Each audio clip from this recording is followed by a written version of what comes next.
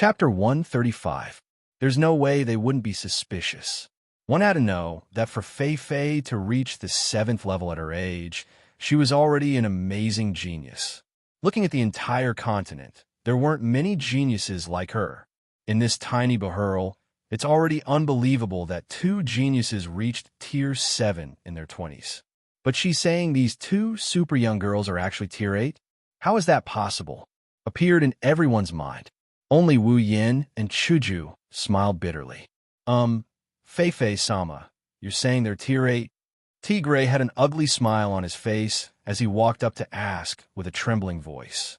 Almost everyone at this moment magnified their ears, which had been tightly covered just a moment ago, several times over, fearing that they would mishear a word or two. Fei Fei looked at Ikaros and Mikoto with a small smile. To be able to save me and Yin so effortlessly when my night moon flash collided with a battle skill of the same level, other than my teacher, I don't believe that there is anyone at the 7th tier who can do that. Fei Fei's meaning is clear. A Tier 7 can't do it, but her sensei can. Everyone knows the head of the Lori family is a Tier 8. In other words, Fei Fei is indirectly answering the question. These 2 girls are indeed Tier 8. Everyone sucked in a breath of cold air.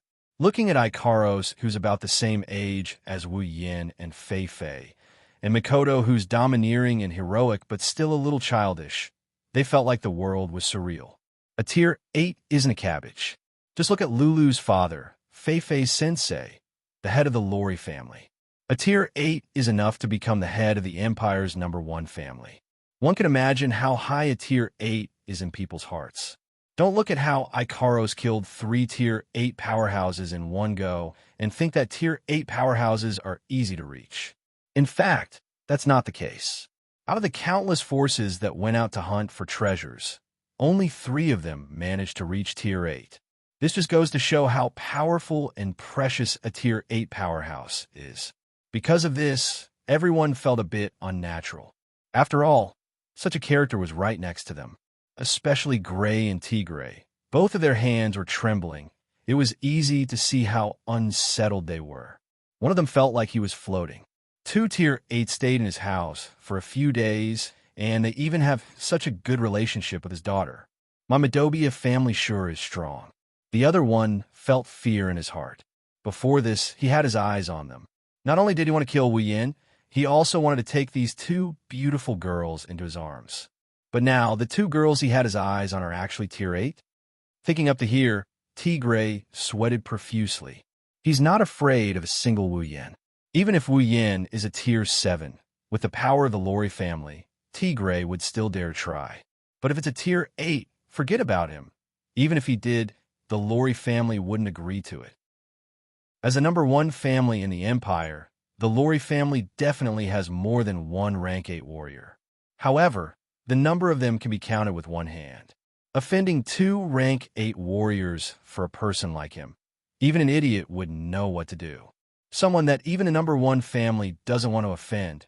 If Tigray had any ideas, wouldn't that be courting death? In his fear, Tigray could only try his best to reduce his presence and not let anyone notice him. Aside from him, there's another person who had some strange thoughts in his heart. That person is Hughes. Of course, he's not afraid. Even though he can't afford to offend a Tier 8, if they want to touch him, his sensei would never agree. So Hughes isn't afraid of himself. He's just jealous. Based on what? Based on what can that lowly commoner get the attention of 2 such beautiful Tier 8s? Looking at Mikoto, who's younger than him but full of charm, and Ikaros, who's older than him but prettier than the Missy in his heart, Hughes's face was full of jealousy. How could Hughes not see that the feelings of these 2 exceptionally beautiful Tier 8 women in front of him towards that lowly commoner were definitely not ordinary? Such beautiful and powerful women. Why don't they belong to me, Hughes, but to that lowly commoner instead? Under the influence of this thought, Hughes's hatred for Wu Yin increased by a few notches. Of course, even if you hate, people look down on you. Tier 8. So strong. Lulu's eyes were practically sparkling as she looked at Ikaros and Mikoto. She doesn't have as many complicated thoughts as the others. She only knows that they're as strong as her father. Hey, this older sister and this younger sister, how did you train? One is a little older than me. The other is a little younger than me. How did you train so well? Lulu stared at the two with starry eyes and asked, It's nothing. It's just some casual training. Even though Makoto wasn't happy with Lulu's description of her as a little bit smaller, but Lulu's current appearance really did resemble the twin ponytail juniors who came to her bed every night. Makoto shuddered and hurriedly said perfunctorily, "Of course, the words out loud are pretty shocking. Casually training, and you could train to tier 8 and whatnot." It made everyone's eyebrows twitch uncontrollably. In fact, Feifei was also curious about Ikaros and Makoto. They're more talented than her, but she didn't feel any jealousy. She's just curious about how these two girls could train to her sensei's level at such a young age. But seeing Makoto's perfunctory answer to Lulu, Feifei knew that this kind of training is an absolute secret. Of course, it's not something that can be casually mentioned, so she didn't ask. She just made up her mind to train harder in the future. Hearing Makoto's words, Lulu could only pout and look at Chuju. Yeah, Yin is so strong. So, is this little sister, and that big sister over there is also very strong. Don't tell me this little sister is also a tier 8? This sentence is purely a joke, Lulu said. What she didn't know is that her words made everyone's heart jump to their throat. The way they look at Chuju changed. Chuju can only bitterly smile at this. I'm not as strong as Ikaros and Makoto. I'm only a tier 7. Another tier 7. Feifei bitterly smiled. The rest of them compared themselves to the others. Everyone here numbly realized that they've wasted so many years of their lives. As for Tigray and Hughes, one is more afraid and the other is more jealous. Wuyin, who's been sitting on the ground all this time, sighed helplessly at the girls who've fallen into a daze because of their strength. All right, let's stop chatting over there. Let's go back. I don't want to sit here and chat. Ikaros quickly helped Wuyin up. Chuju and Makoto also hurried to Wuyan's side. Seeing this scene, if the people here didn't realize that Wuyin is the center of attention, then they're not very smart. This scene also made Tigray's heart drop.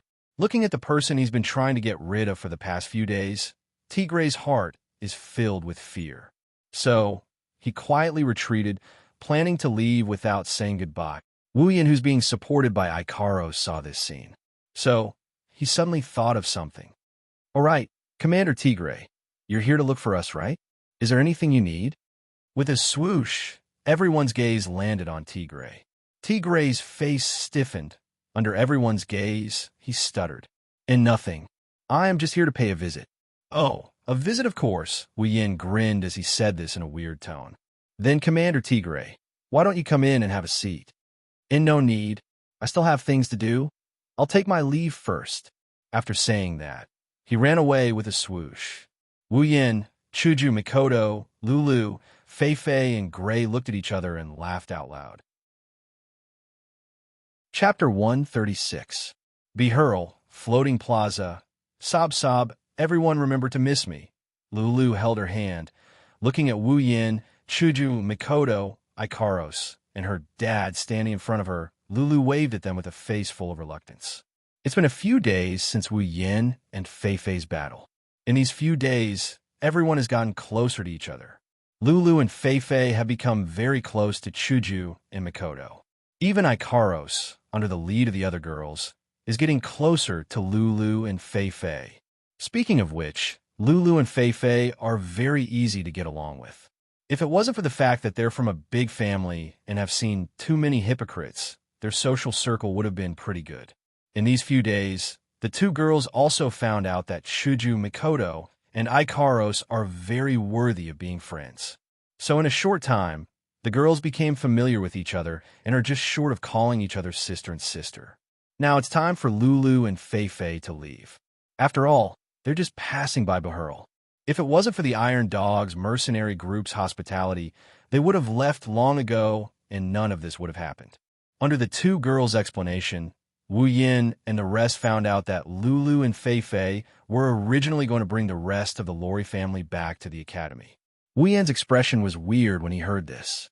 It's hard for him to imagine that people like Lulu and Fei Fei still have to go to school.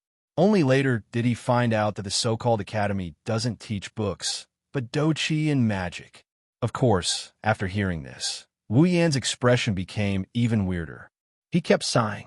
Sure enough, a different world can't be separated from a magic doqi academy. As for why Liren would follow Lulu and Fei Fei to the academy, it's actually Gray's decision. Something like cultivation, if it's too young, it's definitely harmful. Even though Liren is still young, it's time for her to cultivate. Education has to start from a young age. Cultivation is also the same. That's why Gray asked Lulu and Fei Fei to bring Liren to the academy.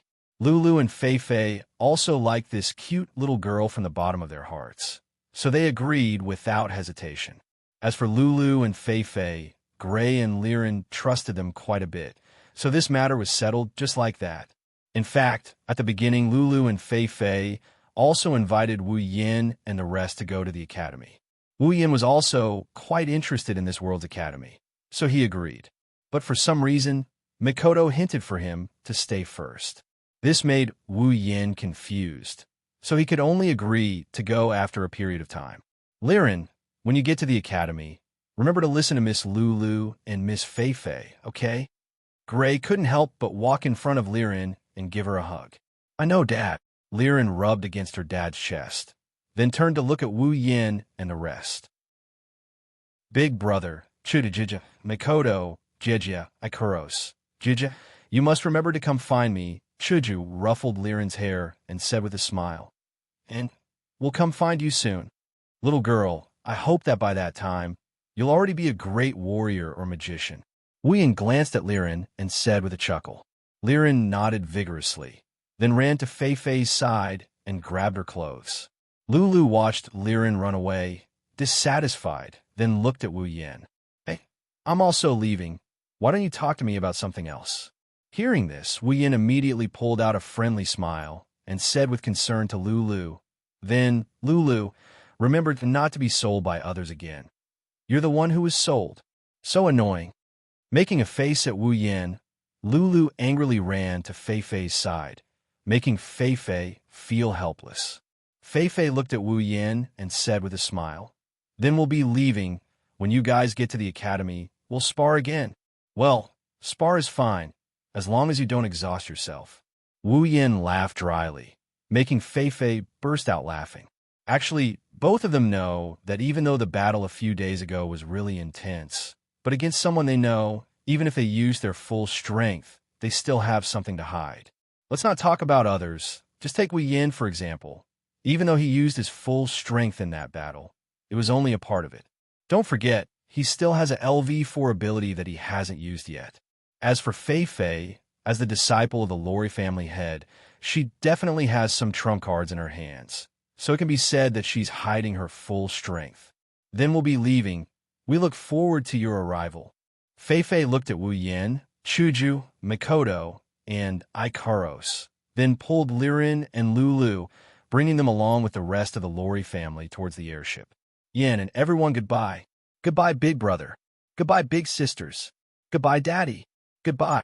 Everyone said their goodbyes to Lulu, Fei Fei, and Liren. Before leaving, Hughes gave Wu Yin a death glare before running onto the airship. Wu Yin rolled his eyes at that, but didn't say anything. And just like that, Lulu, Fei Fei, Liren, and the rest of the Lori family members boarded the plane, which is the airship. Under the watchful eyes of Wu Yin and the rest, they flew into the distance. So, what are we going to do next?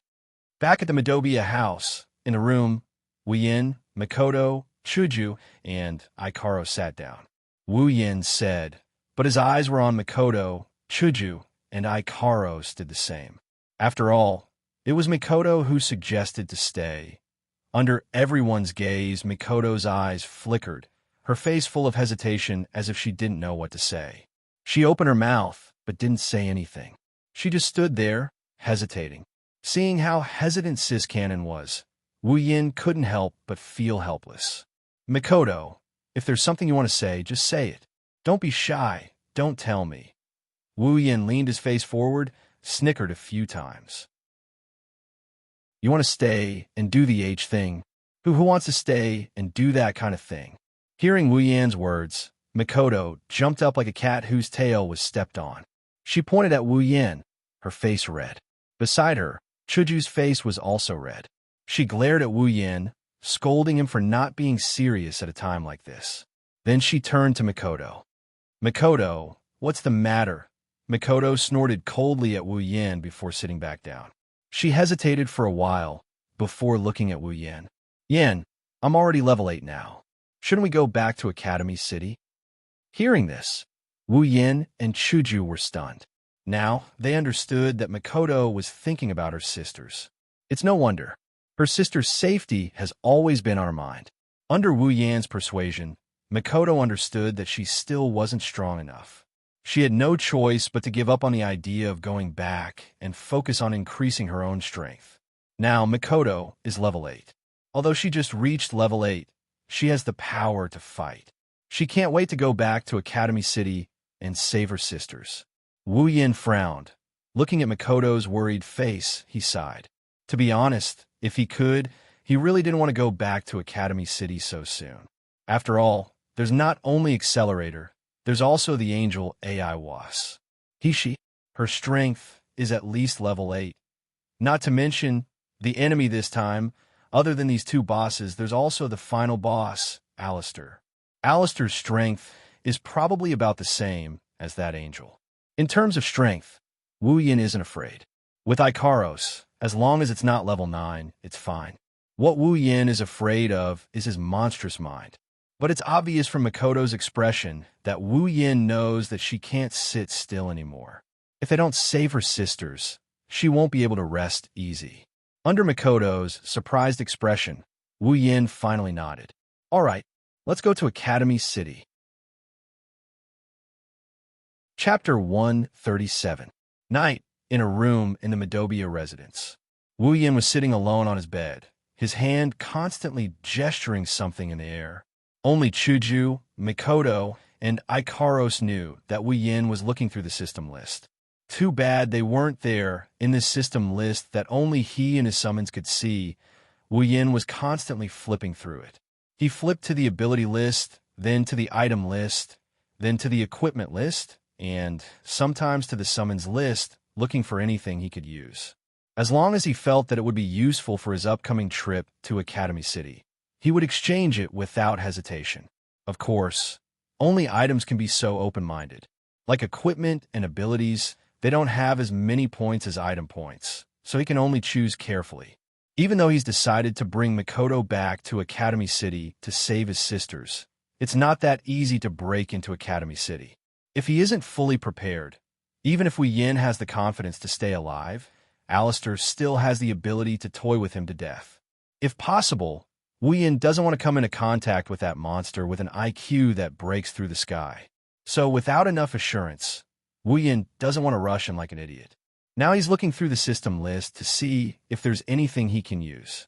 But very quickly, he closed the equipment list and turned to study the ability list. After all, if it wasn't a B-grade gold armament, it wouldn't add much to his strength. He already had 2 rare armaments, so adding another one wouldn't be of much use. As for the ability list, he had no choice but to give up on it. If it's cheap, nothing good will come out of it. If it's not cheap, he can't afford it. At his level, normal abilities don't have much use for him.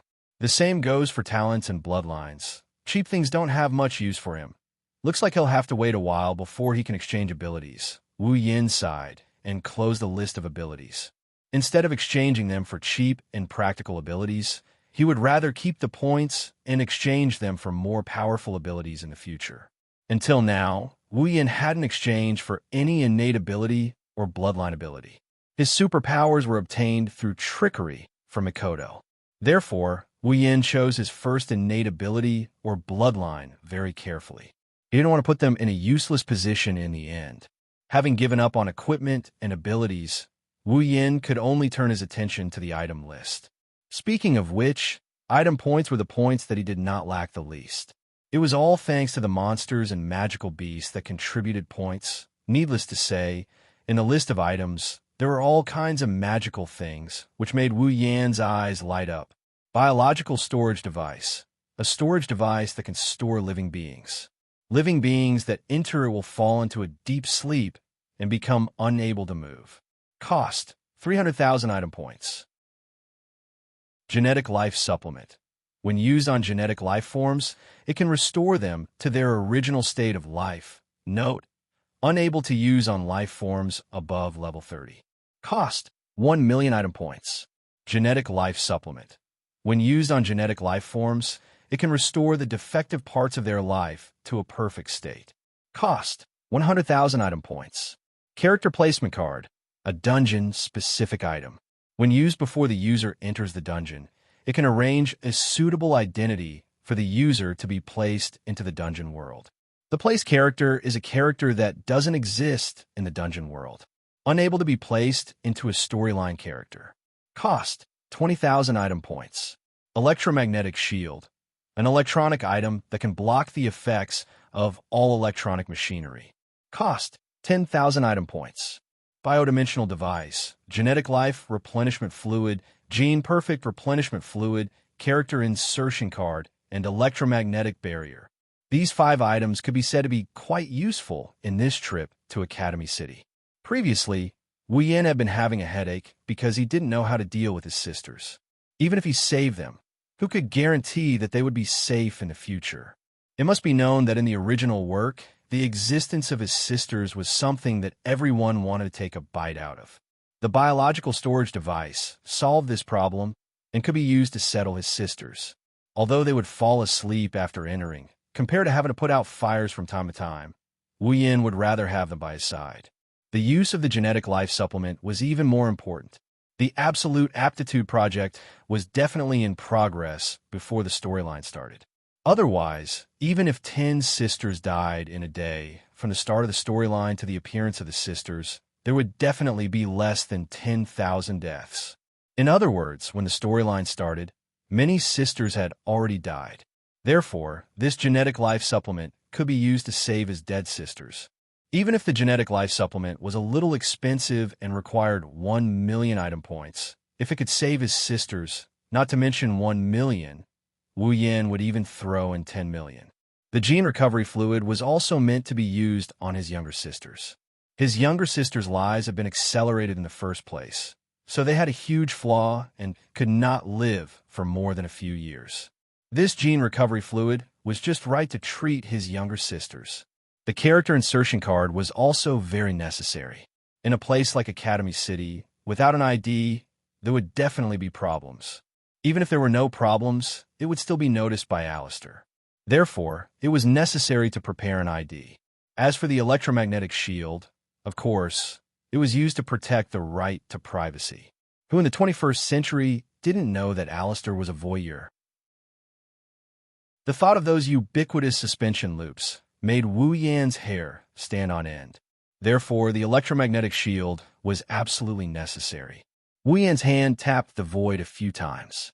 After a while, a black bracelet, 2 bottles filled with golden and green liquid for cards, and 2 necklaces appeared in front of him. Wuxian took them into his arms.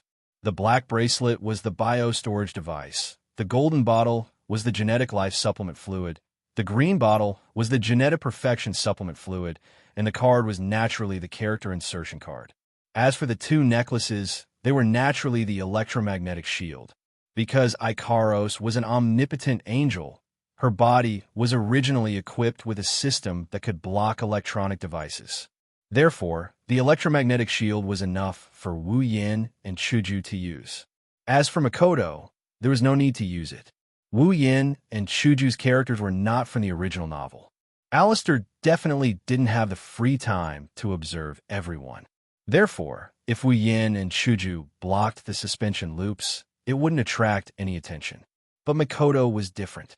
As one of the only 7 LV5 in Academy City, and the original version of his sisters, how could Alistair not use the suspension loops to observe Makoto? If Makoto suddenly disappeared from the suspension loops, it would definitely attract Alistair's attention. Then everyone would be exposed. In order to not alert the enemy, and to not fall into Alistair's trap, Wuxian had no choice but to let Sis Cannon suffer a little after spending one. 5 million item points to exchange for these items. Wu Yin put them all into the infinite space ring. He flipped through the item list again. If there was something useful, there was no such thing as too much. However, although there were many items that were useful, there was also a possibility that they would become useless. After all, each item had their own uses, and he hadn't thought of using them yet. As for the items that would definitely be useful, if they weren't exchanged before, they were extremely expensive. Even Wu Yin couldn't afford to exchange for them with his points. Of course, their uses would definitely be heaven-defying at this time. Wu Yin regrettably realized that he didn't have many item points left. He continued to flip through the list with disinterest. There really wasn't anything to find. Wu Yin had no choice but to close it. He had points, and the items in the system wouldn't run away. He could always exchange them when he needed them. Looking at the remaining 3 million item points, Wu Yin closed the system and walked towards Mikoto's room. Chapter 138. Mikoto, open the door. Wu Yin knocked on Mikoto's door. However, Mikoto let out a cry of surprise, and Wu Yin heard a series of polypola sounds as if something dropped in Mikoto's frantic footsteps. Wu Yin's expression turned awkward, but he soon found it strange. What is Mikoto doing? Why is she so flustered? Is there something shameful? Wu Yin used his superpower to open the door and walked in. Wu Yin saw Mikoto's flushed face.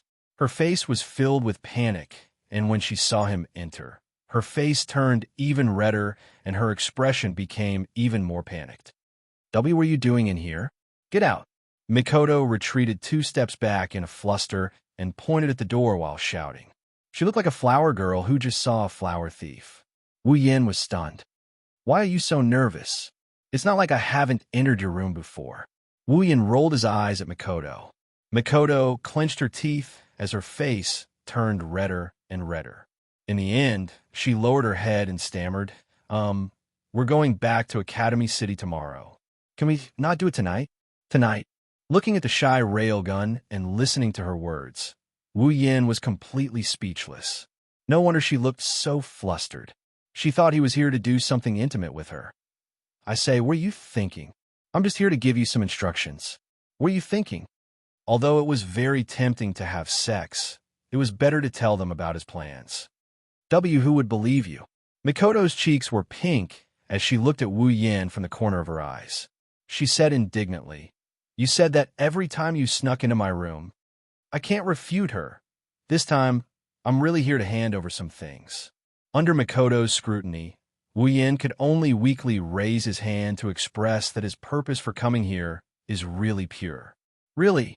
Mikoto's suspicious gaze immediately landed on Wu Yin. This caused Wu Yin to cry out in his heart. If he wanted to push her away, he would have done so already. Why would he still be standing 8 feet away from her? "All right, I'll believe you this time. If you dare to mess around later." Mikoto forcefully suppressed the shyness in her heart and threatened Wu Yin. She wanted to use electricity to increase her deterrence. But then she remembered that Wu Yin wasn't afraid of her electricity at all. So she changed her hand and made a scissors gesture. This made Wu Yin's back shiver, and he hurriedly nodded in agreement. "Then what are you doing here?" Mikoto's face was still a bit red as she forced herself to ask Wu Yin. "About that, call Chuju and Ikaros over. Let's talk about it together. We're already here. No need to call them." Just as Wu Yin finished speaking, a voice came from behind Wu Yin, startling Wu Yin. Chuju and Ikaros were standing at the door. When they saw him looking over, they walked in with Ikaros. "Why are you guys here?" Wu Yin asked suspiciously. "Good thing you didn't come here to have sex with Sis Cannon, or else you would have been caught." When she heard Wu Yin's question, Chuju rolled her eyes at him. Mikoto's screams were so loud. "Ikaros and I were in the room next door. How could we not hear it? So we came over to check on the situation. As soon as we arrived, we heard you say that." Not only did Wu Yin not feel relieved, he was sweating all over. If he could hear Mikoto's screams, then wouldn't he be able to hear Mikoto's moans at night? Good thing Kaisha-sama didn't show any signs of uneasiness, or else he'd be in trouble. Even though both girls have been pushed down by Wu Yin, because Kaisha-sama always sleeps with Liren, Wu Yin hasn't touched her a second time. On the contrary, In the past few days at Madobia's house, Sis Cannon would be pushed down by him N+1 times every night. If Kaisha-sama found out, Wu Yin wasn't sure if she'd get mad, even though the three of them already knew about each other's relationship. What are you spacing out for? Didn't you have something to say? In nothing, laughing dryly with a guilty conscience, Wu Yin quickly took out all the items he just exchanged for and placed them in front of everyone. He then explained to them with a serious face. After he finished, Chuju and Ikaros nodded. Mikoto was silent for a while before looking up at Wu Yin with gratitude and tenderness in her eyes. Thank you, Yin. From the items in front of her, Mikoto could see that Wu Yin was really thinking about saving her sisters. He really cared about her words. How could she not be touched? Wu Yin shook his head with a smile and stroked her bangs. The intimate action made her blush again. What are you thanking me for? Isn't helping you something I should do? Chuju pursed her lips in dissatisfaction at the sudden interaction between the two, but she didn't say anything. Compared to what he did to the two of them last time, this is much purer. Of course, the intimate scene didn't last long.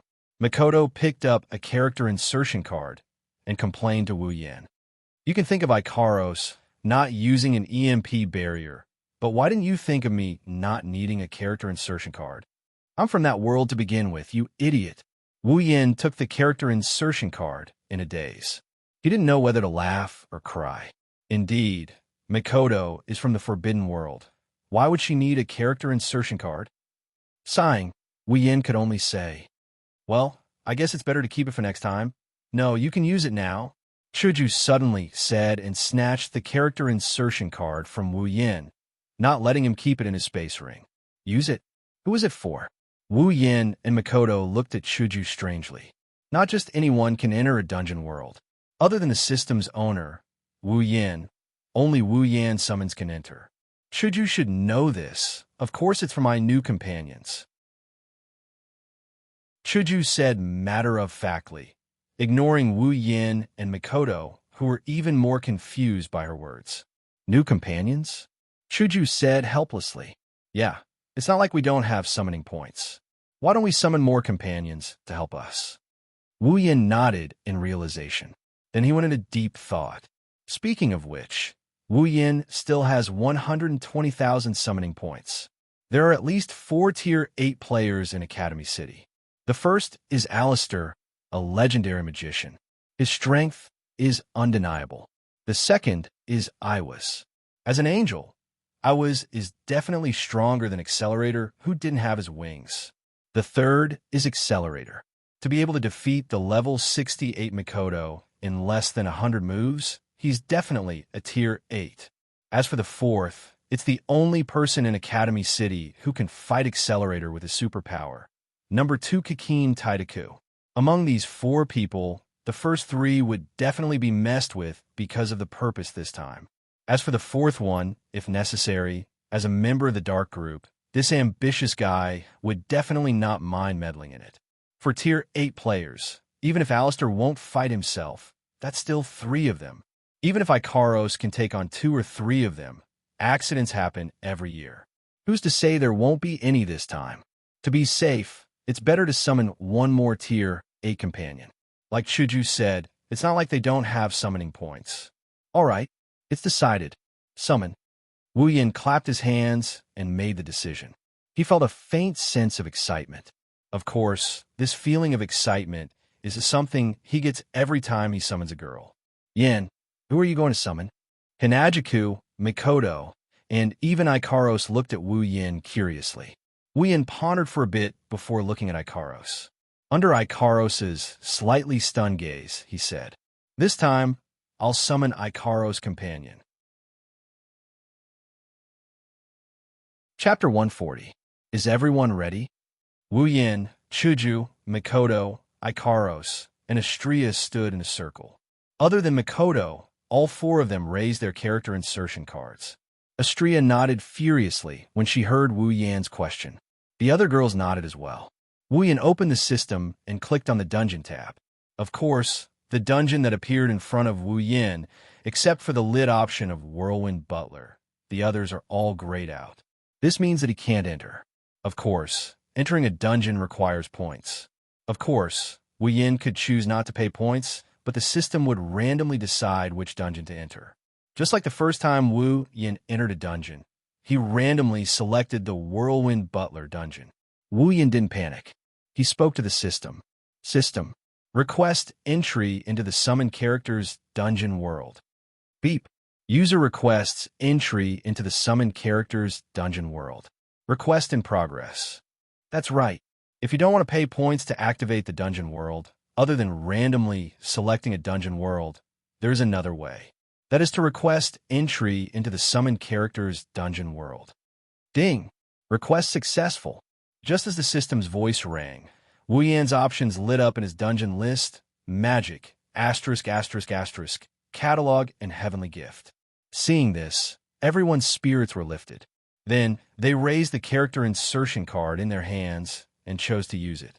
The card turned into several rays of light and blended into the list of dungeons. Ding! Characters Wu Yin, Gue, Chuju, Ikaros, and Xianxia have used character insertion cards. When the characters enter the dungeon, the system will randomly assign them an identity and place them into the dungeon world. The girls nodded at Wu Yin. Wu Yin let out a sigh of relief. He looked at the magic tab and clicked on it. Wu Yin, Hinajiku, Mikoto, Ikaros, and Xianxia all vanished into thin air. They disappeared without a trace. Academy City. It's a place isolated from the outside world. It's a place of its own because it's 30 years ahead of the outside world in terms of technology. This is a paradise for espers.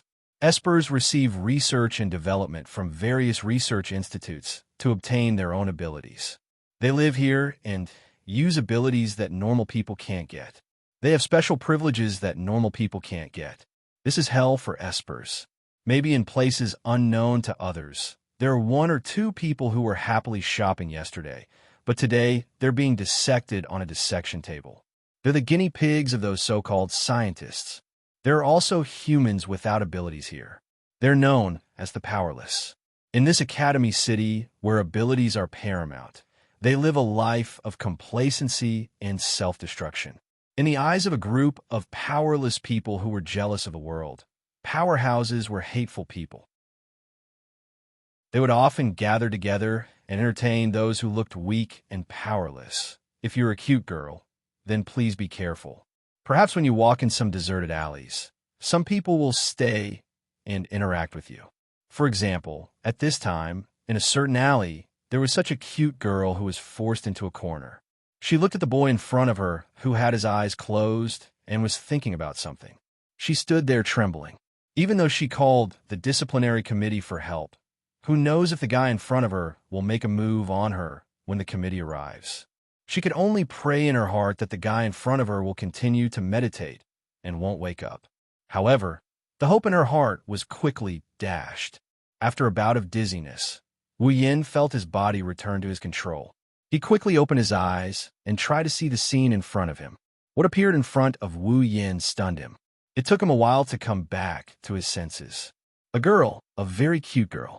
Even compared to Hinajiku and Mikoto, she wasn't too far off. At this time, her eyes were filled with tears, trembling less than 10 centimeters away from him. When she saw him open his eyes, her face was filled with shock and fear. What's going on?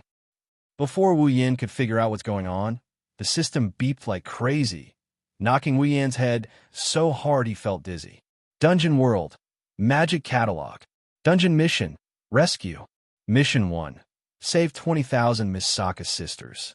Revive all the dead Misaka sisters and heal all the Misaka sisters who are still alive.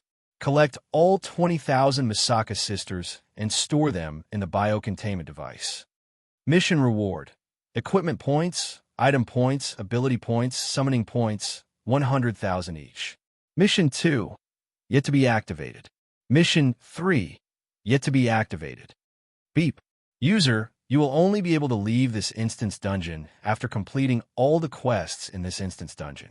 When Quest 1 is completed, Quest 2 will be activated. When Quest 2 is completed, Quest 3 will be activated. When Quest 3 is completed, user will be able to leave this instance dungeon. Before entering this dungeon world, the user used the character insertion card. The system has set the user's identity. Name, Wu Yin ability, incompetent age, 22 character introduction, a permanent resident of Academy City. Currently, he has no friends, no girlfriend, and no parents. The most valuable thing in his family is a small house that can only accommodate a kitchen, bathroom, table, and bed. Normally, he takes it upon himself to rob the rich to help the poor. He barely managed to survive and is a good-for-nothing delinquent. Sometimes, he will take on a side job and counsel troubled young girls. So, apart from being a delinquent, he is also a complete scumbag. Identity setup complete. Reminder, the time ratio between the dungeon world and the real world is 100:1. Therefore, the user can train in this dungeon world without any worries. I wish you a pleasant time in this dungeon world. F*CK your *SS. After accepting the identity that the system inserted into him and the memories of his life in the Academy City, Wu Yin started cursing without hesitation, scaring the girl in front of him so much that she didn't cry out loud. No, she was already crying. Woo woo woo, I beg you let me go. I will give you all the money I have. I beg you, woo woo woo. The young girl's tears flowed down. Moreover, she kept begging. Her appearance was very pitiful. Wu Yin's body stiffened. His face was stiff as well. He cursed the system's entire family. Even he wasn't sure if the system had that many. Please don't cry, okay? Squeezing out a stiff smile, Wu Yin dryly laughed. He doesn't know the other party, but he can't do anything about a girl crying and whatnot. Let me go, sob, sob, sob. The young girl didn't seem to hear Wu Yan's words. She kept crying and mumbling as if she was wronged. Please don't cry, okay? Although Wu Yin really wanted to let her go, his reputation would be ruined. Even though the system's introduction showed that Wu Yan's reputation was ruined beyond repair, Wu Yin still wanted to salvage something. He really didn't want to be treated as a scum. Therefore, Wu Yin could only soften his tone and gently persuade the young girl. At least give him a chance to explain. Sob, sob, sob. The young girl completely ignored Wu Yin. She didn't care what Wu Yin said and continued crying. Wu Yin's head was about to swell. However, Wu Yin didn't know that he would soon regret it. He regretted not letting the girl go. Chapter 141. A young and powerful man and a delicate and cute girl were in an empty alley. Moreover, the delicate and cute girl was crying pitifully. Anyone who saw this scene would automatically imagine a scene of molesting an innocent woman. Needless to say, young Lady Justice of the Justice Organization who had just arrived and witnessed this scene, she would definitely think the same way. I'm a disciplinary committee member. I received a report and came here. Please don't make any unnecessary resistance.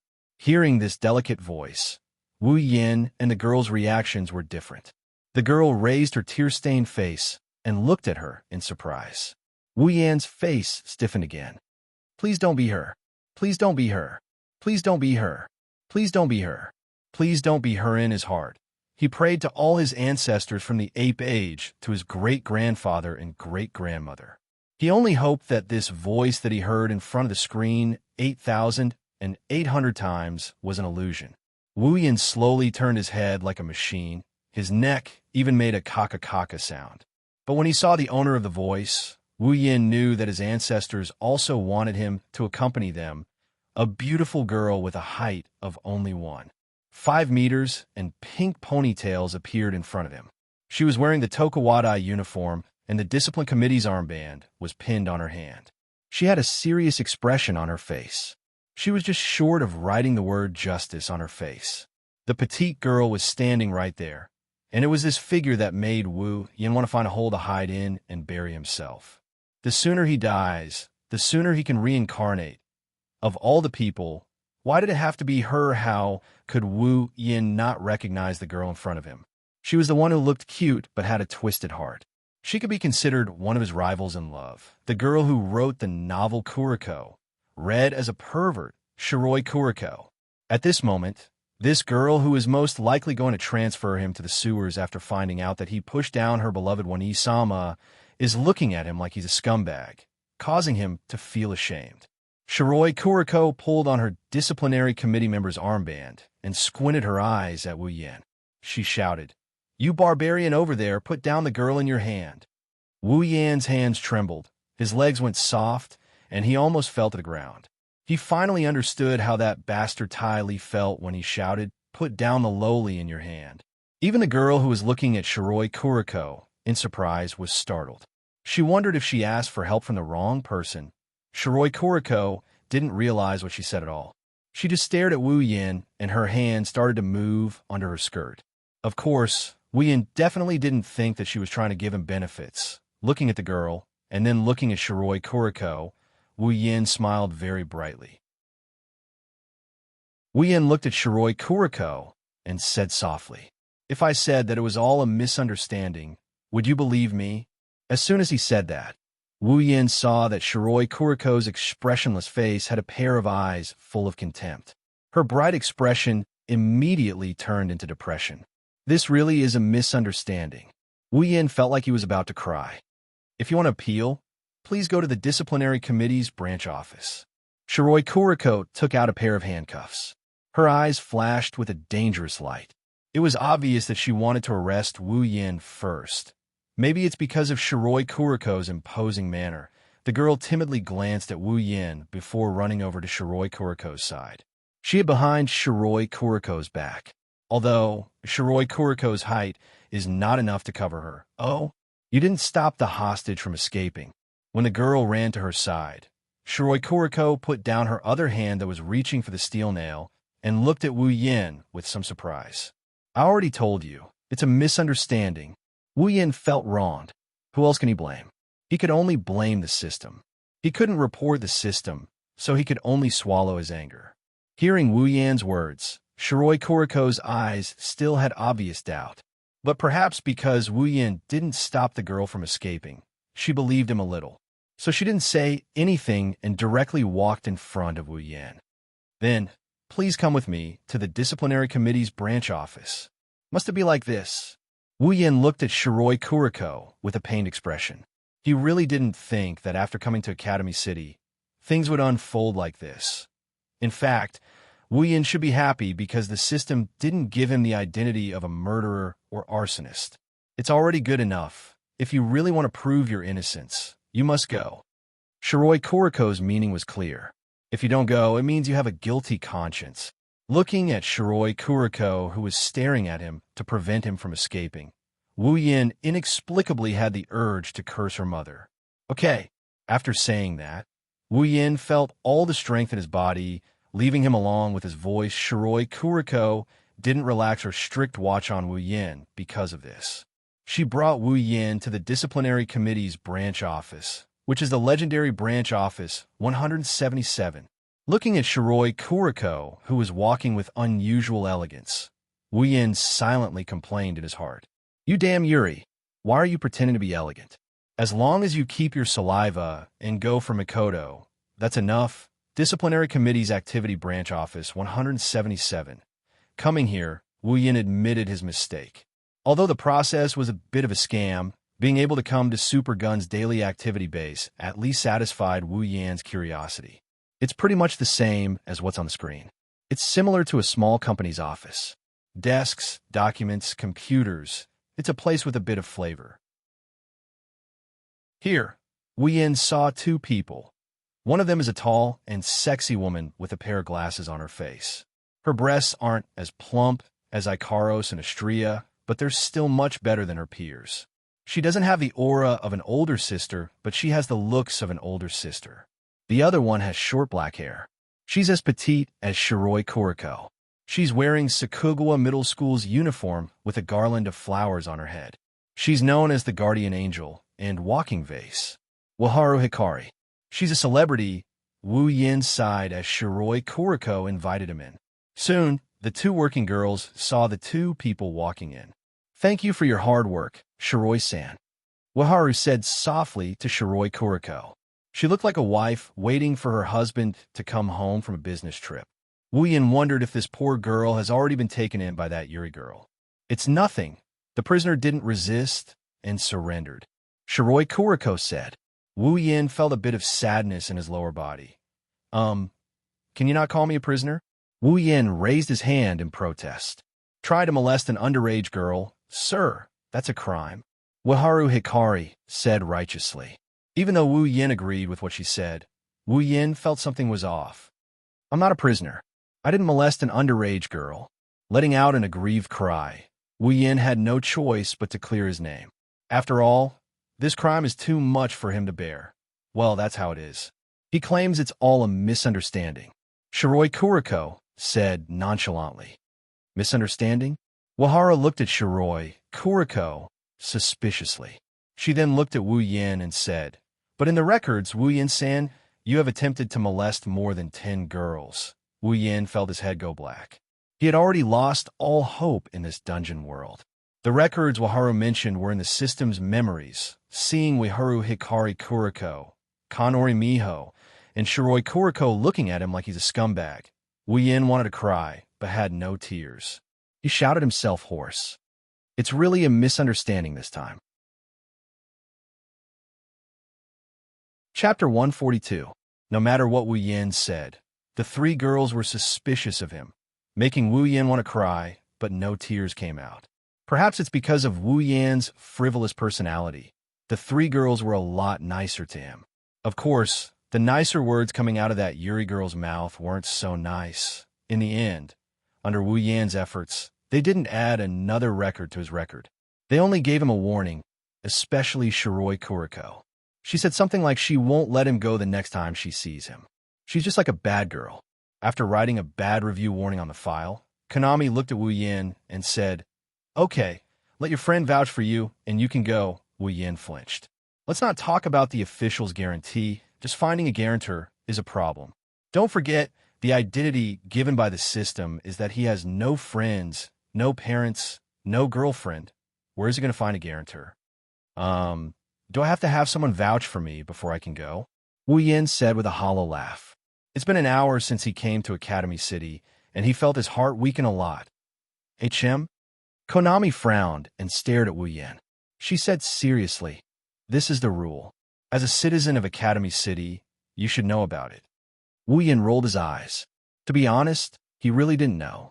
The anime hasn't been broadcasted, the manga hasn't been drawn, the novel hasn't been written. How could he know about this rule? But I can't find anyone to vouch for me. Wu Yin held back for a long time and said this. You can't find anyone? The 3 girls were stunned. Shiroi Kuriko looked at Wu Yin strangely. That look was exactly the same as when Wu Yin met Lulu in the Behemoth Forest. Lulu looked at him with the same look. That look of looking at a mountain savage. Don't tell me your relationships are so bad that you don't have a friend who can vouch for you. Although I don't want to admit it. Wu Yan's mouth twitched. His resentment towards the system deepened. Shiroi Kuriko stared at Wu Yin seriously for a while, then sighed and spread out her hands. Looks like you'll be detained here for a few days. Must it be like this? The 3 girls nodded in unison. Even Chu Chun was no exception. Wu Yin raised his head and looked at the ceiling. His face was filled with grief. He was speechless for a long time. In Academy City, it's not that Wu Yin doesn't know anyone. On the contrary, he knows a lot of people. He even knows that damn otaku Alistair. It's just that they don't know him. The only people who know him are the girls who came with Wu Yin. But who knows what identities they were given and where they are now. This time, Wu Yan's intestines are turning green from regret. He didn't expect them to be separated. He changed so many items. Why didn't he think of a different method of communication? Even though they can sense each other's presence due to the intertwining of life force, they didn't expect him to be arrested the moment he arrived. Without a way to contact them, by the time they come looking for him, he would have already been detained to the point where he could be released. Sigh. I wonder how they are doing. Wu Yin isn't worried about Chuju. She has strong self-discipline. Wu Yin is a bit worried about Ikaros. Ikaros isn't good at interacting with people. Wu Yin is worried about Astria. Who knows if that idiot can survive in this place? There's also Makoto. Wu Yin isn't worried about her. After all, she's a resident of this place. She's probably in her dorm right now, waiting for this Yuri girl to go back to Yuri. Suddenly, Wu Yan's eyes lit up and he shouted excitedly. I got it! The sudden shout startled all the women present. Early Spring screamed as her head hit the computer. It was so painful that she was about to cry. "What are you shouting for all of a sudden?" Shiroi Kuriko shouted in dissatisfaction. Her two pink ponytails stood up. Even Kanori Mi was dissatisfied, seeing the three girls glaring at him. Wu Yin smiled awkwardly. He quickly said to Shiroi Kuriko, "All right, I found someone to vouch for me. Kuriko, lend me your phone." Shiroi Kuriko jumped up and glared at Wu Yin. She gritted her teeth and shouted, "Don't call me that. I'm not familiar with you at all." Wu Yin just remembered that in Japan, only people who are very familiar with each other can call each other by their names. "You can't blame Wu Yin. He's not from Japan." He laughed dryly. "Don't mind the details," Shiroi Kuriko snorted before taking out her phone and shoving it into Wu Yan's hand. Then, she sat down and ignored Wu Yin. Wu Yin held the phone that looked more like a Bluetooth headset than a mobile phone. His eyebrows twitched. "This is high-tech. She's trying to kill me." Luckily, Wu Yin often saw Kuriko using her phone on the screen. He clumsily used the phone to search for something. Soon, a name appeared on the screen. Wu Yan's face lit up. He quickly dialed the number back. Under the confused eyes of the three women, the call was finally picked up after a series of busy tones. An extremely familiar voice also sounded. "Oh, Kuriko." On the other side of the phone, the owner's voice rang out as soon as he picked up the call. Moreover, it rang throughout the entire branch 177. It was unusually loud, causing Hei Zi to instantly stand up and exclaim in shock. "Wani-sama." Wu Yin wanted to smash the phone. Not only was it hard to control, it even put the phone on speaker. "Kuriko, what's wrong?" Makoto's voice came again. However, the room was eerily quiet. Shiroi Kuriko looked at Wu Yin like she wanted to eat him alive. Wu Yan's head was about to explode. "Ape, how dare you use my phone to harass my Wani-sama?" She put one hand under her skirt, and the other hand reached for the phone in Wu Yan's hand. She wanted to take back the phone and Wu Yin at the same time. Wait. Let me finish." When Wu Yan's voice rang out, Makoto on the other side of the phone was shocked. How could Makoto not hear Wu Yan's voice wrong? But why is Wu Yin with Kuriko? Yin? Is it Yin? Makoto's words made Kuriko's hand stop. At the same time, it also made Wu Yin give up on taking her down. Kuriko's mouth was wide open. Wu Yin smiled bitterly at the phone. "Makoto, it's me. Why are you holding Kuriko's phone?" Even if Makoto wasn't here, Wu Yin could imagine how strange and confused she must be right now. Wu Yin's bitter smile deepened. "Can't help it. This trip to Academy City didn't go well from the start. Listen to me first." Thus, Wu Yin blurted out an ambiguous explanation. After all, there were three girls present. Wu Yin couldn't explain it clearly. On the side, Kuriko opened and closed her mouth in disbelief. She looked at Wu Yin calling out Makoto's name and Makoto calling out Yan's name so intimately, so familiarly. Not long after, the explanation ended. Everyone was silent. Makoto was also silent on the other side of the phone. After a while, Makoto's voice came through. "In other words, you've been arrested by Kuriko, and you're waiting for me to vouch for you." That's what happened. Wu Yin turned his face away unnaturally. Even if Makoto wasn't in front of him, he didn't feel like he could face anyone. Where's the perverted girl? Wu Yin wasn't sure if it was his imagination, but Wu Yin felt like Sis Cannon's voice had a tinge of darkness to it. You should know that's not the case. Wu Yin sighed.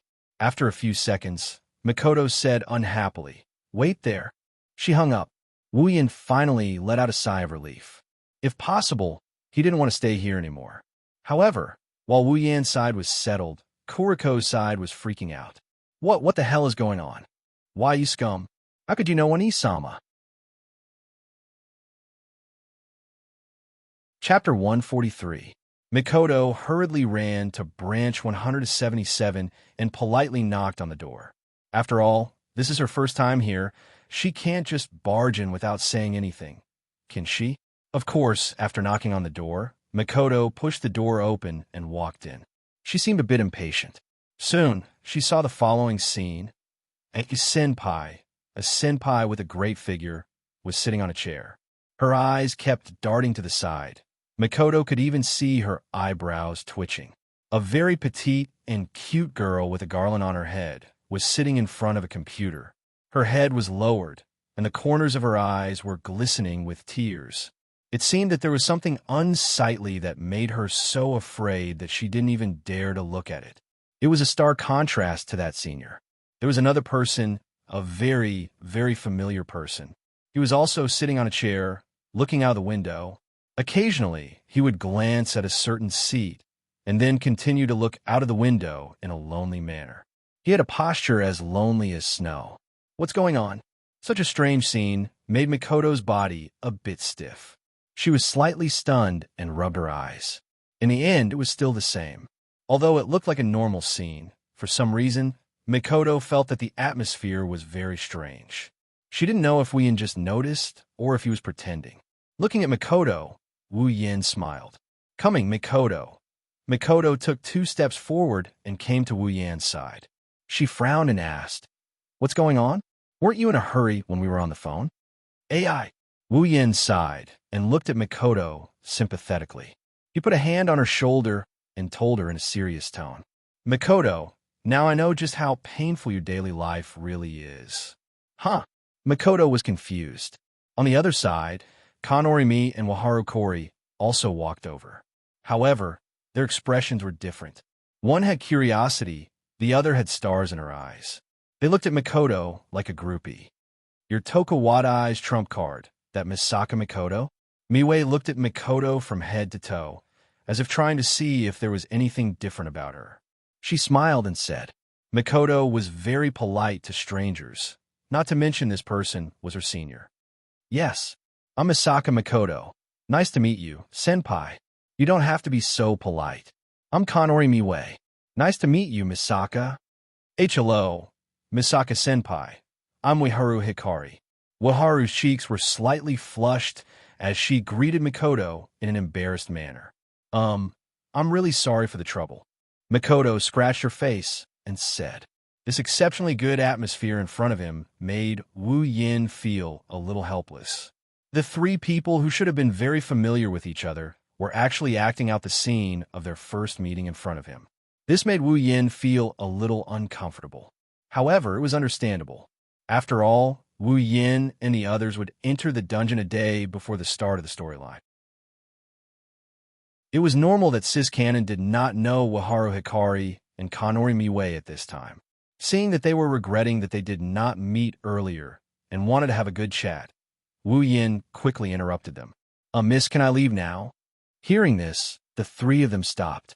Kanori adjusted her glasses and nodded. Since someone is here to vouch for you, we will naturally let you go." Miwei then turned to Makoto and said, "Misaka-sen, you have to help me keep an eye on your friend. Don't let him do anything that doesn't conform to the code of conduct. You should know that he has quite a few bad records." Wu Yin laughed dryly, not knowing what to say. Makoto was the same. Of course, this was only because she knew about Wu Yin's situation. If Wu Yin really did something perverted, it would be strange if she did not seduce him. Makoto glared at Wu Yin fiercely. In return, Wu Yin looked back at her innocently. Makoto could not help but laugh. Suddenly, she seemed to have thought of something and looked around. "All right, where's Kuriko?" The scene suddenly quieted down. Makoto looked at the silent Kanori and Waharu Hikari curiously, then looked at the expressionless Wu Yin. "What's wrong? Did something happen to Kuriko?" "No, it's nothing." Waharu quickly waved her hand at Makoto, but no matter how you look at her, she looked guilty. Shirai-san just received a report, so he went out to deal with it. Kanori quickly pulled Waharu away and smiled at Makoto. Of course, if one looked closely, one could see the unnatural look in her eyes. "Oh, is that so? All right, Makoto, let's go." Wu Yin pulled Makoto and walked out. Guru-senpai, Waharu classmate. We'll be going first." Kanori and Waharu quickly nodded. Compared to before, when they couldn't wait to chat with Makoto until the sky turned dark, it was a completely different attitude. Makoto tilted her head in confusion and quickly followed Wu Yin. After Wu Yin and Makoto left, Kanori and Waharu looked at each other and ran under a table to look inside. There, Shiroi Kuriko was tied up and thrown there like a bag. Her mouth kept making woo-woo-woo sounds. It was obvious that her mouth was sealed. The two girls bitterly smiled. They did not seem to be surprised. Instead, they quietly pulled Shiroi Kuriko out and untied her. That scum! How dare he treat me like this? I'm going to stuff him into the ground. Shiroi Kuriko didn't care about her body that was still tied up and screamed at the top of her lungs. Kanori and Miharu couldn't help but cover their ears. Kanori bitterly smiled and put down her hands. She continued to untie Kuriko while saying, Shiroi, you can't blame him for this. You didn't listen to what he said and even wanted to move the phone into his body. But that scum, since he wants to touch Wani-sama as Wani-sama's attendant, how can I let him continue to exist in this world? Shiroi Kuriko said, as if it was a matter of fact. Then she suddenly remembered something and screamed. All right, Wani-sama. Wani-sama left with that scum. That scum must be trying to take Wani-sama to a place where no one is around and do this and that to her. No, Wani-sama. Wani-sama. Wait for me. Kuriko is coming to save you. Her voice echoed throughout the entire discipline committee branch. Too bad your Wani-sama won't be able to hear it. Also, who knows how many times he's done this and that. On the other hand, Mikoto finally understood what happened after Wu Yin explained in a helpless voice. So that means you're now a delinquent. Mikoto looked at Wu Yin with a smile. Yeah, that's why don't you go out and flirt with delinquents for the time being. Wu Yin said in an annoyed tone. Mikoto couldn't help but laugh again. After laughing, Mikoto said worriedly, I wonder how Chuju, Ikaros, and Astria are doing? Well, they won't turn into delinquents too, right? Wu Yin was actually looking forward to seeing Kaishu-sama, Ikaros, and Astria turn into delinquents. Wu Yin smiled as he thought of something. Then, he put on a serious face. Mikoto, you're more familiar with Academy City. Why don't you go look for Chuju and the others? What about you? Mikoto stopped and turned around to look at Wu Yin. It's like she's trying to see through Wu Yin's heart. Wu Yin smiled and ruffled Mikoto's hair. Of course I'll follow the plan. Mikoto wasn't embarrassed by Wu Yin's intimate action this time.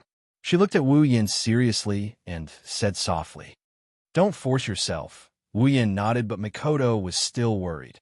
You can't do it alone. We agreed to do it together. Wu Yin nodded again and smiled. Chapter 144. Night. In a phone booth, Wu Yin is holding a small notebook he got from Mikoto. It's about the size of a palm, and he's typing on it. Occasionally, Wu Yin would release 1 or 2 electric currents from his hand, flowing into the small notebook in his hand. Then, the image would change and information of various sizes would appear in the notebook. So many research institutes. How did Mikoto destroy them all in the original novel? Although he's complaining, Wu Yin quickly used his perfect memory ability to memorize all the information. Then, he carefully controlled the information and exited. Mikoto's ability is really useful. Wu Yin smiled. If he didn't have Mikoto's ability, it would have been a lot harder to obtain this information. He might have even been discovered by the hangman. After that, Wu Yin recalled the information he memorized and walked towards one of the research institutes. There's something Wu Yin must obtain. In front of a large research institute, Wu Yin walked out from a corner. He looked around and took out a large cloak from his space ring. After covering himself with it, Wu Yin disappeared. In the research institute, Wu Yin is quietly walking down a corridor. With an electromagnetic shield, he's not afraid of any electronic devices detecting him. As for being discovered, with the cloak, there's even less of a need to worry. The research institute is huge. Although it's huge, Wu Yin still walked in a certain direction. Wu Yin has already memorized the map and whatnot. At night, there aren't many people patrolling the research institute. Occasionally, you'll see 1 or 2.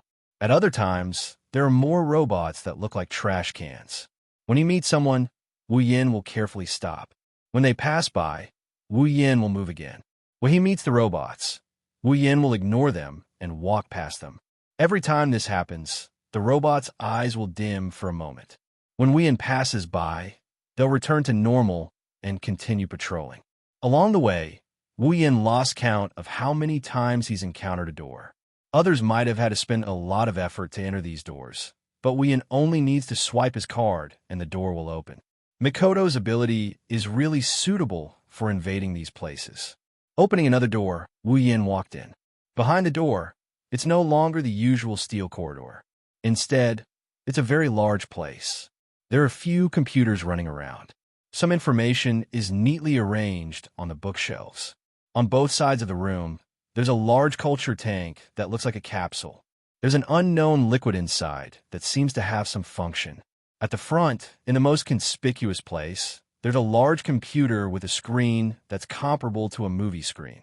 When he saw it, Wu Yin ignored everything else and went straight for it. It's obvious that Wu Yin is looking for this computer. The computer screen is dark, but the buttons at the bottom are lit up. Wu Yin fumbled around for a bit before reaching the center of the computer. He looked at the buttons and pressed them down. After pressing a few buttons, Wu Yin stopped and stood there waiting.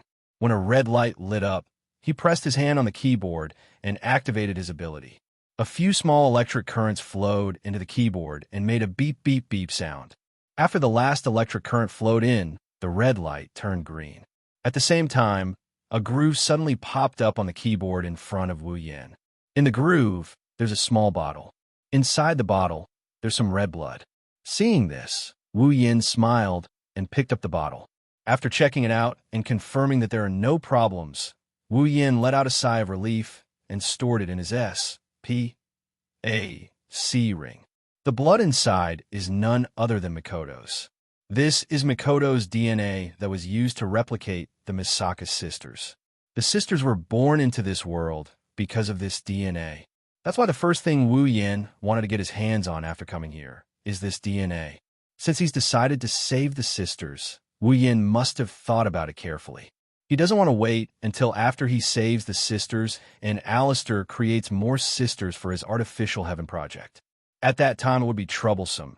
He would have to come back and save her one more time, and that's already a light punishment. Although he didn't know if there's a foreign individual in Academy City who suffered that much, but he didn't want Mikoto's DNA to be used endlessly to increase her pitiful lifespan. Just in case, after storing Mikoto's DNA, Wu Yin walked toward another place, repeatedly dodging the patrolling guards, repeatedly opening the door, repeatedly walking through the monotonous and tasteless corridor. In another part of the research facility, Wu Yin finally saw the person he's looking for. Tokuwadai school uniform, brown shoulder-length hair, a face that was exactly the same as Mikoto's, and a body that was exactly the same. The only difference was that she was wearing a pair of military goggles on her head. Her brown eyes were as calm as an ancient well, almost to the point of being dull. Mikoto's sister. Wu Yin's face lit up. Mikoto's sister is probably patrolling. She's walking back and forth in the corridor, oblivious to the fact that there's an extra person beside her. Wu Yin suppressed the joy on his face and looked around. After making sure there's no one else around, Wu Yin took off his cloak and walked in front of his sister. When a person suddenly appeared in front of them, as long as they were human, their first thought would be there's a ghost, and their second thought would be run. But in this Academy City, even the most inconceivable things could be explained by science, so while people might be surprised, they wouldn't think of running away. Mikoto's sister is the same. Of course, that's what she said. She looked at Wu Yin expressionlessly. She paused for a moment and said, "Who are you? Are you here to steal something from the research facility?" Misaka stared at the thief in front of her in shock, wondering if she should call for help. "From your expression, I don't see any surprise." Although he knew his sisters were like this, Wu Yin still felt his mouth twitching uncontrollably. There's nothing valuable in the research facility. Even if there is, it wouldn't be here. You can look elsewhere. Misaka, try to chat with the thief in front of you and find a chance to escape. Can you listen to me first? Don't run away in such a hurry." Wu Yin dryly laughed as he told himself not to ridicule her before telling her sister. "Mr. Thief, do you have something to say to Misaka?" Misaka stared at Mr. Thief and thought about what thieves usually say to others. Rubbing his forehead and patting his face, Wu Yin felt that if he didn't ask what he wanted to know, he might be killed by Misaka's sister. Wu Yin turned serious and looked at Misaka's sister. "What's your Misaka number?" Misaka's sister glanced at Wu Yin with her lifeless eyes before replying.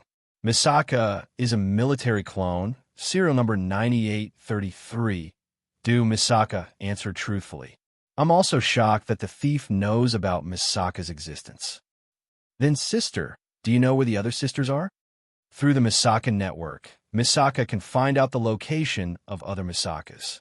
Misaka answered honestly and began to wonder if Mr. Thief was planning something against Misaka's Misaka. Raising his eyebrows, Wu Yin kept telling himself to stay calm. She was just a sister. She didn't mean any harm. So she could be forgiven. Could it be that Mr. Thief isn't here to steal things, but to steal people? And the target is Misaka's Misaka?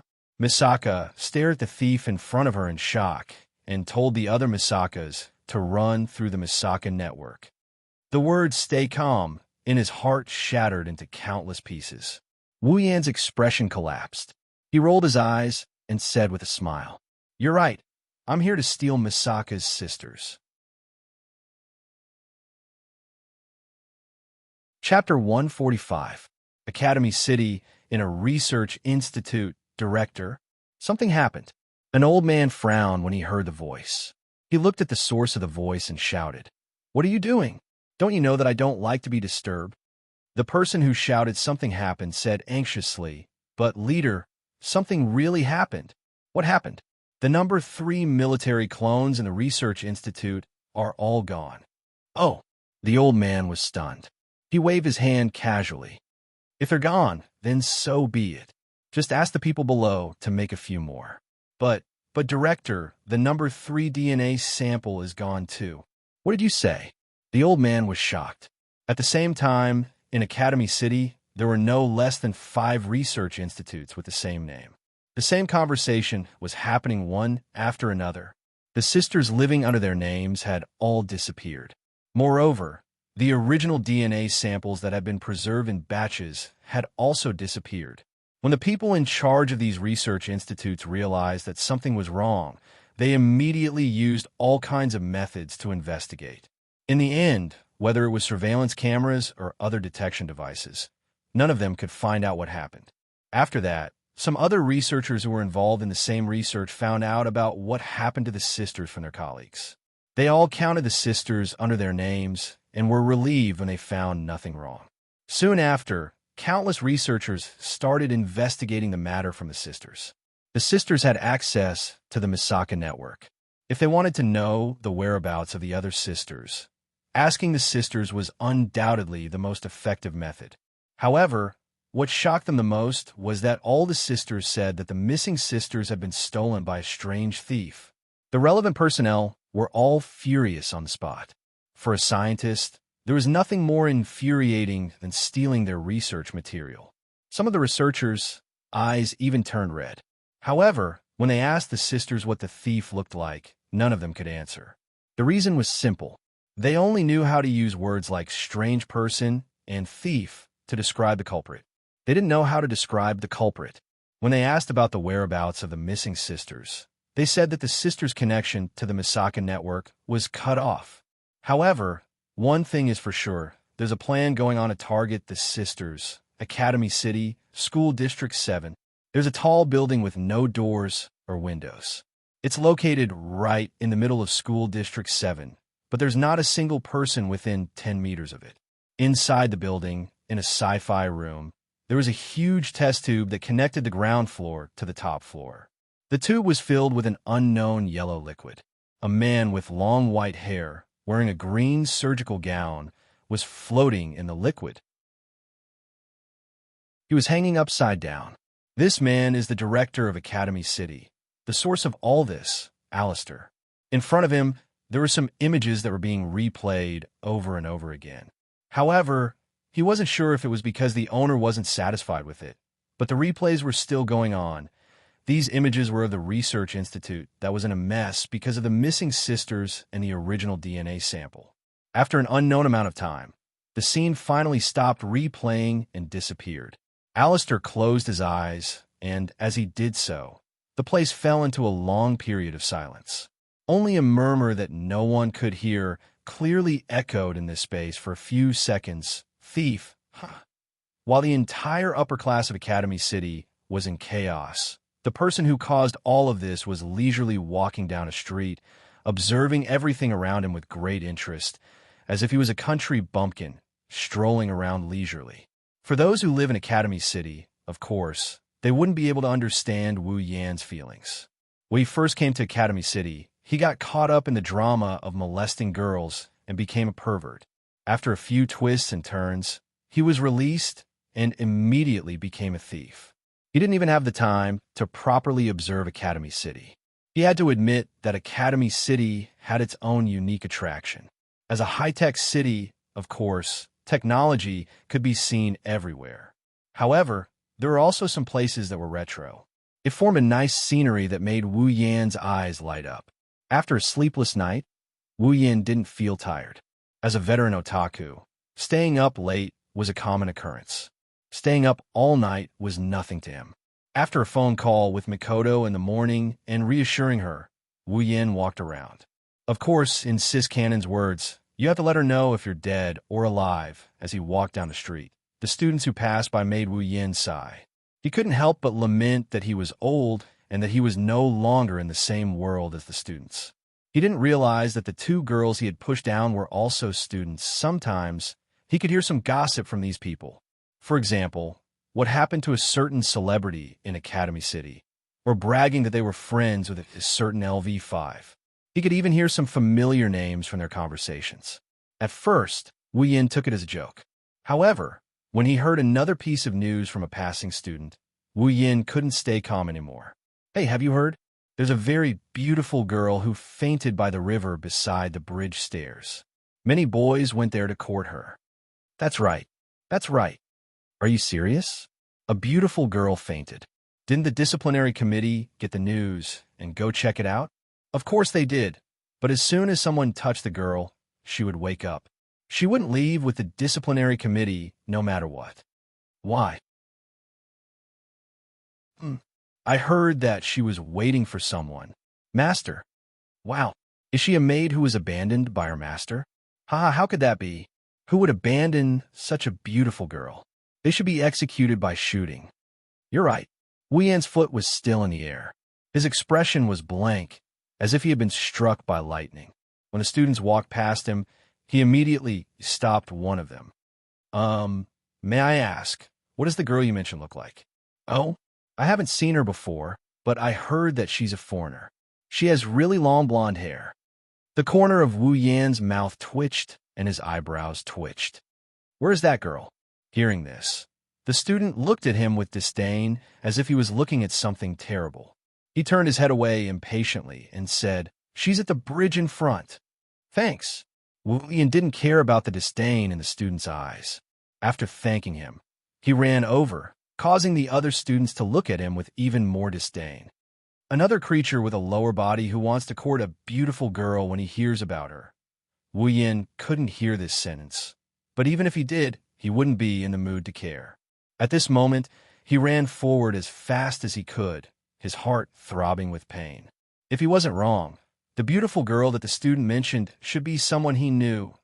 Soon, Wu Yan confirmed his guess. He looked at the group of people surrounding a certain cute thing on the ground. Wu Yan slapped his head and didn't say anything for a long time. Maybe because she sensed Wu Yan's presence. She lifted her head and looked at Wu Yan's direction. A look of pleasant surprise surfaced on her pretty face. She jumped up, startling the people around her. She ran to Wu Yan's side without a care in the world and started complaining with tears and snot running down her face. You, Master, I had a hard time looking for you. Xianxia is so hungry. I'm starving to death. Chapter 146. Looking at the crying Xianxia, he didn't know whether to laugh or cry as he listened to her talk about the starvation theory. Sweating profusely, he felt the strange gazes coming from the crowd, and he almost fell to his knees. What the hell is going on? Wu Yan felt like he should be the one crying. Unfortunately, Xianxia doesn't seem like she has any intention of answering him. She wiped her tears and shook her head while mumbling something under her breath. I'm so hungry. Twitching his mouth, Wu Yin couldn't hold back his tears as he watched Xianxia's series of cute actions. He thought she looked cute on the screen, but why does it feel like he's powerless when he's experiencing it for himself? Tell me first, why did you fall over there? Wu Yin pointed at the spot where Xianxia fell. Xianxia whimpered and replied, I was too hungry, so I just collapsed there. Wu Yin felt a slight pain coming from his lower body. He almost fainted along with her. How should I put this reason? It's not even a good enough reason. Wu Yin sighed helplessly when he saw Xianxia shaking her head weakly. Anyway, let's get you something to eat first. Hearing that, Xianxia regained her senses and straightened her body. Her little head nodded furiously and her cheeks blushed. The feeling of being on the brink of death was completely gone. Wu Yin felt a stomachache. So it's you scumbag. Wu Yin pulled Xianxia's hand and ran outside. When Wu Yin turned around, a pink figure appeared in front of him. She glared at Wu Yin as if she wanted to eat him alive. It's Shiroi Kuriko. His body stiffened and he forced himself to raise one hand while laughing dryly. Yo, hello Kuriko. At the same time, he cursed himself in his mind. Why did I show up in such a big way? I heard a disciplinary committee member was coming and 177th branch is in charge of this area.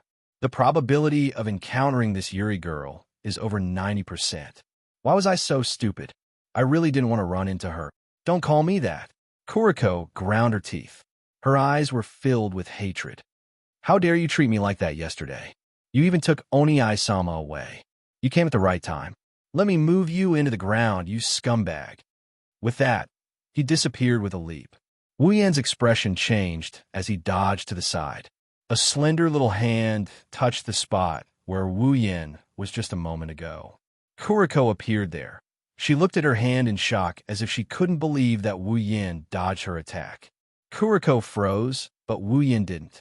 To prevent her from acting recklessly, Wu Yan decisively chose to take her down first. He grabbed her hand and twisted it behind her back. Kuriko screamed in shock as he flipped her on her back. His other hand pressed down on her head and subdued her in an instant. Laughing dryly, Wu Yan helplessly said, Attacking as soon as you come in, that's not how Milady would do things. Let me go, you despicable scum. Today, Kuriko, will remove you from Oni-sama's side.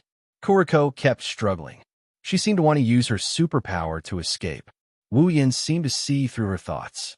He exerted force, and Kuriko screamed in pain.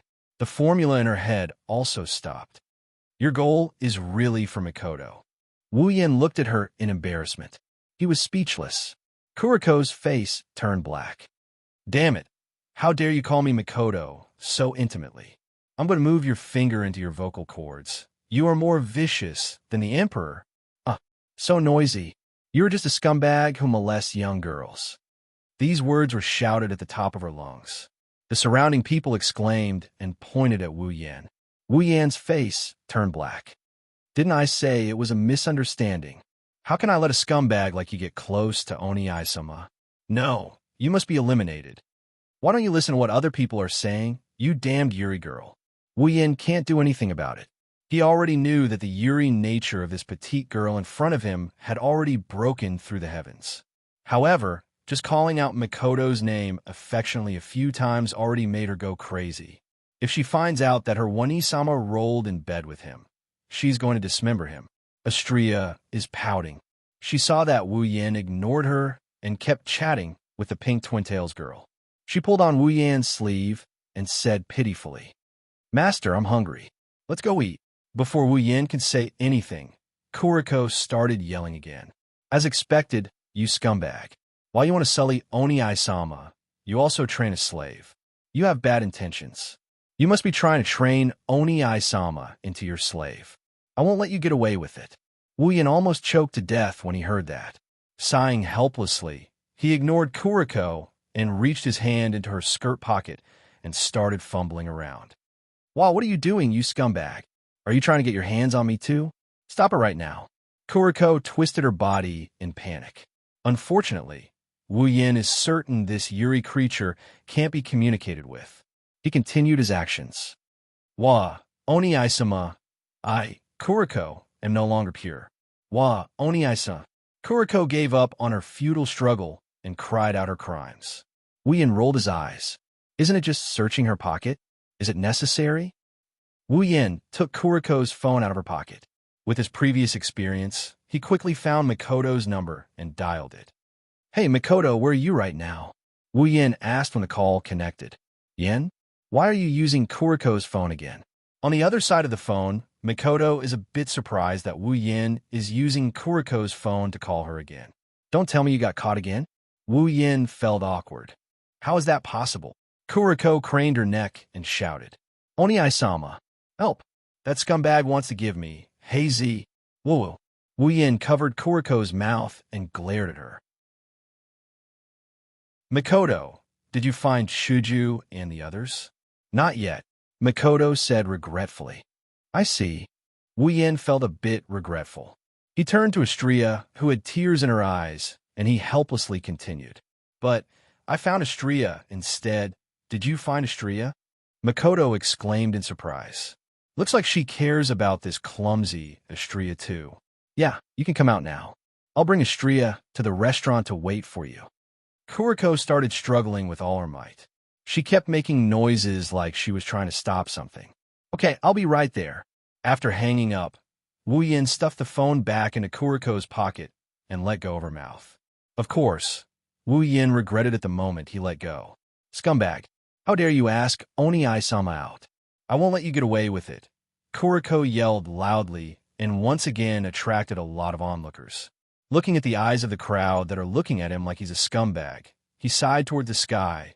He really wanted to push this Yuri girl down. Thinking about this, Wu Yan's eyes lit up and he grinned at Shiroi Kuriko, who is struggling in his arms.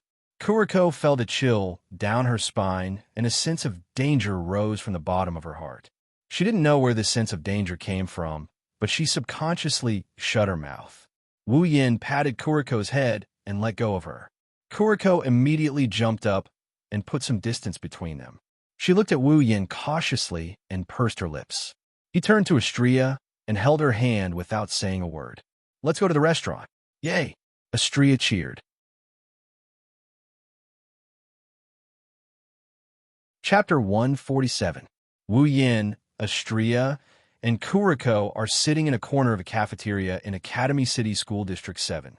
It's an inconspicuous spot, but everyone in the cafeteria is looking at them with awe and amazement. There's a waiter who kept bringing up dishes with a weird expression on his face. After he put down the plate, he was stunned and even forgot to leave. Kuriko, who was supposed to be at odds with Wu Yin, is now sitting together with Wu Yin. Moreover, they both have the same expression. Her eyes are wide open, and her mouth has turned into an inverted triangle shape. One awkward situation. The dining room was quiet, and only the sound of someone eating could be heard. The plates on the table were piled high, but it was still growing at a speed visible to the naked eye. It looked like it was about to soar into the sky. Maybe it was because it was rare to see such a big eater. The people around them started taking pictures with their phones. Wu Yin and Blackie quickly lowered their heads. If they were photographed, they would be too embarrassed to face anyone. Wu Yin glanced at Astria, who is eating happily. He felt like if he didn't get enough gold from Silveria, he would have ended up in the same predicament as that guy who tried to get his hands on a girl. Of course, she's much more unfortunate than him. She doesn't have as many gold coins as Wu Yin, and she still has to feed a nun who's as much of a glutton as Astria. Wu Yin, who used to be very envious of his ability to pick up girls, now he's feeling a bit lucky. Astria should be able to become good friends with Indicia, Wu Yin thought to himself. If it weren't for the fact that he's good at picking up girls, he would have tried sending Astria to his place for a while. He's guaranteed that he'll make her hover between life and death. Blackie finally got used to Astria's ferocity. She raised her head, and the first thing she did was to use her despise skill on Wu Yin. You really are a scumbag. Not only did you train a slave, you even starved her to this extent. You really should be dissected. Wu Yan's mouth twitched. He couldn't stay calm anymore. Let's not talk about how you trained a slave and how you wrongly accuse people. Can you stop calling me a scumbag? I have a name. Wu Yin. Blackie glanced at Wu Yin with disdain. Let's not talk about the fact that you are a scumbag. I don't think a humanoid ape needs something as luxurious as a name. Huh? Wu Yin laughed dryly. He knew it was useless to try to negotiate with Blackie. Mikoto is a Yuri girl. She won't look at you in the eye. However, Wu Yin couldn't help but clench his fists. I really want to beat someone up. The door of the restaurant was opened, and a seemingly delicate but actually very strong figure ran in from the outside. Perhaps it was because of the air conditioning in the restaurant. The figure involuntarily shivered and panted heavily. It seemed that she had run here with all her might. Taking a deep breath, she looked into the dining room. Mikoto's line of sight immediately caught the eye of the table. Her sweaty face couldn't help but stiffen. Wani-sama. Blackie immediately pounced on Mikoto. Under everyone's shocked gaze, she pounced on Mikoto and clung on her body. She even rubbed her face with an intoxicated expression. Every day I don't see Wani-sama, Blackie, feel lonely and cold. Wani-sama. Oh, looking at the two girls who were hugging each other seriously, everyone in the restaurant uttered the same sound with a look of realization, as if they had understood something. They looked at the two girls with ambiguous and regretful gazes. What a pity, the two of them are so cute. How could Mikoto not understand the meaning of everyone's gazes in that long oh? Her face quickly rose to more than 50 degrees. Bright colors covered her face, especially Wu Yan's smiling eyes. Mikoto was so embarrassed that she wanted to die. Blackie, what are you doing? Get down. She grabbed Blackie's collar and pulled with all her might. Her strength was enough to shatter a boxing machine, but she didn't pull Blackie down. Instead, she got closer and closer. Wani-sama smell, Wani-sama's body, How could Blackie let go of Mikoto? First of all, she didn't care about other people's gazes. Right now, with that scum here, it's a good time to show off their love and let him know that Wani-sama is already taken. Blackie, let go. Under everyone's teasing gazes, Mikoto's face got redder and redder. Wani-sama, you don't have to be shy. Kuriko knows that Wani-sama actually loves Kuriko. Kuriko's eyes glowed like a wolf's as she spoke. That's right, it's a wolf's gaze. Her hand has already reached Mikoto's chest, just a centimeter away. Mikoto is so scared her soul almost flew out her body. It's not like she hasn't experienced this before, but this time is different. Wu Yin isn't too far away, and even if she never verbally acknowledged their relationship, in her heart, she already acknowledged their relationship. If she let him think that she has some weird fetish, how am I supposed to continue living? Little did she know that Wu Yin already knew about Blackie's existence. He's already seen this scene countless times on the screen, so he didn't say anything. Instead, he just watched with a smile, almost clapping his hands. After all, Blackie, Yuri, and Mikoto. Mikoto's resistance is a great sight in Academy City. In order to show that she has a normal sexual orientation, when Blackie's hand was about to touch her, Mikoto instantly exploded. Blackie, beep, beep, beep. In a split second, a blue light expanded and a blue and white current flowed on the surface of Mikoto's body. Blackie, who was hanging on her body, was charred on the outside and tender on the inside. She fell to the ground with black smoke coming out of her mouth. Oh, Wani-sama's love whip. Lying on the ground, Blackie turned into a real Blackie. She was so happy that she was even drooling. You're already a bad person. Mikoto pointed at Blackie on the ground and shouted with a red face. Her voice sounded a bit hoarse. Wu Yin couldn't help but laugh. You're still laughing. Mikoto glared at Wu Yin. Of course, her red face looked more like a coquettish pout than anger. Wu Yin couldn't help but laugh again. Mikoto was pissed. She humphed coldly and suppressed her embarrassment. She walked to Astria's side and looked at the mountain of plates. She couldn't help but feel embarrassed. Astria-chan, I've been looking for you. Mikoto patted Astria's back, as if to help her smooth out the food. Both Mikoto and Chuju really liked Astria's clumsy and cute appearance. They even treated her like a little sister. Of course, on the surface, everyone would suspect who's older and who's younger. Astria was so happy that she wanted to say something when she saw Makoto. But her mouth was stuffed full of food, and she couldn't do anything. She could only whimper. It was indescribably cute. Let's talk after you're full. Makoto shook her head helplessly. I think it's going to be hard to wait until she's full.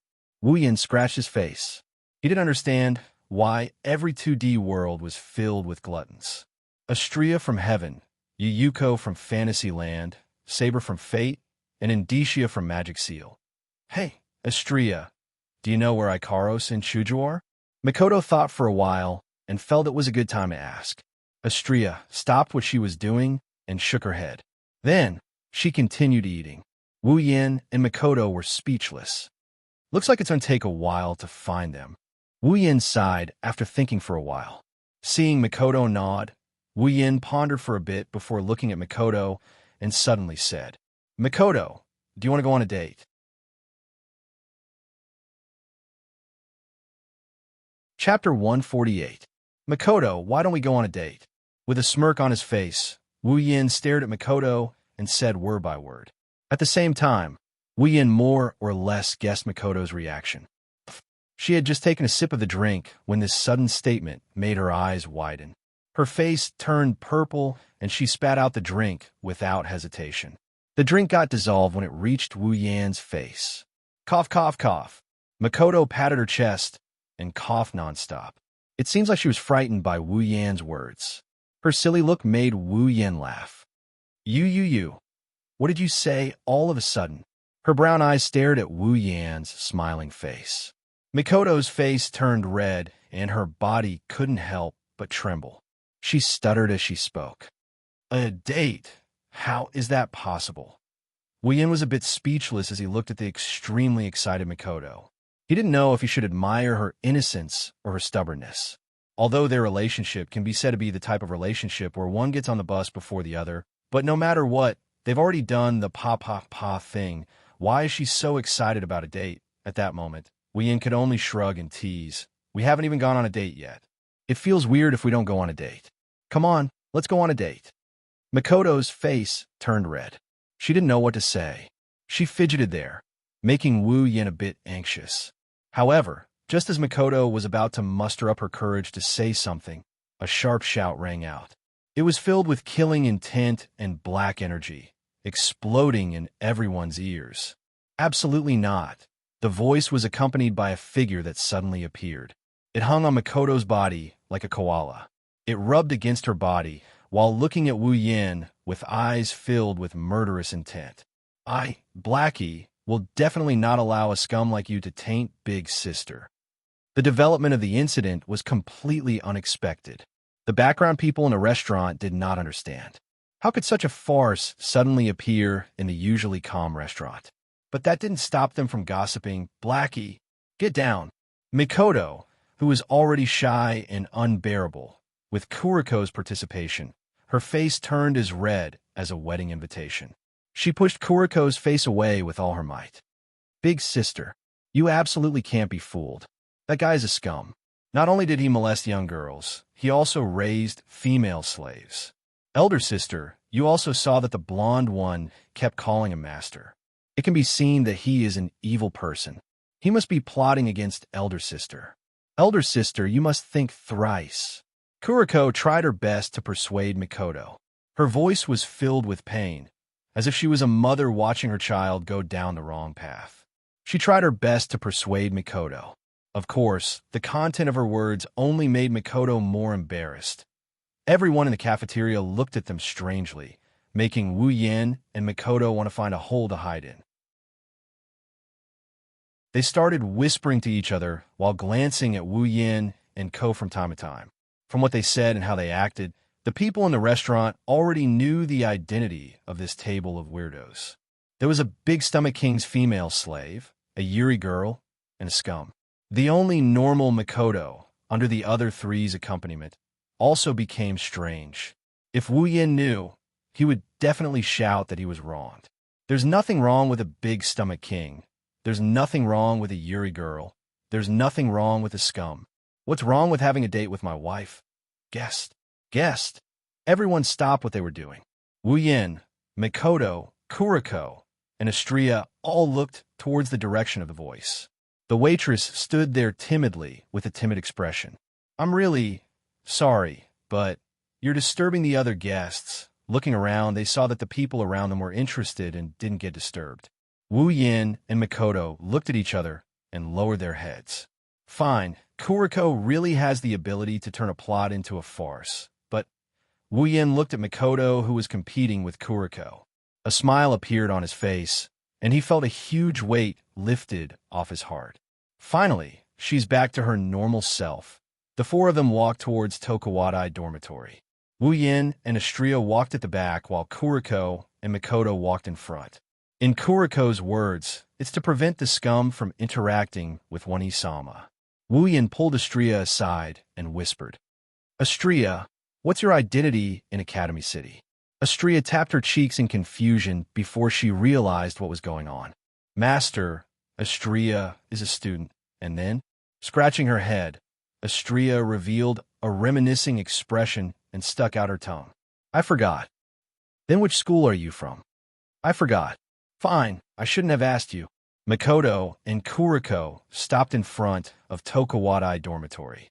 They stood there waiting for Wu Yin and Astria's arrival. However, Kuriko's gaze was still filled with hostility. Wu Yin pulled Astria to a stop as well. He didn't want to follow Mikoto into the dormitory. Although it sounds tempting, Wu Yin decisively gave up on this tempting idea when he thought about the other boss of Academy City, the legendary dormitory supervisor. After saying their goodbyes, Mikoto and Kuriko entered the dormitory.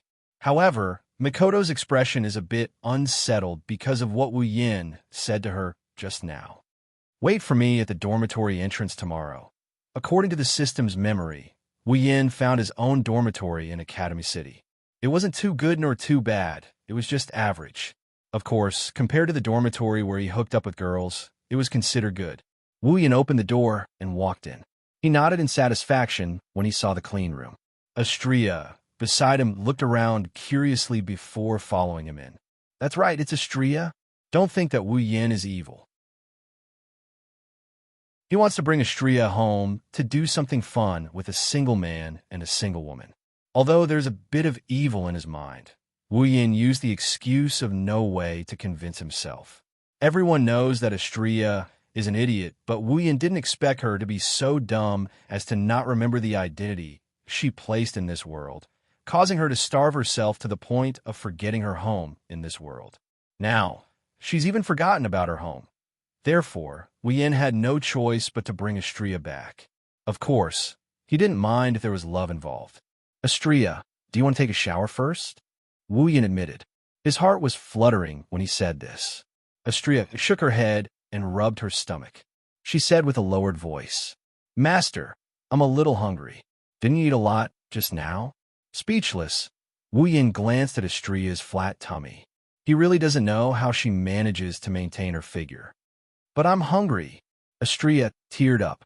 Wu Yin sighed and said, "I'll go look for something good to eat. You wait here." "Wow, long live Master." Astria cheered. Wu Yin couldn't help but bitterly smile at the sight of this. She didn't look as helpless as before. At night, Wu Yin laid on his bed. He looked at Astria, who was lying beside him. She was completely unguarded. Her body was amazing. He sighed. What a troublesome little fairy. Wu Yin caressed Astria's hair and looked at her sweet sleeping posture. He couldn't help but smile. "But I like it a lot." Wu Yin kissed Astria's forehead. He got out of bed and put on his clothes. He tiptoed out of the room. Sisters, there are still a lot of them. Chapter 149. Black shirt, black casual pants, and a black hooded jacket. Wu Yin looked at himself in the mirror and casually splashed some water on the side of his shirt. He nodded with a smile. With Wu Yin's looks, of course, he can't be that handsome, but at least he has the looks and won't embarrass himself. Going on a date with Sis Cannon in Academy City was his dream back when he was an otaku. Master, Astria sat in front of the table with all kinds of food in front of her. Astria didn't even look at it. Her deep red eyes were looking at Wu Yin with teary eyes. Wu Yin smiled and patted her head. Astria's teary eyes immediately turned into a comfortable expression. She rubbed her head against Wu Yan's hand. If she wore cat ears and a cat tail, she would look like an adorable kitten. Stay at home and don't go anywhere. This food is enough for you to eat for a whole day. I'll be back soon, got it? Wu Yan told Astria in a serious tone. To be honest, he's afraid that Astria would run away. With her personality, it's easy for her to get into trouble. Astria returned to her pitiful expression, but she knew Wu Yan had something important to do, so she nodded. You, Astria, got it. Wu Yan helplessly patted Astria's head when he saw her pitiful expression of no one wants her. Be a good girl, and I'll bring you a gift when I come back. Astria smiled and looked at Wu Yan happily. She nodded her head repeatedly. Wu Yan couldn't help but laugh. Tokawadai dormitory. After making sure that a certain black and white creature had left, Mikoto let out a sigh of relief. She knows Kuriko's personality better than anyone else. If Kuriko knew that she was going out with Wu Yan today, she wouldn't have a good ending. Have to say, compared to Mikoto, Wu Yan is much more fortunate. Both of them have someone they need to deal with by their side. Wu Yan only needs to coax them a bit, and he'll be done with it. Mikoto, on the other hand, has to be on her guard. She ran her fingers through her hair. She felt shy when she thought about her date with Wu Yan.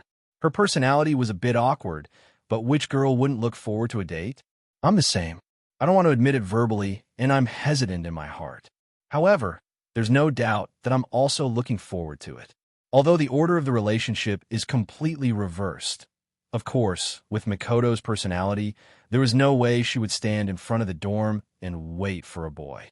Otherwise, her scandal would be spread all over Academy City tomorrow. That's why she purposely walked to a less crowded area to wait for Wu Yan. Wu Yan was a bit confused as to why Mikoto was standing here. Mikoto, why are you here? Wu Yan patted Mikoto's shoulder and asked in confusion. Mikoto, who was already afraid of being seen by others, jumped in fright when someone put his hand on her shoulder. When she heard Wu Yan's voice, she patted her chest and turned around to glare at Wu Yan in dissatisfaction. Why are you scaring me? Why are you overreacting? Wu Yan looked at her strangely. He saw the unnatural look in her eyes. After thinking for a bit, Wu Yan understood. He couldn't help but laugh. Well, if it's you, Mikoto, I can understand. Don't say weird things. Mikoto turned her head away guiltily. She blushed and lowered her head, not knowing what to say. Shaking his head in amusement, Wu Yan smiled. All right, time is precious. Let's go. After saying that, he grabbed Mikoto's hand. Mikoto was shocked. She struggled for a bit, but to no avail. She gave up and could only continue blushing as Wu Yan led her away. Unfortunately, Mikoto's misgivings about coming here to wait for Wu Yan was still seen by a girl from Tokawadai. The girl looked at the two holding hands in shock. She reacted and ran away. Wu Yan and Mikoto, who were immersed in their own world, didn't know that because of this person, they brought a huge problem to the two of them. Relying on the system's memory, Wu Yan walked through the streets of Academy City with familiarity. This also made Wu Yan realize another benefit of the character insertion card, which was to let him familiarize himself with the environment quickly. However, thinking about this was a bit of spoilsport. The most important thing now was to continue with his date. Holding hands with Mikoto, Mikoto walked on the street. Beside them, there were people who were looking at them. Among them, there were those who were envious, those who were disdainful, and there were also those who were jealous. Those fiery gazes made Mikoto lower her head again, almost burying it into her small chest. Sis Cannon's shyness made Wu Yan's jaw drop. At the same time, he also felt that her face is too tender. In his world, don't even talk about holding hands. There are even people hitting on each other in public. Who would feel shy?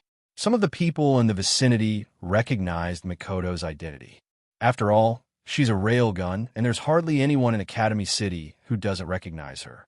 Wu Yan didn't know how they would react, but one thing is for sure, Sis Cannon's plan to fool the public has been foiled. With Mikoto's personality, bringing her to a game store, a manga store, or a quack shop would be the easiest way to improve her impression of him, even though Mikoto's impression of him was almost off the charts. But this time, Wu Yin didn't want to bring Mikoto to those places. Wu Yin wanted to give it a try. He wanted to bring Mikoto to places that girls usually go, like a clothing store. Welcome. Under the welcome of the staff, the two walked into a large clothing store. Perhaps it was because there were fewer people than on the streets. Mikoto finally raised her head. I thought you would keep your head down until the end of the trip. Wu Yin smiled teasingly at Mikoto. Although it was a date, Wu Yin was still as flirtatious as ever. Mikoto's face that had been red since the morning finally faded a little. But after being teased by Wu Yin, it seemed to have relapsed. So long-winded, Mikoto snorted unhappily and scanned the clothing store. Smiling, he pulled Mikoto to the women's section. Wu Yin started picking out clothes for her. In the past, he could only see Sis Cannon wearing Tokawada's clothes on the screen. It's rare to see her in casual wear. He almost never saw her in it. Although Mikoto wore casual clothes in the Spalier world, for some reason, Wu Yin had a strong desire to pick clothes for her. Perhaps it was because the feeling of seeing the person he liked wearing the clothes he had chosen was a little different. Mikoto likes pretty clothes as well. She's a girl after all. It's just that her interests are more inclined towards the toddler side. To Wu Yin, that's a cute point, but at this time, wearing cute clothes is more pleasing to the eyes. Soon, the two were immersed in the joy of picking clothes. Most of the time, Wu Yin was the one choosing while Mikoto would change out of her clothes with a red face. Watching Sis Cannon's fashion show in front of him, Wu Yin couldn't be any happier. This is Misaka Mikoto's fashion show in real life. Wu Yin is already thinking about when he should bring Hinajuku, Ikaros, and Astria out for a stroll. I have to say, Wu Yin's taste in clothes suits Mikoto's taste. So the two quickly picked out one or two pieces. At this time, the two looked like they were on a date. Just as he was about to pay the bill, a piece of clothing made his heart tremble, tremble, tremble, and tremble again. Maid outfit. A glint flashed in his eyes, and he lowered his head. The moment he lowered his head, his heart started pounding again, pounding again, pounding again, and again. Apron. At this moment, Wu Yan's heart seemed to have blossomed. Under the shocked gaze of the attendant, Wu Yin mustered up his aura, ignoring Mikoto, who was beside him with a red face and white smoke coming out of her head. Attendant, wrap up those two for me too.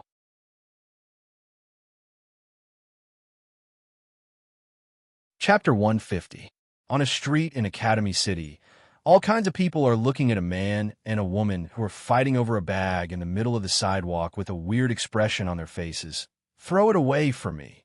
Mikoto's face is red as she desperately pulled the bag and yelled at Wu Yin.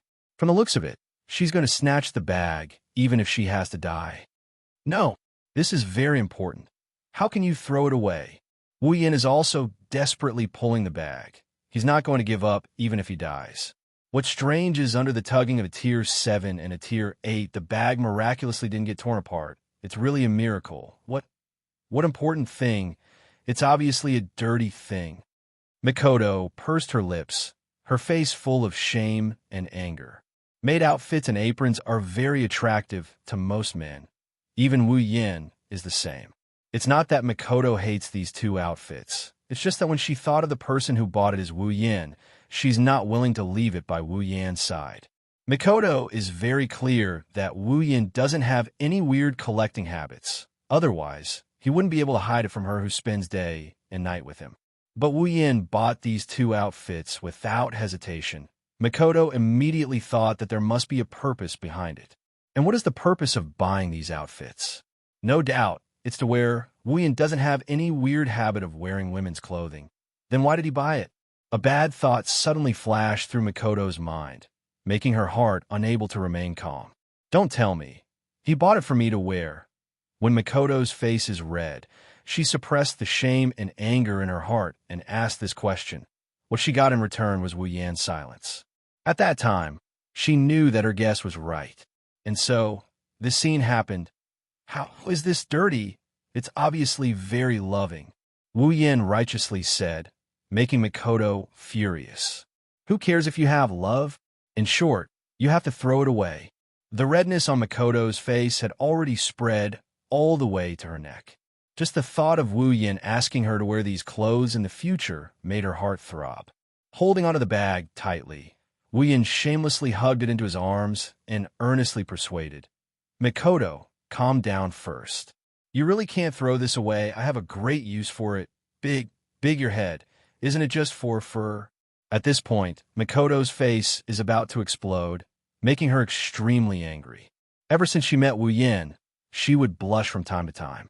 Even when she was being treated by Blackie, she didn't blush as much as when she was with Wu Yin.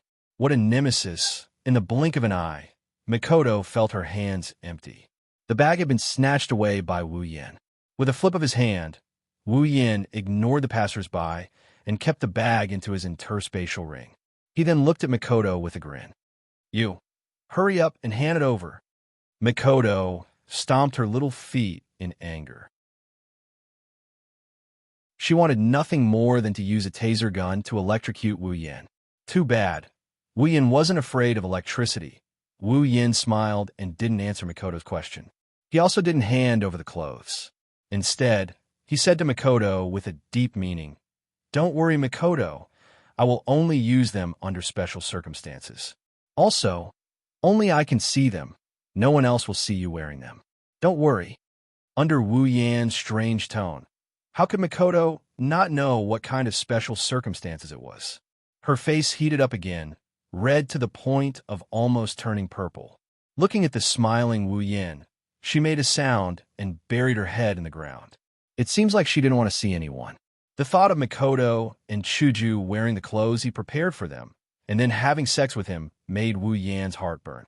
Looking at Mikoto's shy face, he couldn't hold it in anymore. Rolling his eyes, Wu Yin suddenly laughed. His laugh was so strange and evil that even Sis Cannon, who was too embarrassed to see anyone, couldn't help but raise her head and look at him strangely. "Why are you laughing so hard?" For some reason, Mikoto suddenly felt a chill run down her spine, as if something terrible was about to happen. Nothing at all." Wu Yin quickly put away his smile and explained. He then said to Mikoto, "All right, let's go to the next stop." Mikoto couldn't help but answer. She forgot about the clothes when she chose the surname. "Next stop? Where are we going?" "It's a date. How can we skip the movie theater?" Wu Yin said with a smile, making Mikoto feel shy again.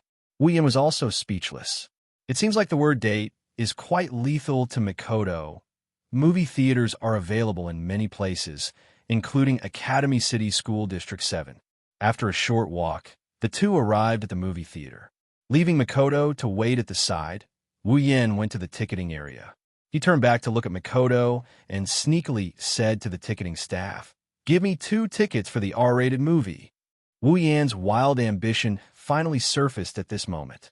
Under the ticketing staff's knowing look, Wu Yin took the tickets and walked towards Mikoto with a smile. When Mikoto asked what movie they were going to watch, Wu Yin just smiled and didn't say anything. He pulled her into the movie theater, making Mikoto curious. Of course, she soon regretted it. Mikoto stared blankly at the movie screen. Her eyes started to water up and her face started to redden. As Mikoto's face turned red, the movie's plot became more and more unrestrained. Towards the end, it directly turned into a physical fight. This. Mikoto's mouth opened and closed. She didn't recover for a long time. Mikoto's skin is super tender. When did she experience something like this? The impact of the visual is far less than the psychological impact. Mikoto couldn't believe that there would be a day when she would watch an R-rated movie.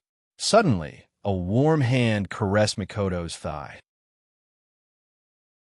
Mikoto shuddered. She didn't even need to think to know whose hand this is. It's also at this moment that Mikoto discovered Wu Yan's intentions. She looked at Wu Yan with shame and anger. She originally wanted to scold Wu Yan, but when she met Wu Yan's fiery eyes, her heart trembled and the question she was about to ask immediately turned into ashes. Wu Yan stroked Mikoto's thigh, increasing his strength from time to time. In exchange, Mikoto's body trembled slightly. Speaking of which, Mikoto's body isn't that great. After all, she's only 14 or 15 years old. There are a lot of things that can't compare to adults. However, Wu Yan really likes Mikoto's thigh. Mikoto's skin is very smooth, and it's especially refreshing. Mikoto's thigh on her body is also one of her highlights. However, Wu Yin soon couldn't be satisfied. His fingers moved and entered Mikoto's skirt. Ugh! Mikoto pressed down on her skirt to stop Wu Yan's hand. She was so embarrassed that she wanted to die. She also trembled. She never thought that there would be a day when she would be intimate with her sweetheart in public. Wu Yan's actions this time are completely challenging her heart's defenses. Her embarrassment almost broke through the sky. But it's too late for regrets. His fingers lightly moved, ignoring Mikoto's resistance. She didn't know what method Wu Yin used, but he actually squeezed his way in. He passed through Mikoto's safety pants, passed through Mikoto's little cutie, and arrived at the most private part of her body. Ugh! Mikoto lowered her head. The feeling from her lower body let her know that her private part has fallen into Wu Yan's hands. She panicked and pressed down on her skirt. Mikoto whimpered twice. Ugh! Yan, don't do this, at least not here. Under Wu Yan's series of actions, Mikoto's eyes were already wet. Her eyes flashed with a moving luster. She was panting in pleasure, almost unable to extricate herself. Being violated by Wu Yan in this kind of place, Mikoto felt a strange sensation. Her nerves were stirred up again and again. Her body became more easily aroused. This feeling made Mikoto both love and fear it at the same time. She could only beg for mercy and hope that he would stop. But stop? Is that even possible? Thus, without the surrounding people's knowledge, a delicate and beautiful melody resounded in the world where only the two of them were present.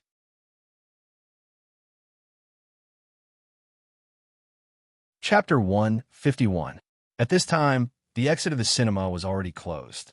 Perhaps they had to be careful. Anyway, it didn't affect the people here. In fact, the darker environment made them feel like fish in water. Even so, Mikoto still felt a little nervous. She had a feeling that someone would be watching them. She was afraid that someone would find out what Wu Yan was doing to her. But it was normal. If it were any other girl, they wouldn't be able to stay calm. Of course, there were a few exceptions. The movie's plot had reached its climax. Following that, the atmosphere became even more ambiguous. Wu Yan admitted that he was really evil this time, bringing Sis Cannon to watch an X-rated movie and then taking advantage of her. This was something he wouldn't even dare to think about in the past. But now, he actually did it. It made Wu Yan feel incredulous. At the same time, it made him even angrier. It was rare for him to be evil. Wu Yan wouldn't let it go so easily. His hand movements quietly sped up, causing Mikoto's drooling face to sway. Her breathing also sped up, and in a moment of carelessness, a loud moan escaped her mouth, giving Mikoto a big fright. She looked left and right, secretly worried that she might be heard. Aha! Yin, stop, don't do it anymore. I beg you. Mikoto had always been a thin-skinned person. Now that she was being done to in such a public place, if it wasn't for the constant electric current flowing through her body that drove away part of her shame, she probably wouldn't have been able to hold it in and run away. But in this situation, Mikoto seemed to have forgotten that she was stronger than Wu Yan. Looking at Mikoto's pleading face, Wu Yan was secretly pleased. Usually, Mikoto was domineering and imposing. It was harder to get her to beg him for something than to reach the heavens. Only in this kind of situation can Wu Yan gain an advantage over Mikoto and take the dominant position. Only in bed can he see Mikoto's submissive side. However, every time it ended with his victory. It was the same this time. To the current Wu Yan, Sis Cannon's begging for mercy was a negative number. Mikoto's begging for mercy was instantly blocked by the sensation of her body. She reflexively raised a hand to cover her mouth, while the other hand was still pressing down on her skirt. The moisture in her eyes was getting thicker and thicker. Seeing this, Wu Yan's free hand started to touch Mikoto's chest. After a few light presses, he started to knead through her clothes. As Wu Yan's actions became bolder, Mikoto's shyness and nervousness reached a peak. Her body trembled violently, and under Wu Yan's stunned expression, Wu Yan's palm was wet. Mikoto, she actually told him this in advance. Hugh. At this moment, Makoto finally got a chance to catch her breath. She put down the hand covering her mouth and opened her seductive lips wide. Like a drowning person looking for fresh air, her chest heaved up and down violently. Wu Yin laughed and shook his head. He really didn't expect Makoto to be so stimulated in public. The movie wasn't even halfway through, there was still a lot of time left. Wu Yin pulled out his hand from under Makoto's skirt. Even in the dark, he could see the water glistening on his hand. It made his hand look as if it was retracted from a clear spring, warm and moving, snickering wickedly. He looked at Makoto, whose eyes lost their luster, and waved his hand in front of her face. "Makoto, you're naughty. You actually told me this in advance." Hearing this, Makoto looked at Wu Yan's hand with difficulty. Her face was so red that it couldn't get any redder. She glared fiercely at Wu Yan. In this situation, she didn't know how to deal with it. She could only pretend to be strong. Makoto's heart is filled with anger.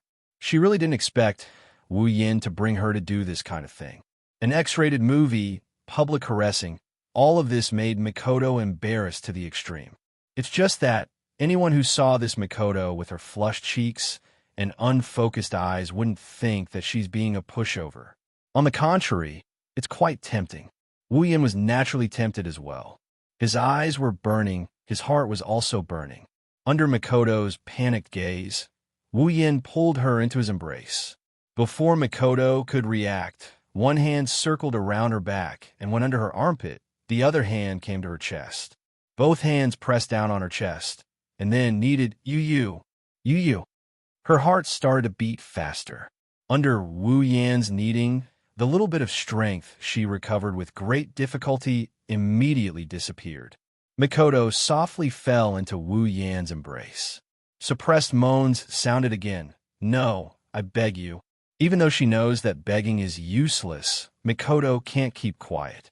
Her body wriggled uncontrollably, trying to escape from Wu Yan's embrace. But her disappointing body didn't listen to her at all, making Makoto's heart hate. While continuing what he was doing, he gently rubbed Makoto's fragrant hair. Wu Yin laughed. "How can I not? You're satisfied, but I'm not." Makoto's jaw dropped. Looking at Wu Yin, her voice trembled. Do you want to do it in a place like this?" Wu Yin couldn't help but stick out his tongue, licking his dry lips. "It doesn't matter. It's so dark here, no one will see. The main purpose of people here is to watch a movie. Shameless people like Wu Yin, who brought girls here to flirt, but they're in the minority. Everyone's attention, from start to finish, was focused on the screen in front of them. What's more, it's broad daylight. There aren't many people here to watch this kind of movie, only a few scattered people. Wu Yin and Makoto are sitting in an inconspicuous position. There's no one around them. Plus, to show the atmosphere, the room is darker than other movie rooms. If you don't get close, no one will know what Wu Yin and Makoto are doing. But even so, with Makoto's personality, there's no way she'll agree to such a ridiculous thing. No, only this, absolutely not. Her heart is beating fast. The panic in her eyes can no longer be hidden. Squeezing out the last of her strength, she tried to push Wu Yin away without thinking. Her hands tightened. Makoto immediately groaned. All her strength is gone. Wu Yin softly persuaded her. "All right, Makoto. Good Makoto. Just this once." As for how much truth there is in his words, it's hard to tell. No. Ugh. Her tone of rejection was replaced by the sound of panting. Wu Yin reached into Makoto's clothes and grabbed a soft breast. His actions. "Just let me go, Yin." Her skin is already slightly red. She's almost dying from embarrassment. Just thinking about what Wu Yin is about to do, she wants to bite him to death. "Just give in to me, Makoto." Pulling out an excited smile, Wu Yan's movements made Makoto's body tremble. His other hand also started to move, reaching into her skirt and taking off her safety pants together with her little cutie. "Don't." She held on her skirt tightly, but at this time, her resistance is a little weak. Soon, under Makoto's soft gasps, the two underwear were taken off and kept in Wu Yan's interspatial ring. Like holding a doll, Wu Yan picked her up and straddled her on his body. His great spear has long been thirsty. She desperately shook her head, hoping that Wu Yin will let her go. Unfortunately, Wu Yin has already made up his mind. He straightened his body and squeezed into her body. Ah, ugh. Mikoto looked like she was struck by lightning, like a swan that was shot by an arrow. She raised her snowy neck and buried her head in Wu Yan's shoulder, unable to raise her head to see anyone. Lightly exhaling, Wu Yin felt like he's in heaven. Hugging Mikoto's body, he impatiently moved. Muffled moans sounded in Wu Yan's ears.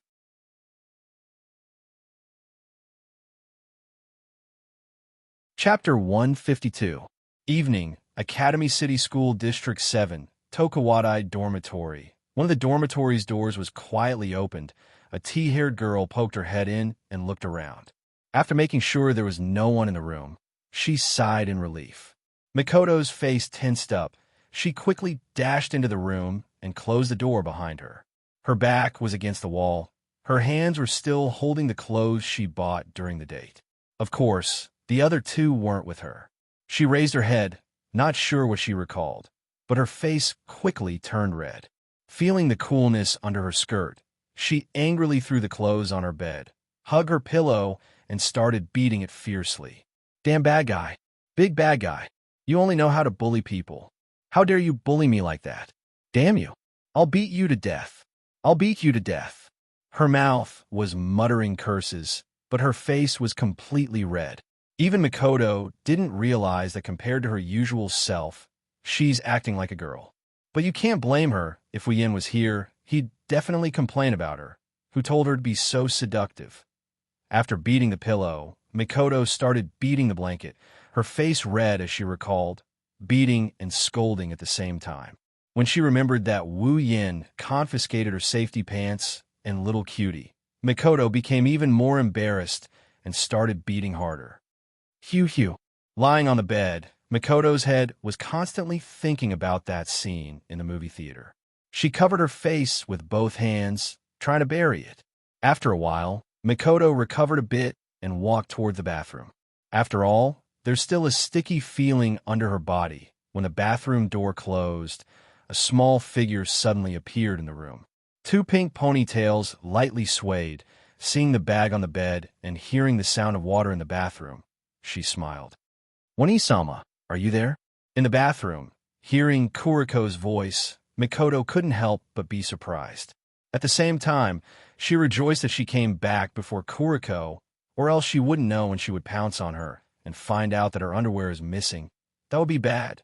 Kuriko, what are you doing? Elder sister, you seem to have taken a bath very early today. Blackie tilted his head and asked in confusion. I felt particularly sticky today, so I washed up first. Originally, it was just a casual remark, but now it revealed a part of the truth, causing Mikoto's face to redden again. Oh, nodding. She rolled her eyes and quickly picked up the bag Mikoto put on the bed. Kuriko smiled foolishly and took out the clothes and sighed with some saliva. Hugging her Wani-sama's clothes that might have some collectible value, Kuriko quietly flipped through Mikoto's clothes. As she flipped through them, Kuriko's infatuated expression turned to one of confusion. Why does it seem a little different from Big Sister's taste? Blackie fiddled with the clothes strangely and instantly became even more confused. Mikoto's taste, to put it bluntly, was childish. Not only did she like good, she was also interested in things of a younger age group, including clothes, which was also a bit childish. But these clothes, although they couldn't be said to be mature, they were far from childish and leaned towards cute. Putting aside those perverted tastes, even Kuriko couldn't find any flaws in these clothes. If someone were to say that Mikoto's taste suddenly changed, Kuriko would never believe it. One must know, in order to change Mikoto's taste, Kuriko worked hard for a whole year, and still, she couldn't change Mikoto's point of view. Could it be that someone else bought these? Kuriko's heart suddenly clenched. A figure flashed through her mind, causing Kuriko to lower her head. The two ponytails behind her moved without wind. A large amount of black smoke started to spread out. With a forced smile, Kuriko said to Mikoto, who was in the bathroom, "Wani-sama, don't tell me you went out with that scum today. Mikoto, who was using the shower head to wash her body, heard Kuriko's question and her hand trembled, almost throwing her out. She laughed a few times to cover up her guilty conscience and dryly laughed. No, no. How could I go out with that scum? Mikoto couldn't help but gnash her teeth. For the first time, she felt that Kuriko's description of Wu Yin was too accurate. Oh, although she was still a bit suspicious, Kuriko could hear the gnashing of teeth in Mikoto's mouth, so she let go of her doubts and started to laugh lecherously. Listening to the sound of water in the bathroom, Kuriko's perverted expression once again appeared on her face. Then, with a leap, Kuriko used her teleportation ability and disappeared from the spot. Kuriko, an exasperated voice immediately came from the bathroom. Wani-sama, your humble heart is still so attractive. Let go of me. Well, Wani-sama, you're being arrogant again, eh? Why do I feel like you've grown a lot? Kuriko, beep, beep, beep. Oh, Wani-sama loves whip.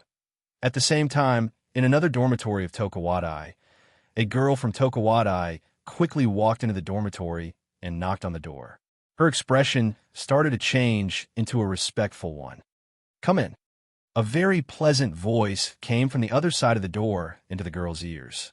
She quickly grabbed the door handle with both hands and walked in with small steps. The moment the door was opened, a beautiful girl with long blonde hair, wearing the same Tokuwadai uniform, appeared in the girl's line of sight. Looking at the beautiful blonde figure, the girl's expression became a bit blurred. Her hands were clasped in front of her chest. It seems like she's very infatuated with the blonde figure. What's the matter? The heavenly voice awoke the young girl's intoxicated heart. She came back to her senses and hurriedly tidied herself up. She remembered the purpose of her visit and hurriedly said, "It's about Misaka Mikoto." Misaka Mikoto? The blonde girl's voice fluctuated a bit. Seems like she's quite interested in Mikoto's matter. What's the matter? The girl pondered for a while and chose her words carefully. Today, your subordinate saw Misaka Mikoto go out with a boy. A boy. The blonde girl was slightly surprised. She was probably surprised that Misaka Mikoto would go out with a boy. Then, her face started to show interest. Yes, your subordinate saw it with my own eyes. Misaka Mikoto and that boy seemed to be very familiar with each other. What surprised your subordinate even more was that when they left, they were holding hands. That boy should be Misaka Mikoto's boyfriend. Misaka Mikoto's boyfriend. This time, the blonde girl's voice was filled with surprise. Who would have thought that Misaka Mikoto, who doesn't have any feminine qualities, would have a boyfriend? The girl shut her mouth. Even though she's on the blonde girl's side, she's not qualified to casually talk about Tokuwadai's trump card. The blonde girl pondered for a while. It's a small action, but it brought about a different kind of seduction. Plus, her figure doesn't look like a high school student's at all. It's extremely seductive. Do you know who that boy is? Hearing this, the girl hesitated. According to your subordinate's investigation, that boy's name is Wu Yin. He seems to be a low-quality hooligan. Hooligan? The blonde girl looked at the girl in confusion. She was a little dissatisfied. You're saying that Tokuwadai's trump card, Misaka Mikoto, found a hooligan as her boyfriend? Why, yes. From her voice, it's clear that the girl didn't quite believe it. That hooligan often robs students and even teases some pretty girls. That's why it's easy to find out. Is that so? The blonde girl fell into deep thought. Bring me the information on that Wu Yin. Yes. With that, the girl walked out of the room and closed the door behind her. Now, only the blonde girl was left in the spacious room. Not sure what she thought of, the blonde girl's lips curled into a mischievous smile. Her light laughter echoed in the empty room.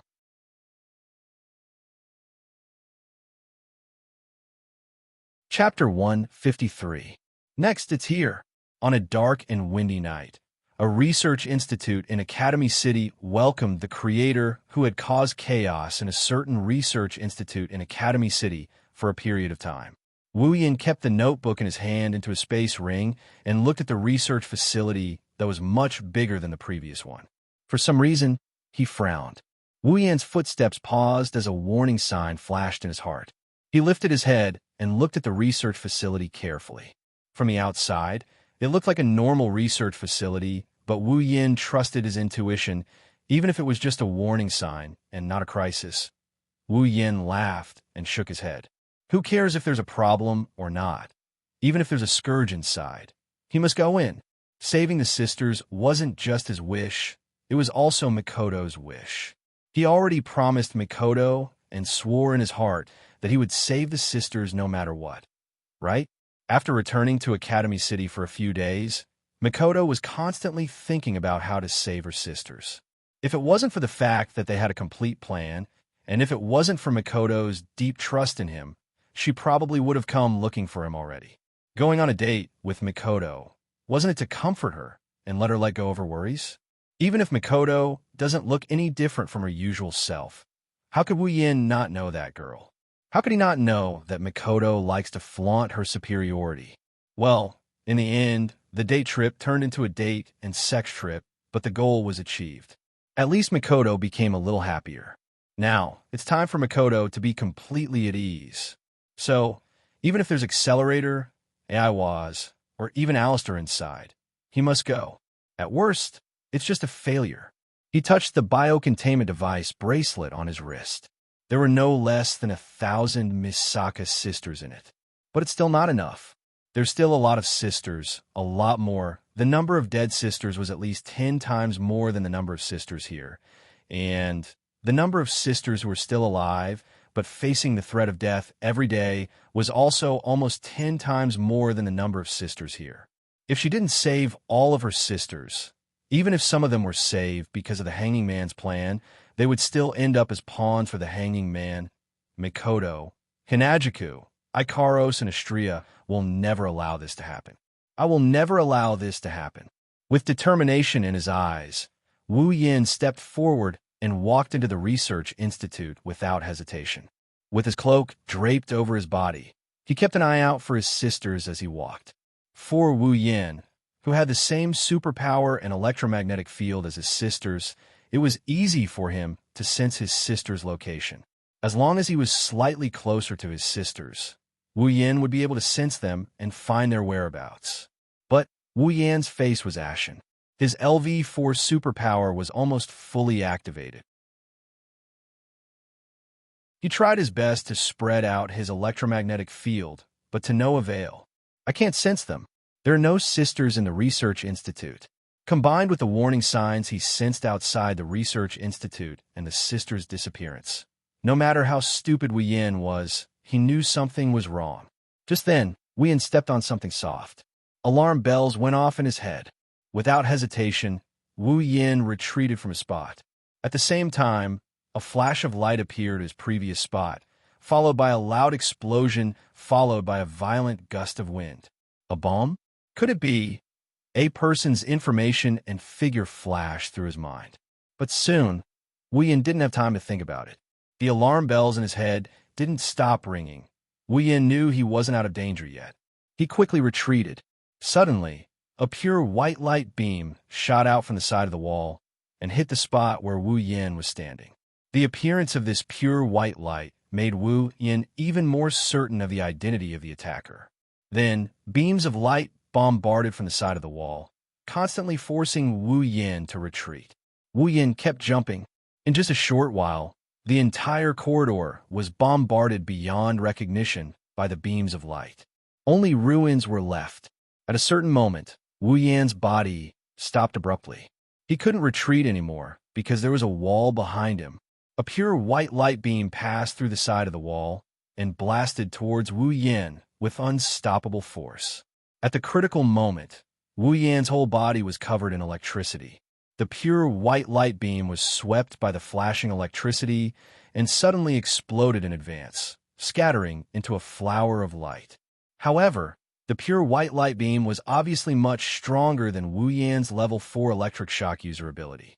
Even if Wu Yin used a trick to offset it, the remaining power still shocked Wu Yan's body. When the remaining power was about to reach Wu Yin, a transparent dragon-shaped armor suddenly appeared on Wu Yan's body, protecting him in the middle. The pure white light beams remaining power and the transparent dragon-shaped armor only made it tremble for a moment before both of them disappeared at this time. Wuyan also saw the attacker's face from the hole in the wall that was blasted by the pure white light beam. She had long, fluffy blonde hair, blue eyes, snow-white skin, and a slender, petite figure of only about 1.5 meters. She wore a beret and a miniskirt. Her legs were wrapped in stockings, and she was holding a doll in her hands. Her black hair was cut to shoulder length, and she was wearing a pink tracksuit. One look, and you can tell that she was weak. Her breasts were full and conspicuous. Her face was drowsy, and she was expressionless. She had shoulder-length brown bob hair, and was as petite as the short girl with long blonde hair. Her two slender legs were casually exposed in the air, giving her a different kind of charm. It was a girl wearing a hoodie. The last one stood in front of the three girls. She had a tall and slender figure, and her chest was very imposing. She had a fluffy brown hair, and a ball of pure white light was spinning in her palm, as if she was ready to shoot it out at any time. 4 figures of different sizes and charms. Wuyan thought to himself, as expected. Frenda? Sevaelen. Level 55, Takitsubu Riku. Level 51, Kinuhita Sai. Level 58, Mujino Shizuri. Level 67, Academy City's Black Ops item. His heart sank. Wuyan couldn't help but smile bitterly, even though he was relieved that they weren't Accelerator and Iowa. Wuyan didn't feel relaxed at all. If it was a one-on-one fight, Wuyan was confident that he could take any one of them down. Even if the 4 of them worked together, Wuyan wouldn't be afraid of them. The reason why Wuyan smiled bitterly was because the original stories group that was supposed to deal with Mikoto was now involved with him. He didn't know whether to laugh or cry. If it wasn't for his perfect memory ability that allowed him to confirm that this wasn't the research center where Mikoto and Item fought in the original story, Wuyan would have thought that he was involved in the plot. Wuyan wasn't surprised that Item would appear here. After all, the current situation was much more serious than the original story. In the original story, the sisters couldn't escape from Alistair's grasp no matter what. Even so, Item was mobilized, let alone now. Mikoto's DNA is gone. The sisters can't be replicated anymore. The remaining sisters are constantly disappearing. As the center of Alistair's artificial Heaven Realm plan, the fact that he didn't send Iowa S out is already very calm. Even though Item's appearance made Wuyan wary, Mujino Shizuri's strength isn't much weaker than his. If it wasn't for his armament, he wouldn't dare to say that he could beat her. However, Wuyan's attention was mostly on Takitsubu Riku. Her ability is to investigate AIM and spread her influence. If he were to appear in front of her in the future, he would have nowhere to hide in the entire Academy City.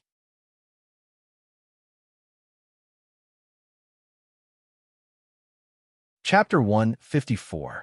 Mujino Shizuri, Kinuhita, Sai, Frenda, and Takitsubu Riku were standing opposite of Wuyan.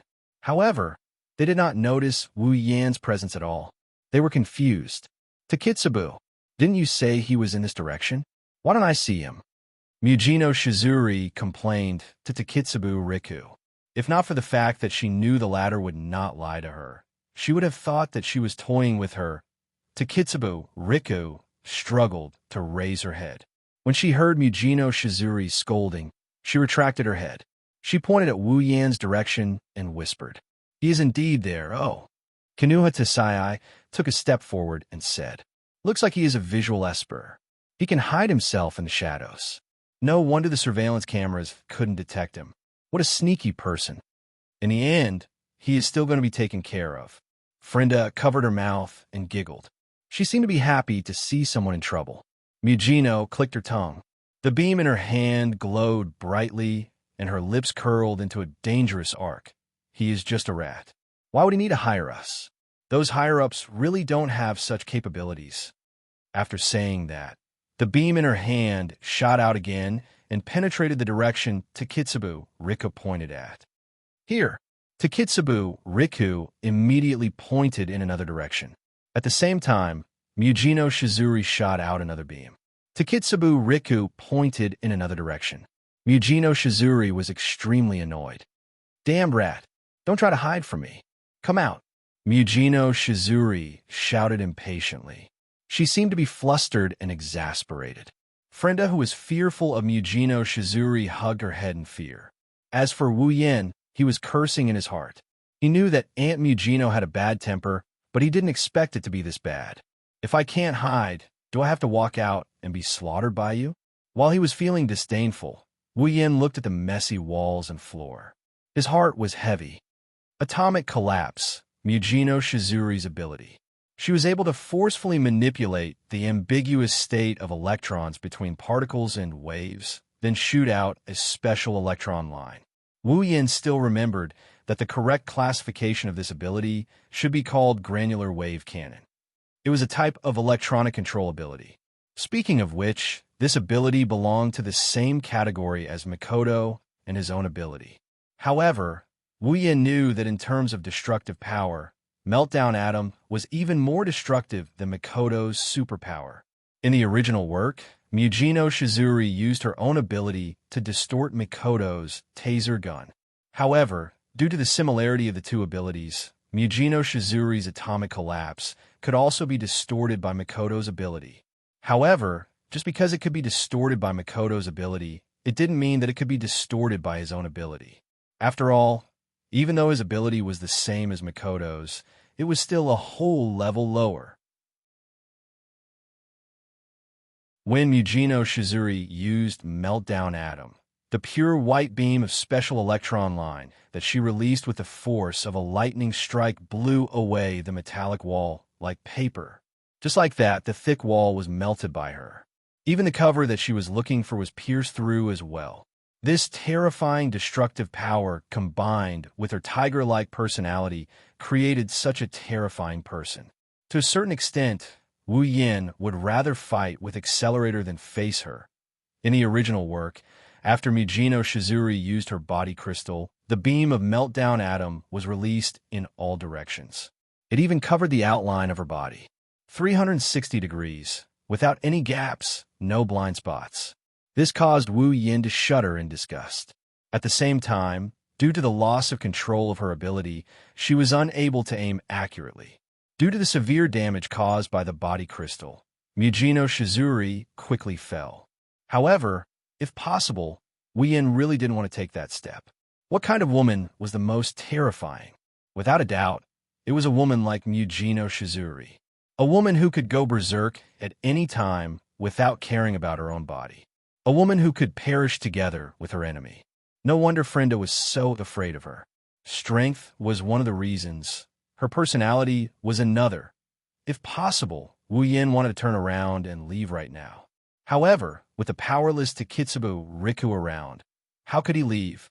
It's a pity that one day, he actually felt that Mikoto's ability was a hindrance. Of course, if that's all, Wu Yin has a way to escape. However, the next notification dispelled Wu Yin's thoughts of running away. Beep. Special event detected. Sudden mission issued. Sudden mission, defeat.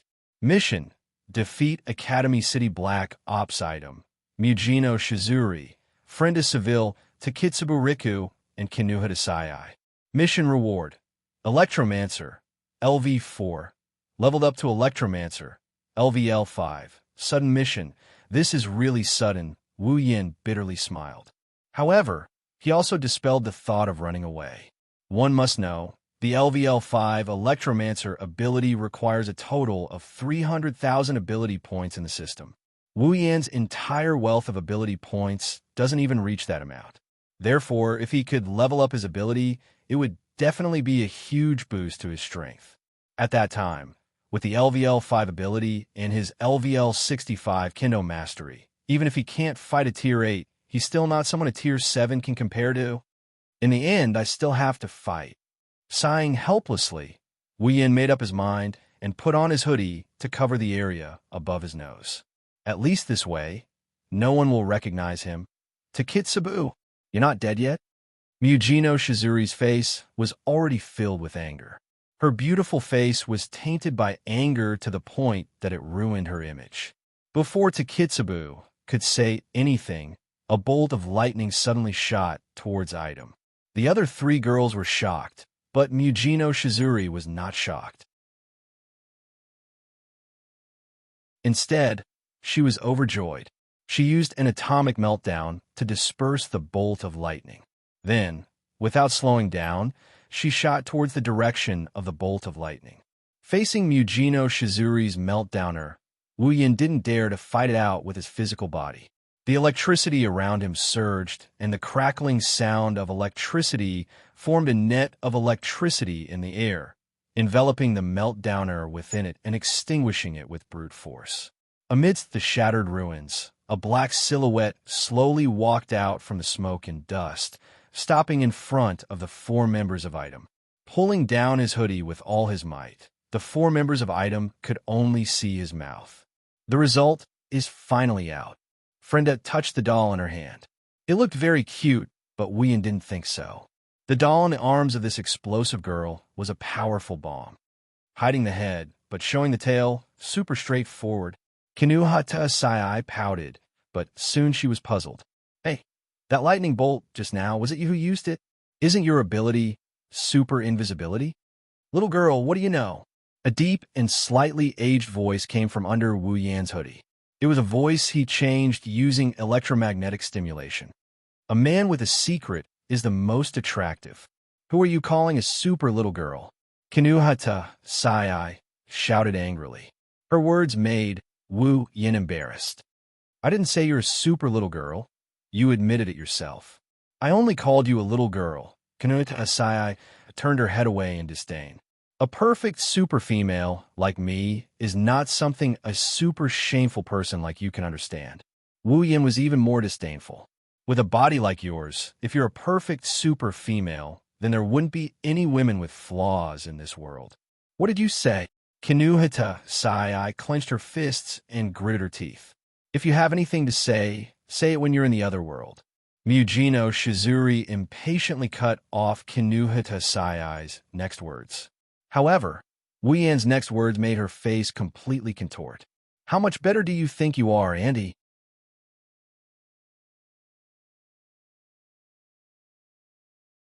Chapter 155.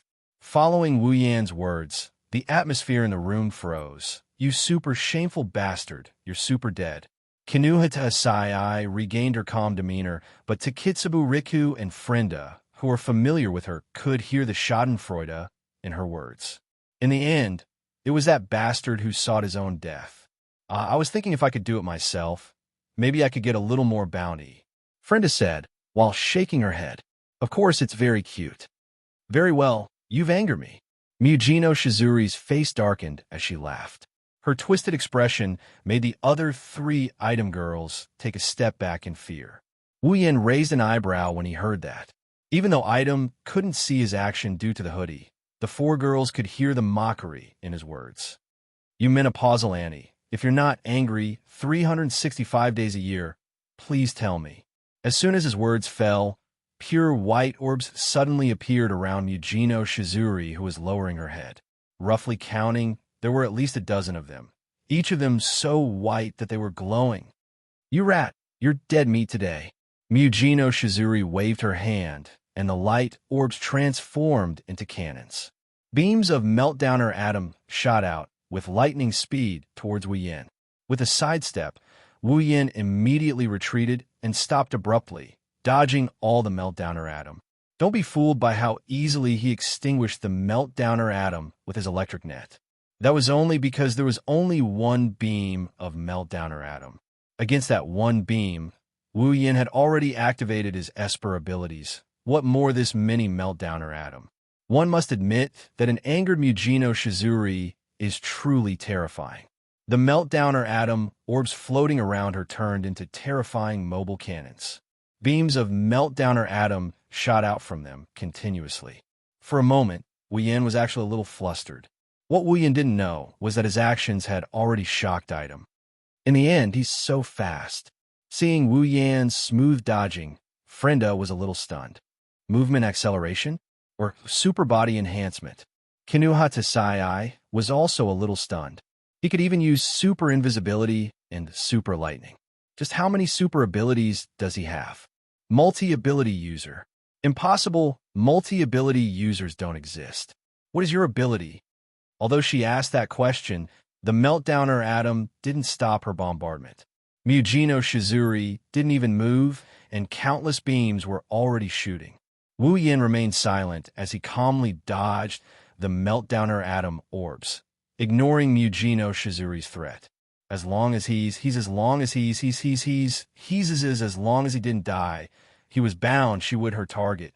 Rather than that, he might as well scold her and fight her to his heart's content. That's what he thought, but in this battle, Wu Yan's hands and feet are bound. He can't use the Nyet and no more Ishana. If he uses it in the future, it'll be bad if he's recognized. And since he can't use the Nyet and no more Ishana, Wu Yan's battle power will be reduced by half. After all, other than his super ability, all his strength lies in his sword. Just casually exchange for one from the system? Forget it, as long as it's not a C-grade equipment. It won't be able to block the meltdowner atom orbs. As for exchanging for a C-grade equipment, Wu Yan's teeth hurt. However, with his LV-65 body and LV-4 Electromancer ability, it's not like he can't win this fight. You're hiding again? Go to hell. Mujino Shizuri was so angry that her eyes almost popped out of their sockets. Her originally beautiful face became so twisted that it disgusted Wu Yan. But if he keeps dodging like this, he won't be able to win. Clenching his hands, countless iron sand particles floated into Wu Yan's hands and formed into an iron sand sword. The iron sand sword buzzed. No one would think that it would be fine to be hit by it. Super scary.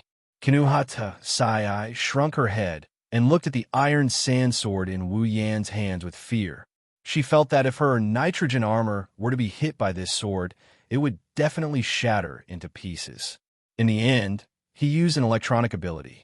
Could it be that the invisibility and dodging just now were all done by manipulating electrons? Using electricity to stimulate the body to dodge at high speed? That seems to be the case. Frenda felt that she had found the truth of her opponent's ability. She squinted her eyes in excitement, but was quickly doused by a weak voice. What about invisibility? Lowering her head into her large bosom, Takitsubu Riku raised her hand and whispered. Frenda's smile froze. Haha, the result must be, maybe he used some high-tech item. Frenda turned her head away unnaturally.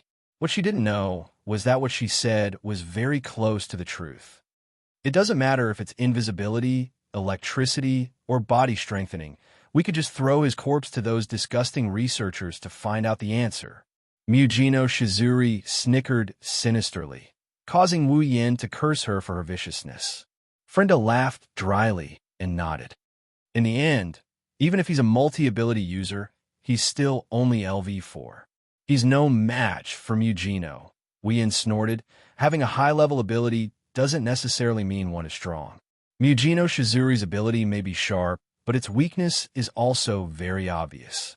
Just like that, the Mo creatures have already determined his strength. Oh well, let's give them a shock. Stabilizing his feet, Wu Yin turned around and charged towards Mujino Shizuri. No longer dodging, he raised his iron sandsword and charged towards Mujino Shizuri. Mujino Shizuri was stunned for a moment before laughing. You're courting death. As her body moved, the light orb around her vibrated as well. Meltdowner shot out again and sealed off Wu Yan's vision. It covered a 2-meter radius in front of him. Facing the incoming Meltdowner, Wu Yan ignored it and continued charging forward. Seeing this, Mujino Shizuri revealed a victorious smile. However, it quickly froze on her face. Wu Yan, who was about to collide with the Meltdowner, made a move that no one expected. His body twisted in the air, moving from the front to the side. As he stepped forward, the electricity on his body surged, and he took the initiative to collide with one of the Meltdowners. The Meltdowner collided with the electricity. After a crisp explosion, the electricity disappeared. The light beam also disappeared. What? Item's 4-man team was stunned. After canceling out the Meltdowner, a gap appeared in front of Wu Yin where the Meltdowner covered. and this gap just happened to allow Wu Yin to pass through. The meltdowner brushed past his body by less than a centimeter and shot backwards. Wu Yin smirked and turned around again to face the four members of Item. With a wave of his hand, an electric gun flashed out. Not good. Mujino Shizuri could not help but be shocked. She quickly took 2 steps back and shouted, "Kinuhata." Super received. Kinuhata Sai took a step forward and moved to the front of Item. With a raise of her small arm, the electric gun struck her and disappeared. If one were to observe carefully, one would notice that the flow of air around Kinuhata Sai's body had changed.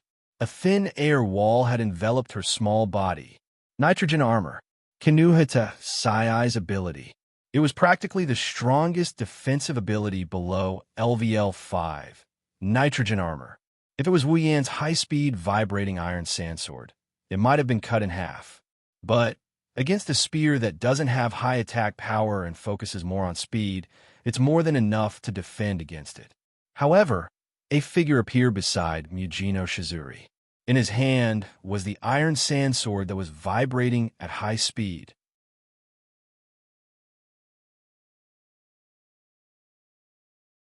Chapter 156. The might of Meltdown Atom was undeniable.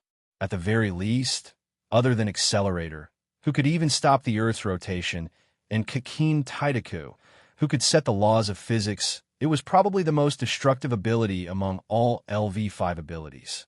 However, it had a very big weakness. The power of this ability was too strong, causing Mujino Shizuri's Meltdown Atom to become very unstable. It required a lot of fine-tuning and careful setting before it could be fully utilized. This also caused Mujino Shizuri to have to make adjustments every time she used the ability. As a result, there was a gap between the condensation and firing. In addition, aiming required a lot of time. In other words, she was not good at surprise attacks. If it was a surprise attack from the dark, she would not be able to react in time. Therefore, a surprise attack was the best way to deal with Mujino Shizuri. With a stern gaze, the iron sandsword was swung down viciously. The wong-wong sound of vibration caused all the hair on Mujino Shizuri's body to stand up. Seeing the iron sandsword swinging down, her pupils shrank to the size of a pinhole.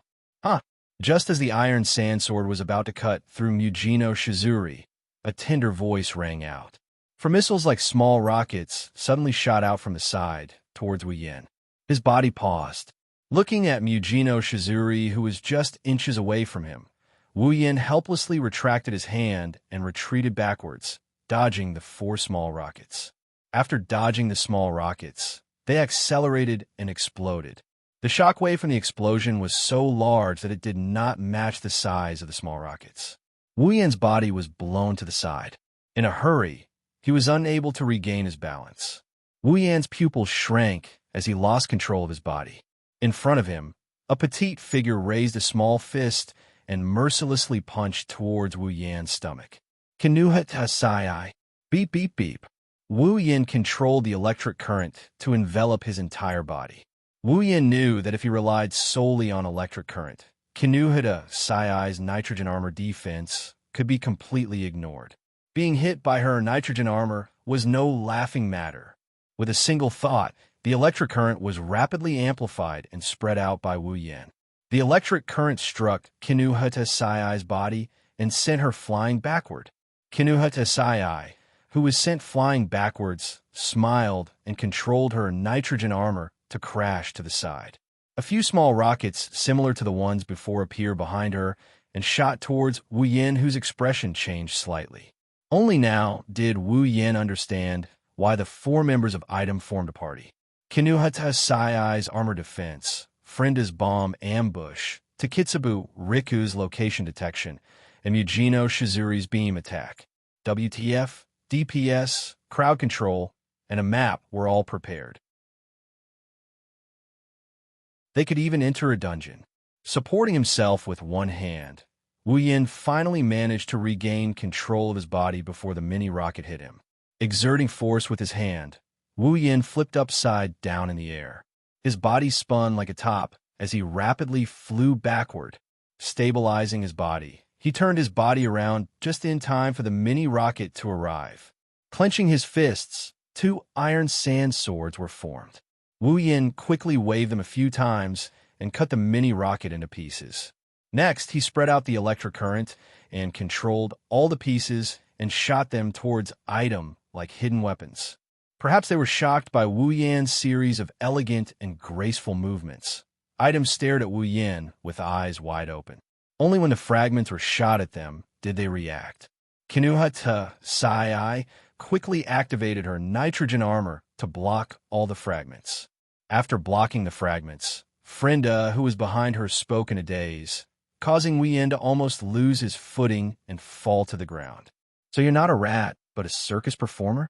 Speechless, he glanced at a certain cute creature who was still acting cute in the middle of the fight. Wu Yan raised his electric field, and countless electric currents lashed out like whips at Item at an incredible speed. Just as Kinuhata Sai was about to receive all the electric currents, a few beams of light shot out from behind her and dispersed all the electric currents. Not a single one was left. Kinuhata Sai, Frenda, and Takitsubu Riku's body trembled violently. Mujino Shizuri slowly walked forward from behind them and stopped in front of them. She lowered her head, and no one could see her expression. Super scary. Kinuhata Sai's movement froze. Looking at Mujino Shizuri's back, she couldn't help but blurt out this sentence. In the end, Mujino seems to be angry. That guy's in trouble now. Frenda's eyes were already filled with tears. She couldn't help but take a few steps back. One could imagine how much fear Mujino Shizuri brought to her at this moment. Looking up, Mujino Shizuri's expression was completely dark. Her eyes were even showing signs of redness, and her face was contorted in a twisted manner. "Just now, I almost thought I was going to die." Mujino Shizuri emotionlessly said this sentence, causing the atmosphere to turn cold. For a moment, Wu Yan blocked the meltdowns of atoms, dodged the meltdowns of atoms, slashed at Mujino Shizuri. To Frenda's rescue, Kinuhata Sai's attack, and Wu Yan's series of actions. Only half a minute had passed. Half a minute ago, Mujino Shizuri had sunk into the fear of death. Half a minute later, she finally regained her senses and became hysterical. "You're actually making me feel fear. You're just a mere LV4. You actually made me feel fear." "Rat!" A sharp scream rang in everyone's ears. Mujino Shizuri frantically took out a strange-looking chip from her body. It was this chip that caused Kinuhata Sai, Frenda, and Takitsubu Riku to be shocked. Spread out to support the semiconductors. Frenda immediately shouted after the three exclamations. "Run!" Hearing this, Kinuhata Sai turned around and ran without hesitation. Frenda immediately followed behind her with a 10-meter pace. Even Takitsubu Riku seemed to have regained all the strength she had lost in the first half of her life as she ran after them. Wu Yan's heart sank when he saw this so-called diffusion support semiconductor. However, he didn't run away like Kinuhata Sai and the others. Instead, he took a deep breath and stared at the crazed Mujino Shizuri. "Die, rat!" Mujino Shizuri sneered and threw the diffusion support semiconductor up into the air. His line of sight followed the diffusion support semiconductor up into the air. When it reached midair, an atomic collapse shot out from Mujino Shizuri's palm towards the diffusion support semiconductor and viciously struck it. Following the explosion of the diffusion support semiconductor, the semiconductor exploded into countless fragments. When the atomic collapse beam came into contact with the fragments, it instantly transformed into countless beams of the same number. The beams enveloped the entire area in a radius of 20 meters and rained down on Wu Yan. It was indeed an AoE attack. With a quick step, Wu Yan dodged the incoming atomic collapse. The atomic collapse bombarded the ground, leaving behind a crater. More atomic collapse shot towards him. Step by step, Wu Yan dodged them with incredible speed. Explosions. Explosions. Continuous explosions. Dodging. Dodging. Continuous dodging. Bombardment. Bombardment.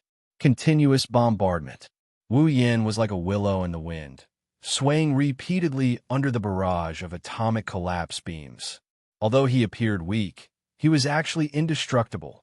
Under Wu Yan's movements, the raindrop-like beams of light were like a shot put, while Wu Yan was like a piece of paper. When a shot put approached him, it was blown away by the whistling sound of the wind, allowing him to evade one attack after another.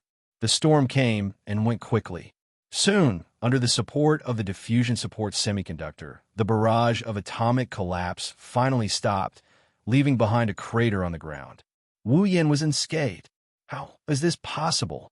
Mujino Shizuri shouted in a daze.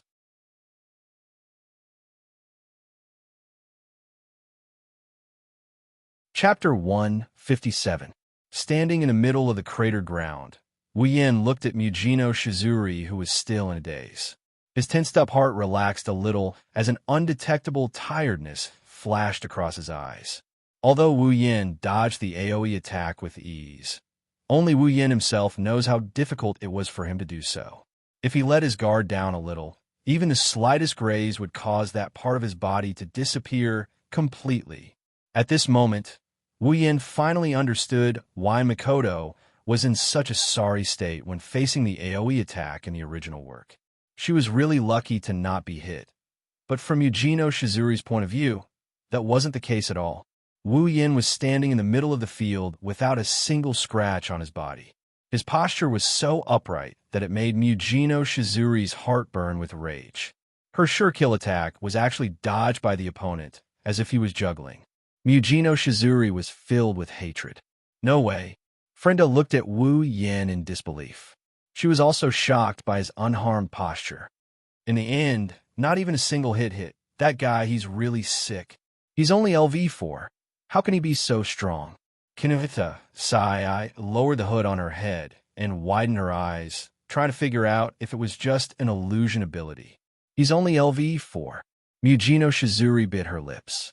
She took out a few diffusion support semiconductors and tossed them into the air. She then used the momentum to unleash the AoE attack.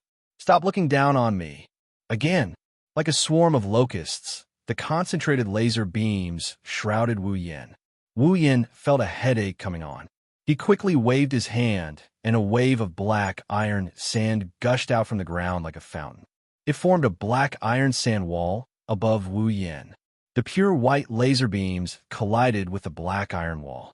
The black iron wall didn't even last a second before it was turned into a beehive. The power of the AoE attack didn't decrease at all as it continued on towards Wu Yan. But for Wu Yan, less than a second was more than enough.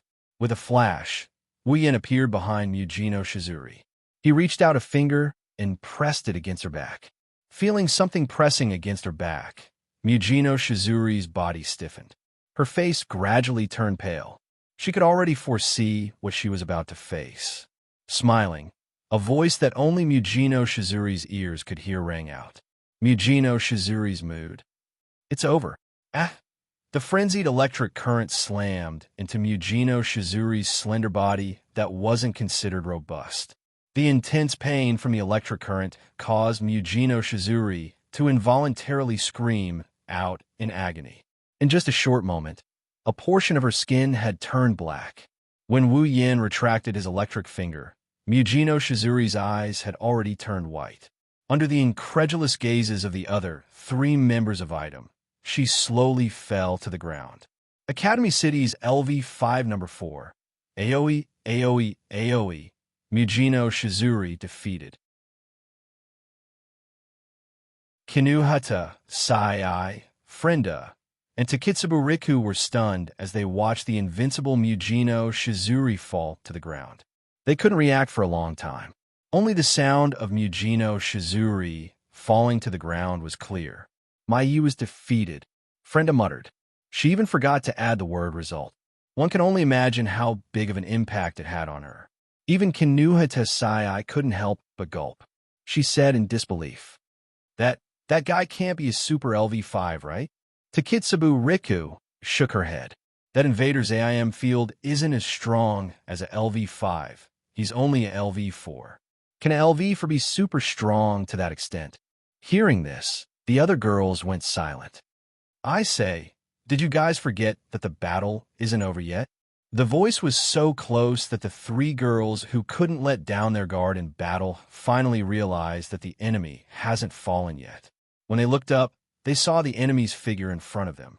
Looking at the three girls in front of him, Wu Yin smiled brightly at them with his only exposed mouth. Using a kind tone, he said, "Are you guys going to surrender? Or should I just tie you up?" Before the three girls could answer, Wu Yan's face darkened. Of course, when that time comes, what awaits you won't be a rope, but a tortoise shell. A second after the words were spoken, the three girls immediately squatted down and raised their hands, making a gesture of surrender. It was very straightforward. Ding! Sudden mission completed. Ability Electrocutor, LV4, leveled up. Leveled up to Electrocutor, LV5. The system notification rang out, and Wu Yan's head swelled. Following that, Wu Yan could feel countless calculations flashing through his mind. Electricity suddenly surged around his body. Large amounts of electricity flowed wildly around Wu Yan's body. The speed was getting faster and faster. The sound was getting louder and louder. The electricity was getting stronger and stronger. Kinuhata Sai, Takitsubu Riku, and Frendo were shocked by the intense electricity.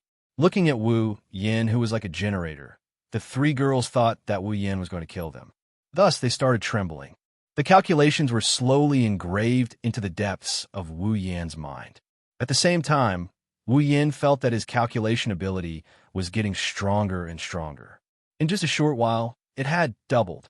Moreover, it was still rapidly getting stronger.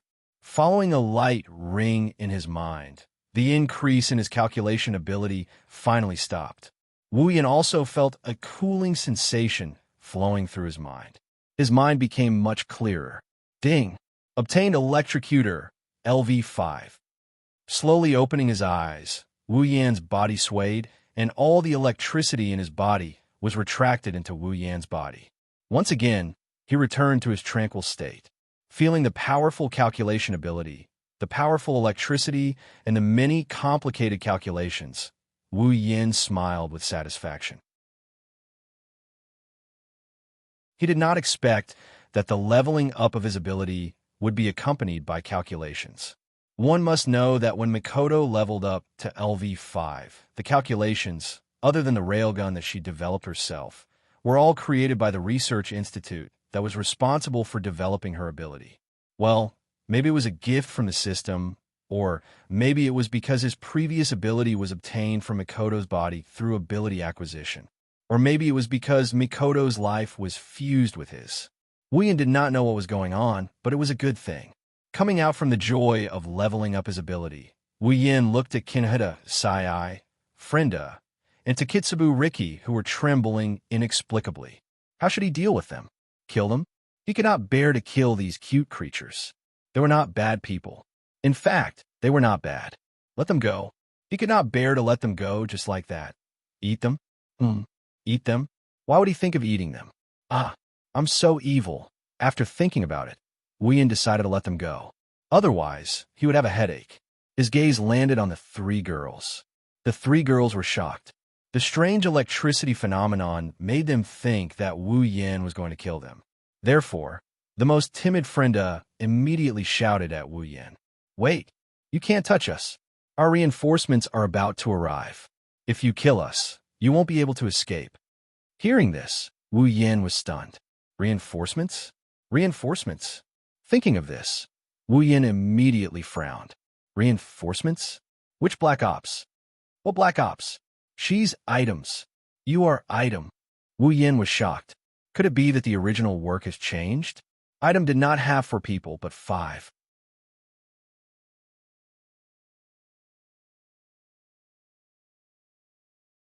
Chapter 158. The 3 women from Item had no idea how much shock their words had brought to Wu Yan. In other words, Item wasn't like the original work where there were only 4 people, but 5. Had the original work changed? Wu Yan's heart sank.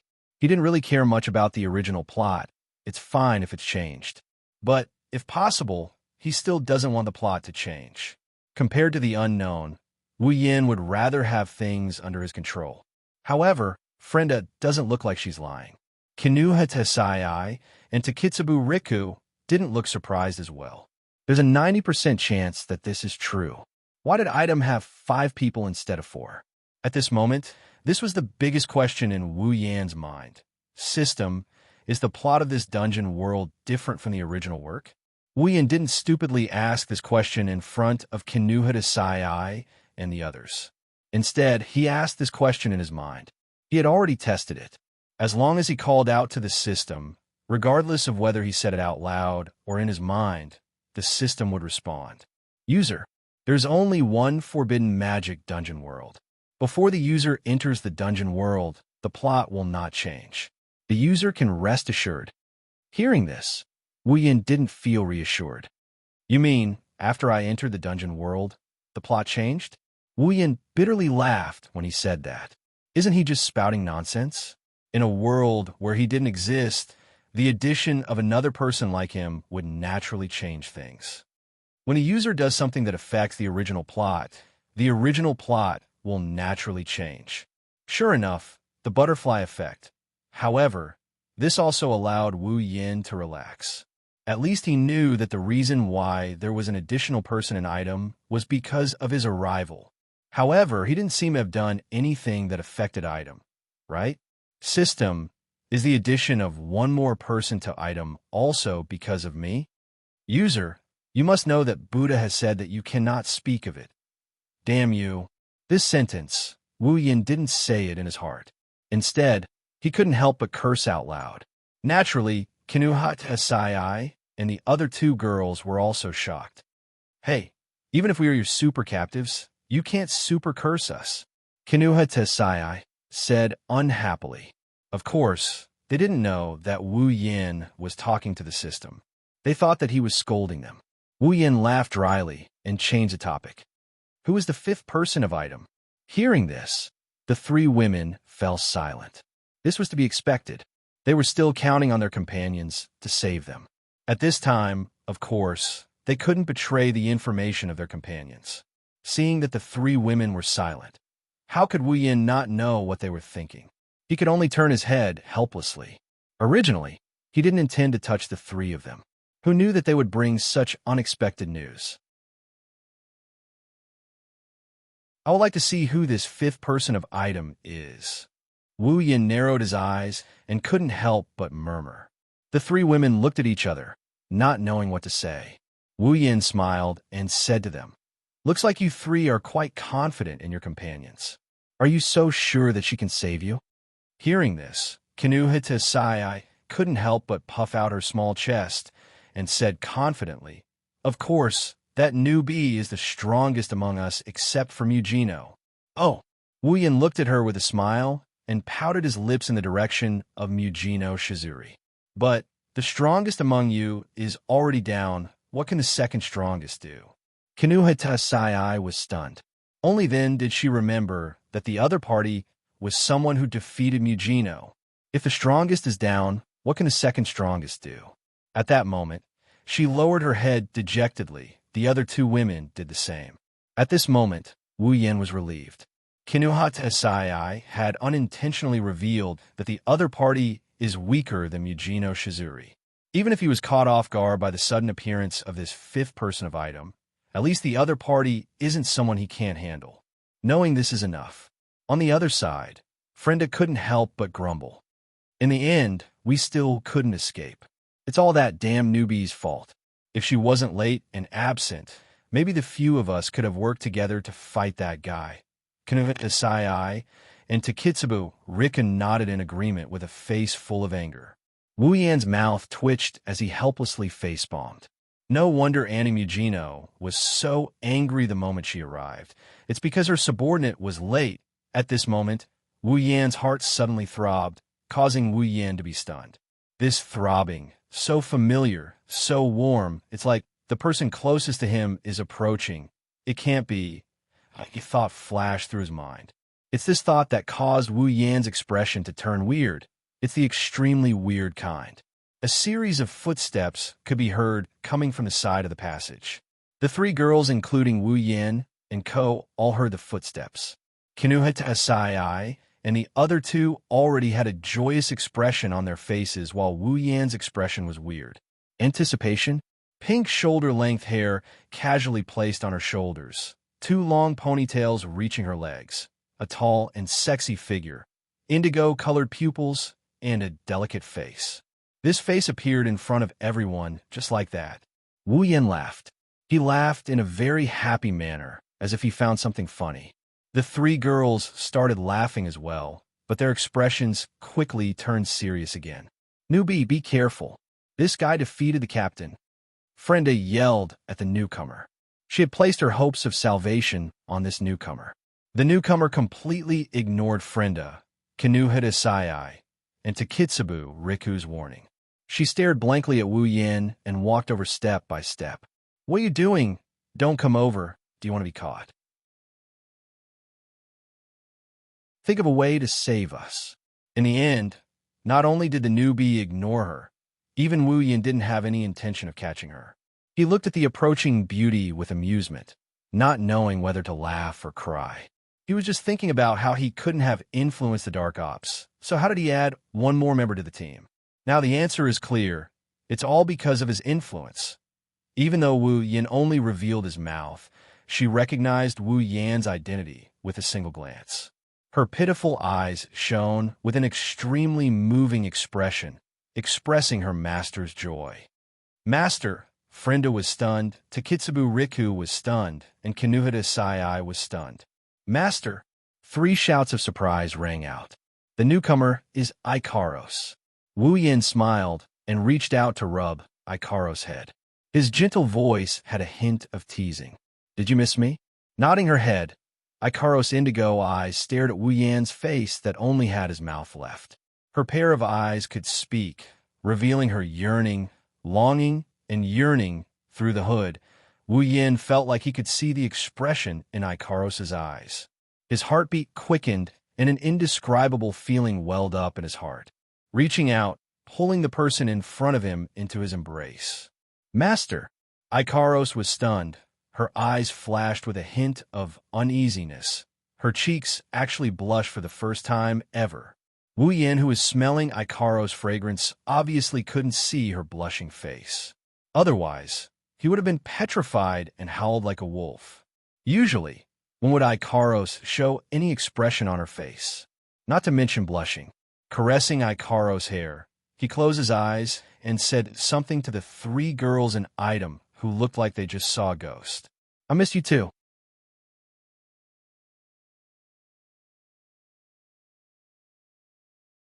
Chapter 159.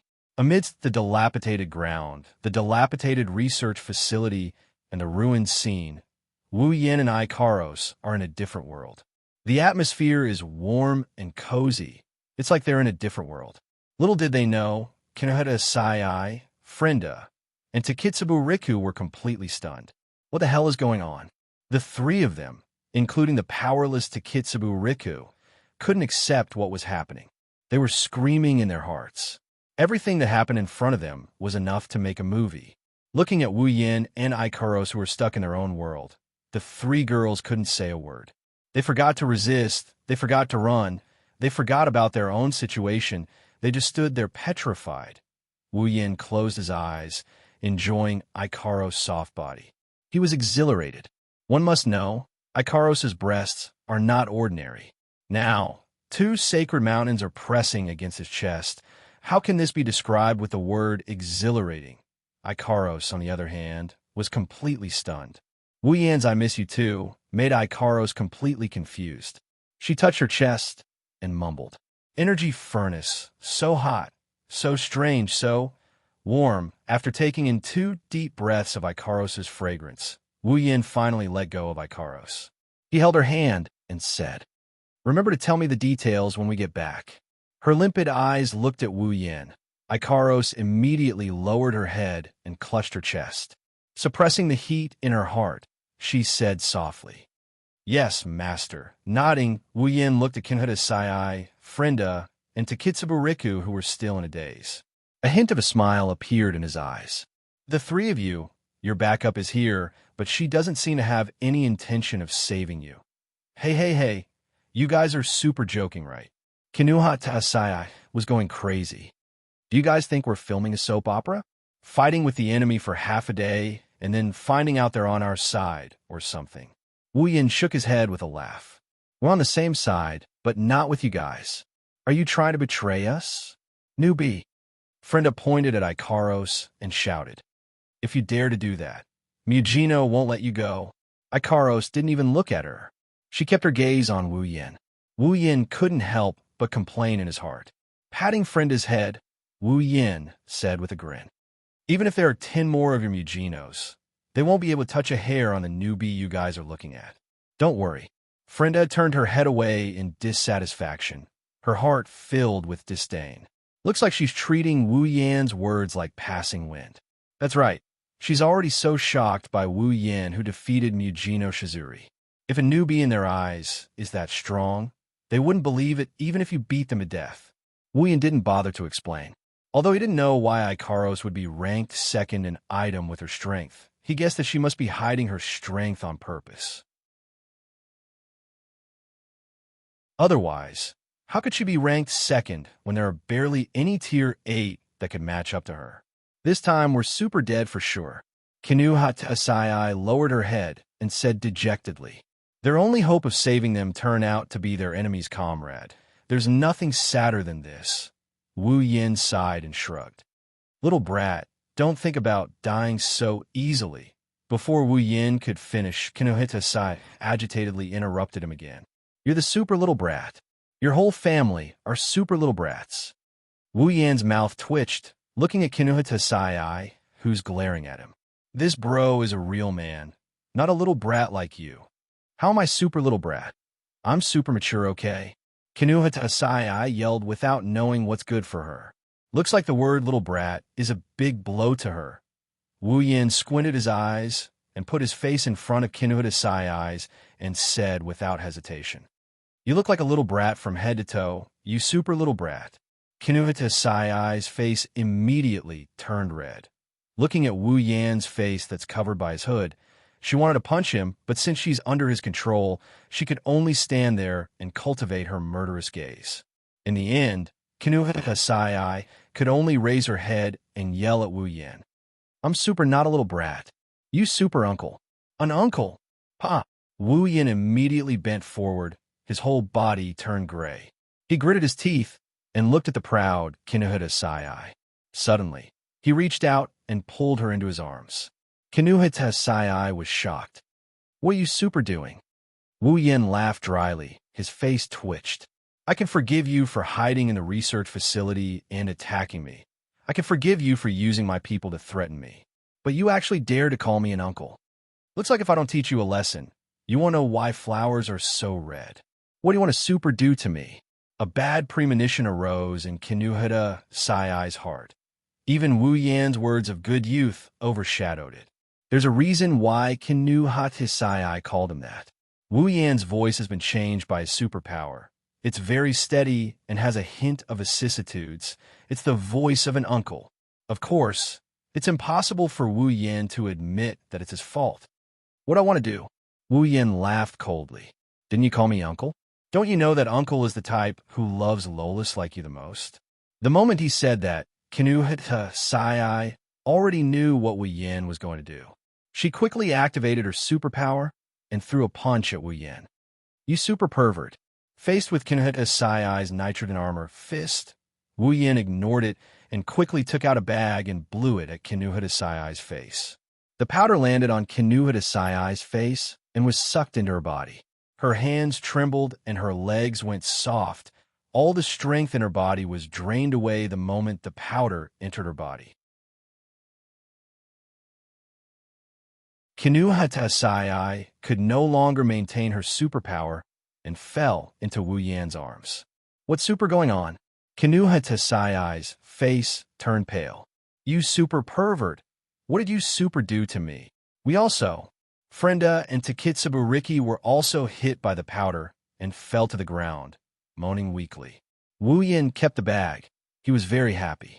Luckily, He still had the item that he used to defeat Chuju and Mikoto.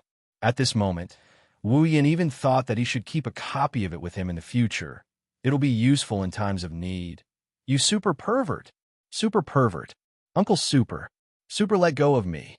Although Kinidasai didn't know what kind of drug was used, she was familiar with all kinds of B-rated movies. She could already imagine what was going to happen next. Scream. Scream. Even if you scream yourself hoarse, no one will save you.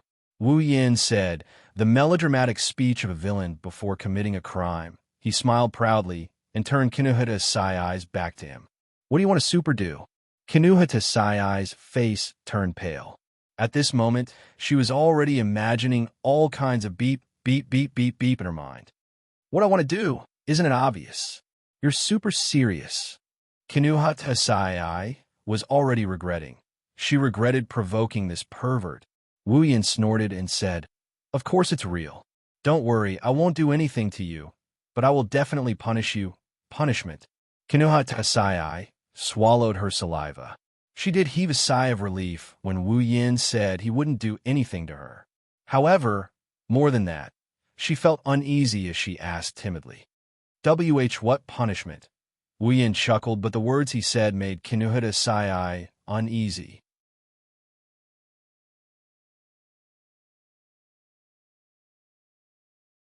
Chapter 160.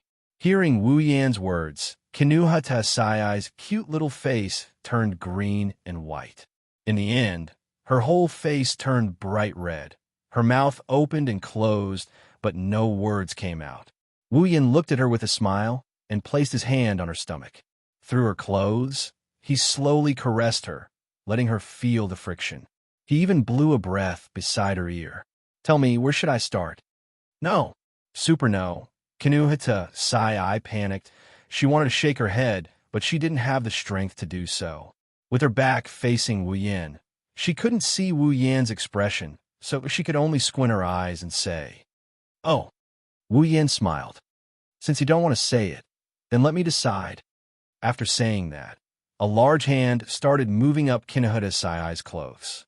Feeling Wu Yan's action, Kinuhata Sai's little heart started beating so fast that she forgot to react. No matter how far the distance is, as long as one knows how to walk, one day one will reach it. What's more, the distance between Kinuhata Sai's stomach and chest is so small. Thus, under Kinuhata Sai's trembling welcome, Wu Yin grabbed her soft little breast and started caressing it. Kinuhata Sai's face turned bright red. She has never been touched by anyone before. Even a part of her body that she rarely touches is being controlled by someone else. Kinuhata Sai's brain short-circuited. Frenda and Takitsubu Riku, who were beside her, buried their faces in the ground in shock. Their faces also turned fiery red. For them, the scene in front of them is too exciting. Of course, they're still a little curious. It can be seen from their small eyes that are fixated on Wu Yin and Kinuhata Sai. At this moment, Wu Yan's other hand was already on Kinuhata Sai's seductive thighs and started caressing them. As for the hand that was caressing her small breasts, it was slowly increasing in intensity, causing Kinuhata Sai to moan softly. While caressing, Wu Yin sighed. You still dare to say that you're not a little girl? Look at your size, Sai. Huh. I'm not happy with you, and don't touch me. Huff huff. Kinuhata Sai seems to be very resistant to the term little brat. Even though Wu Yin has taken control of one of her territories, she still blushed and panted to express her dissatisfaction. Well, although I'm not satisfied with your size, I don't know if it's other aspects. Hearing this, Kinuhata Sai's slightly dazed eyes flashed with a trace of suspicion. But soon, she no longer has the energy to think about it. Wu Yin let go of his hand on her breasts and placed it back on Kinuhata Sai's stomach. Then, under Kinuhata Sai's astonished gaze, he lifted her clothes and reached inside. Super no. A strange moan escaped from Kinuhata Sai's mouth after the word super no, followed by a series of continuous moans. Both of his hands reached into Kinuhata Sai's bosom. He opened his palms and started massaging her breasts. Kinuhata Sai's breasts may be a bit small, but they're really nice to touch, soft and smooth. Whoa, you super pervert. Kinuhata could feel the heat from Wu Yan's hands. It went straight to her heart, causing her heart to tremble as she fell into an indescribable feeling. The moans that came out of her mouth made her face and ears turn red. She couldn't believe that she was the one who made such a sound. Wu Yan narrowed his eyes, looking at the small body moving up and down along with his big hands. He whispered into Kinuhata's ear, "Oh, you don't like this feeling? Who? Who would like it so much?" Well, although it's super comfortable, Kinuhata closed her eyes, because at this moment, she found it difficult to speak. "If you don't like it, then..." Pulling out one hand, Wu Yin caressed Kinuhata's thigh and moved up. "Then what about here?" "Whoa, I can't do it there." Her weak resistance didn't make Wu Yan's heart soften. Instead, he pressed his hand on Kinuhata's thigh and pushed in. Whoa, super perverted. Kinuhata opened her eyes. Her eyes were watery and tender like an onion. Wu Yin laughed evilly, glanced at Frenda and to Kitsuburiku, who were lying on the ground not far away. Noticing that they were sneaking glances at him, he rolled his eyes and retracted his hands. Now that the intruder has left, Kinuhata let out a sigh of relief. She didn't know why, but there was a faint feeling of reluctance in her heart. However, as her body turned cold, all reluctance disappeared. "Wah, you. Before she could react, Kinuhata's few clothes, including her underwear, were stripped clean by Wu Yan's lightning-fast hands, turning her into a little white sheep. I knew it, you super beast, you would never let me go. Finally, you couldn't hold it in anymore, Wu. Poor me, I'm about to be violated by a super lullicon." Without the strength to cover up her embarrassment, Kinuhata started crying out in a pitiful tone. Her voice was so pitiful that it made Wu Yan's lips twitch. Even his mood of appreciating her beauty diminished. With one hand on Kinuhata's thigh, Wu Yan's finger pushed in slightly. "Whoa, ugh." Kinuhata's face, which was filled with misery a moment ago, turned into ripples. With a strange blush, she moaned out loud. Once she started moaning, she didn't stop. Her childish moaning sounds echoed throughout the entire space. Wu Yan didn't hold it in like Kinuhata said. Towards these three girls whom he met today, Wu Yan didn't shamelessly eat them up. This time, it was more of a punishment. Of course, to other people, it's already shameless to train three girls whom he just met today. One of his hands kept roaming around Kinuhata's body, sometimes touching there, sometimes touching here, while the other hand was very focused on teasing a certain spot. Kinuhata, who has never experienced such treatment before, under Wu Yan's teasing technique that he learned from Chuju and Mikoto, her whole body started to twitch. The pleasure spread from her heart to the rest of her body, making her feel intoxicated and confused at the same time. An unknown electric current kept attacking a certain door in her heart. Every time it attacked, she would feel a wave of panic. As Wu Yan's movements became bigger, the electric current in her body became stronger and stronger, and the door became weaker and weaker. Until a certain moment, Kinuhata didn't know what she felt, but when she opened her eyes, they were filled with panic. Her skin started to turn pink, and a strong sense of release made her heart tremble violently. Wait, super wait. Kinuhata is very afraid of this feeling. It's as if she's floating in mid-air without any support, unable to fly, and about to fall, causing her lips to start to tremble. Wu Yan has seen this phenomenon countless times from Mikoto. How could he not know what's going on with Kinuhata? Ignoring her protests, Wu Yan's movements suddenly accelerated. Woo-wah. It's like a scream, yet it's also like a laugh. An incomparably contradictory sound came out from Kinuhata's mouth uncontrollably. Following the sound, an incomparable joy attacked her body, and her heart fell back to its original position. Kinuhata couldn't help but close her eyes. A weak, muffled sound came from her mouth, as if she's recalling something.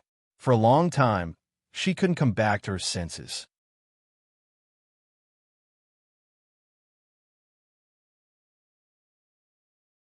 Chapter 161. Wu Yan didn't feel the slightest bit of malice in making a 12-year-old girl look like this. Instead, he felt a sense of accomplishment. After all, this is something no one in the original work has the ability to do, right? Kinuha was still gasping for air, as if she had just run around Academy City. Kinuha couldn't believe it. Normally, even if she didn't eat or drink for an entire day, she wouldn't gasp for air like this. So how could she be gasping for air like this in such a short time? However, the two of them can't be compared at all. He swam around Kinuha petite body one more time before putting her down. He laid her down beside Frenda and Takitsubu Riku. Then, he looked at them and smiled. Still haven't seen enough? Frenda and Takitsubu Riku were shocked. Takitsubu Riku quickly lowered her head while Frenda smiled embarrassedly. She could tell that Wu Yan didn't intend to make things difficult for them. Of course, she quickly changed her mind. Wu Yan's eyes scanned Frenda and Takitsubu Riku's body before pulling Takitsubu Riku into his embrace like Kinu Hidasai. Takitsubu Riku was stunned. She stared blankly at Wu Yan's face as if she didn't realize that she was in Wu Yan's embrace. Frenda was shocked when she saw what happened to Takitsubu Riku. He can't be planning to do the same to us. Wu Yan also looked at Takitsubu Riku. He could see a trace of fatigue in her eyes. Wu Yan knew that was the side effect of consuming the body crystal on her body. Wu Yan sized up Takitsubu Riku's body. When he saw Takitsubu Riku's full breasts, he couldn't look anywhere else. Wu Yan couldn't help but exclaim, "What a big pair!" That was the truth. Takitsubu Riku shouldn't be considered old, but her pair of ample bosoms were exceptionally astonishing. At this moment, the thin sportswear wasn't enough to restrain them as they were pushed up high. Pervert! Frenda immediately gave Wu Yan this impression. However, when Wu Yan touched Kinuha earlier, she didn't give Wu Yan this impression. If Wu Yan were to find out, he would definitely suspect that there's a dark history between them. After hearing Wu Yan's words, Takitsubu Riku finally reacted. Seeing Wu Yan staring at her chest, her body shrunk. Wu Yan patted Takitsubu Riku's surprised little face and laughed. "Well, you can't be biased. You can't just love that little girl." After saying that, Wu Yan once again stretched out his sinful hands. He tried his best to open his palms and take in a pair of plump breasts that he couldn't help but feel pity for. And a moan escaped from Takitsubu Riku's mouth. Her voice was soft and delicate, causing Wu Yan to sigh. As expected of an exhausted girl, even when moaning, she didn't forget to make it cute. Even though he was thinking about something, his hands didn't slow down at all. Look, he's already kneading her breasts with his fingers. A blush appeared on her cheeks, adding a bit of liveliness to Takitsubu Riku's lethargic face, making her look a bit more alluring. Under Wu Yan's movements, Takitsubu Riku seems to have decided to carry out her role as an exhausted girl to the very end. Other than her body moving up and down along with Wu Yan's movements, she didn't do anything else. Even though her eyes were covered with water, Takitsubu Riku didn't close them. Instead, she stared at Wu Yan's face, as if she wanted to see through that layer of concealment and memorize his face. Wu Yan's actions have already left a faint shadow in the heart of this girl who didn't care about anything. Takitsubu Riku's pair of plump breasts did make Wu Yan feel pity for her. Even though he didn't have this size around him, Ikaros and Astria both had bigger breasts, but he never had the chance to enjoy them. As for the two girls he pushed down, well, even though flat breasts aren't bad, they're still a little protruding and more pleasing to the touch. Thinking about it, Wu Yan grinned. Looking at Takitsubu Riku's eyes, there was a hint of heat. With a move of his hands, he took off Takitsubu Riku's clothes as well. Don't do that. Takitsubu Riku finally moved her eyes away. Her body was exposed in front of Wu Yan's eyes, and she felt uncomfortable. Since her body was weak, she could only whisper shyly.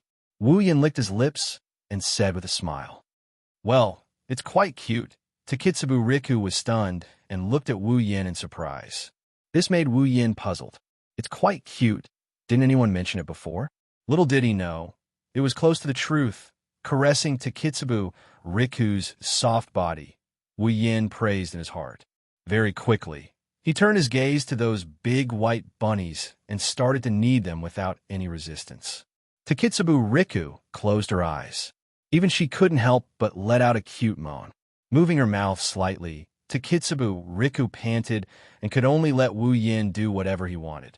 Looking at Takitsubu Riku's appearance, Wu Yin let out a few naughty laughs. He freed one of his hands and reached towards Takitsubu Riku's lower body. On the other side, Ikaros watched from the beginning to the end. She looked at Kinu Hadasai, who was just trained by Wu Yin, and then at Takitsubu Riku, who was panting in Wu Yan's arms. She pinched her own chest. Master seems to like it a lot. After sending Takitsubu Riku to the peak, Wu Yin gently placed this nice body beside Kinu Hadasai. Under her unwilling glare, he turned his gaze to Frenda. In the end, don't tell me you're planning to do the same to me. Even though Frenda already knew that she might fall into the devil's claws, when the real thing is about to happen, she still couldn't help but panic. Wu Yin didn't say anything. He just gave her a big smile. Then, amidst her screams and screams, he stripped her naked body. The result of this is, of course, a soft moan soon appeared in this space, looking satisfyingly at the three girls who were sent to the peak by him. Wu Yin welcomed their complicated gazes with a smile and said with an "I'm a good person" tone, "Well, you're finally a little more obedient." The result of this sentence was the angry glare of Kinuhada Sai and Frenda. Wu Yin ignored them and took out a camera from his space ring. "Hey, what are you super trying to do?" Seeing Wu Yin take out a camera, the three girls didn't want to bother about where Wu Yin took it out from. Their female intuition tells them that something bad is about to happen. What can I do with a camera? Of course it's to take pictures. Sure enough, the girl's premonition came true. Kinuhata Sai screamed hysterically, "You super pervert. It's fine if you're done with us, but you still want to take pictures." "Well, I don't have a choice." Wu Yin helplessly shrugged and raised the camera in his hand. "In order to prevent you girls from spreading unnecessary information, I can only do this." Admiringly sizing up the fair and clean bodies of the three girls of different sizes, he smiled at the three panicked little faces. "That's why. Just accept your fate." No shouts, accompanied by the sound of the camera, resounded together with the sound of kacha kacha. Wu Yin waved the photo in his hand as he looked at the three girls who looked like they didn't want to live anymore. "Ladies, do you know how to report to your client when you return?" The three girls gritted their teeth. This time, even Takitsubu Riku had the same expression. It's obvious that Wu Yin has been beeped in their hearts. The three girls nodded unwillingly. Wu Yin also nodded in satisfaction. Then he kept the photo in his hand and walked towards the fainted Mujino Shizuri. Seeing their captain turned into a white sheep in Wu Yan's hands, followed by a series of kacha kacha, the three girls actually felt a sense of balance. Even Mujino couldn't escape being photographed. There's nothing we can do. They comforted themselves like this.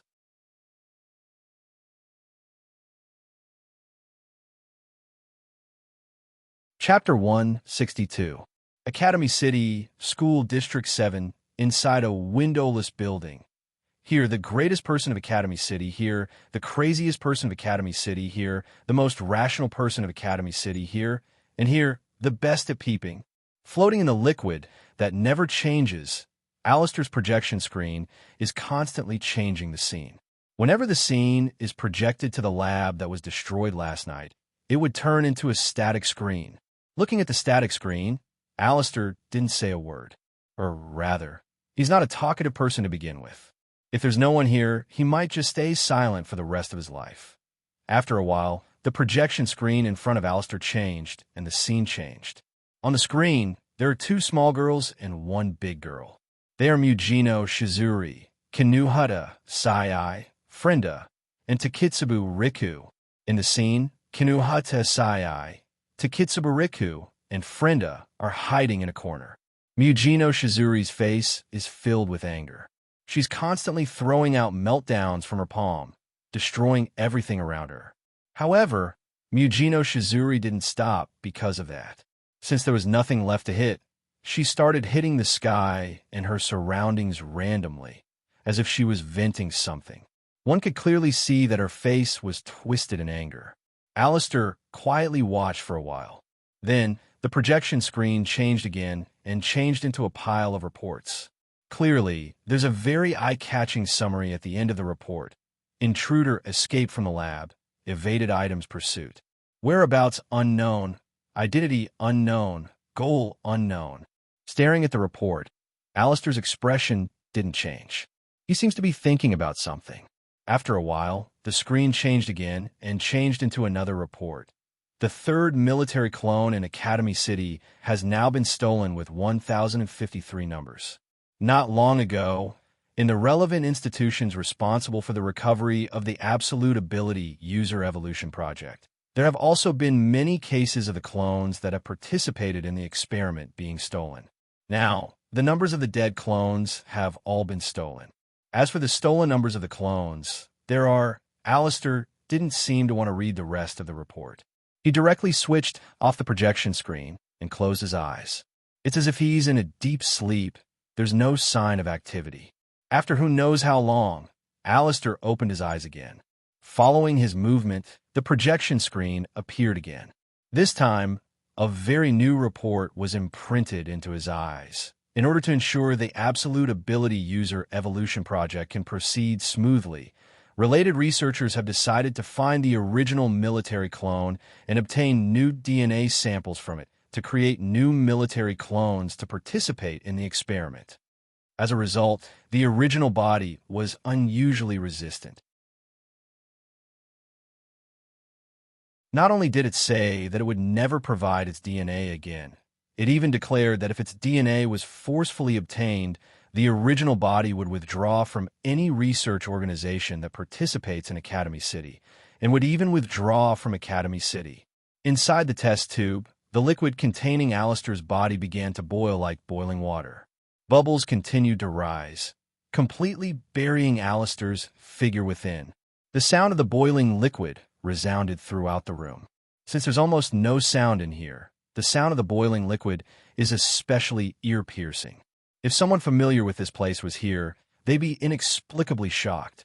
This is because the liquid in this test tube has never reacted violently before, let alone boiling violently like this.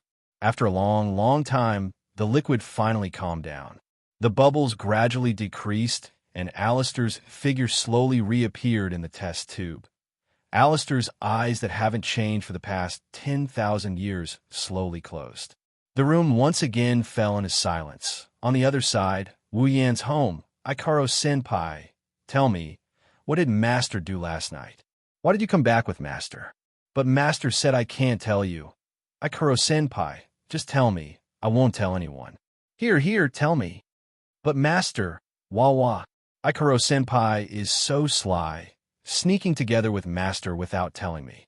You must have done something bad. Wah. And no. Wah. Ikaro-senpai, you're actually blushing. Wu Yan helplessly watched the interaction between Ikaros and Astria. He face-bombed. He couldn't bear to watch this anymore. The pure Ikaros met the equally pure but dumb Astria. He didn't expect the situation to turn into a situation of being taken advantage of. Wu Yan is speechless at this turn of events. Maybe Astria is just jealous that Ikaros can be with him. Otherwise, she wouldn't keep asking. She's not a bad girl. However, it's obvious Astria's question isn't going to get a response. Ikaros is an easygoing person. She's the only one who'll carry out Wu Yan's orders to the letter. Wu Yan was touched, but at the same time, he felt helpless, of course. Wu Yan was happy to see Ikaros blushing. Ikaros is good at everything, but she's a little slow when it comes to relationships. Her current self is very similar to the Ikaros who knows how to be bashful at the end of the original work. Wu Yan feels that this is pretty good. It's best if they continue like this. Otherwise, he won't be able to let go of all kinds of things when interacting with Ikaros. As for what he can't let go of, it's a wolf's ambition. Everyone knows that. Looking at Ikaros, who is struggling under Astria's ferocious assault, Wu Yan really can't fathom how Ikaros can get along with the 4 girls in item when she's like this. According to Ikaros, After coming to this world, when she regained her senses, she found herself standing in Item's activity area. The system gave her the same identity as Wu Yin: no parents, no friends, no boyfriend.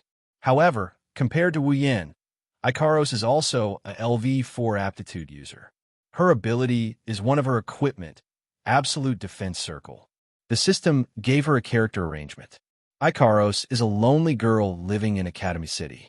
Due to an accident, she ran into Academy City's LVL-5 meltdown atom, Mugino Shizuri. She took a hit from Mugino Shizuri and came out unscathed.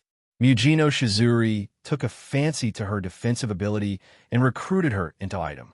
Due to the fact that Ikaros was a newbie, Mugino Shizuri did not put Ikaros on the item list. Only after a successful mission would Mugino Shizuri add Ikaros to the list and announce her addition to the team. And this mission is to test Ikaros' capabilities. However, Ikaros' heart was filled with her master. Even on the day of the mission, she was still searching for Wu Yan's whereabouts. In the end, she was late. That's why Wu Yan is glad. If Ikaros passed Mugino Shizuri's test and joined Item, she would definitely be noticed by the council. Being noticed by the council is the same as being noticed by Alistair. At that time, maybe Alistair would be in the mood to peek at Ikaros, only to be interrupted by the battery shield. That would be bad. Alistair is a perfectionist. He won't let a single chess piece escape his control. In the end, after a round of investigation, fortunately, he had something on Item, so they wouldn't leak it out. Ikaros hadn't entered their line of sight yet, so nothing had changed. Wu Yan's plan can still be carried out.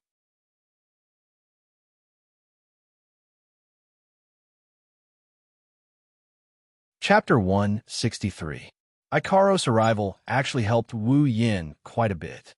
One had to know that with a glutton at home, the speed at which one could cook was no match for the speed at which the glutton ate. As a result, one had to hold the kitchen knife for as long as the glutton was hungry, while the glutton was hungry for almost 24 hours a day. Now that he has Ikaros as his helper, Wu Yan's burden has been reduced by quite a bit. Even if Ikaros isn't that proficient in cooking, he has to admit that her learning ability is quite strong. Wu Yan is glad that he has free time, but at the same time, he's starting to feel a chill in his heart. Just Astria alone is enough to torture him to this extent. What if one day he's in the mood to summon that Yuyuko from Jinsokyo? This is the first time Wu Yan thought girls aren't cute anymore. Wu Yan's thoughts drifted far away, but he was pulled back to reality by the ringing of his phone. He suspiciously picked up the phone and saw the words Mikoto popping up on the screen. Speaking of which, this phone was bought by Mikoto for Wu Yan. Wu Yan didn't have any other money in Academy City aside from the gold he brought from the Spalier world. Compared to the pitiful Wu Yan, Mikoto, being the third LVL-5 ranker in Academy City, received the biggest subsidy in Academy City. She couldn't even be bothered to count the numbers in her bank account. When she heard that Wu Yan didn't have a phone, she generously gave one to Wu Yan. This made Wu Yan, who wanted to buy one the next day, feel like he's living off a woman for the first time. Of course, there's another big reason why Wu Yan didn't really want this phone. Wu Yan looked at the pink Keto limited edition phone that kept ringing in his hand. He felt a lot of pressure. Sighing helplessly, Wu Yan picked up the phone. "Hello, Mikoto. It took you so long to pick up the phone. How busy are you?" Mikoto's slightly unhappy voice sounded from the other side of the phone. Wu Yan was speechless.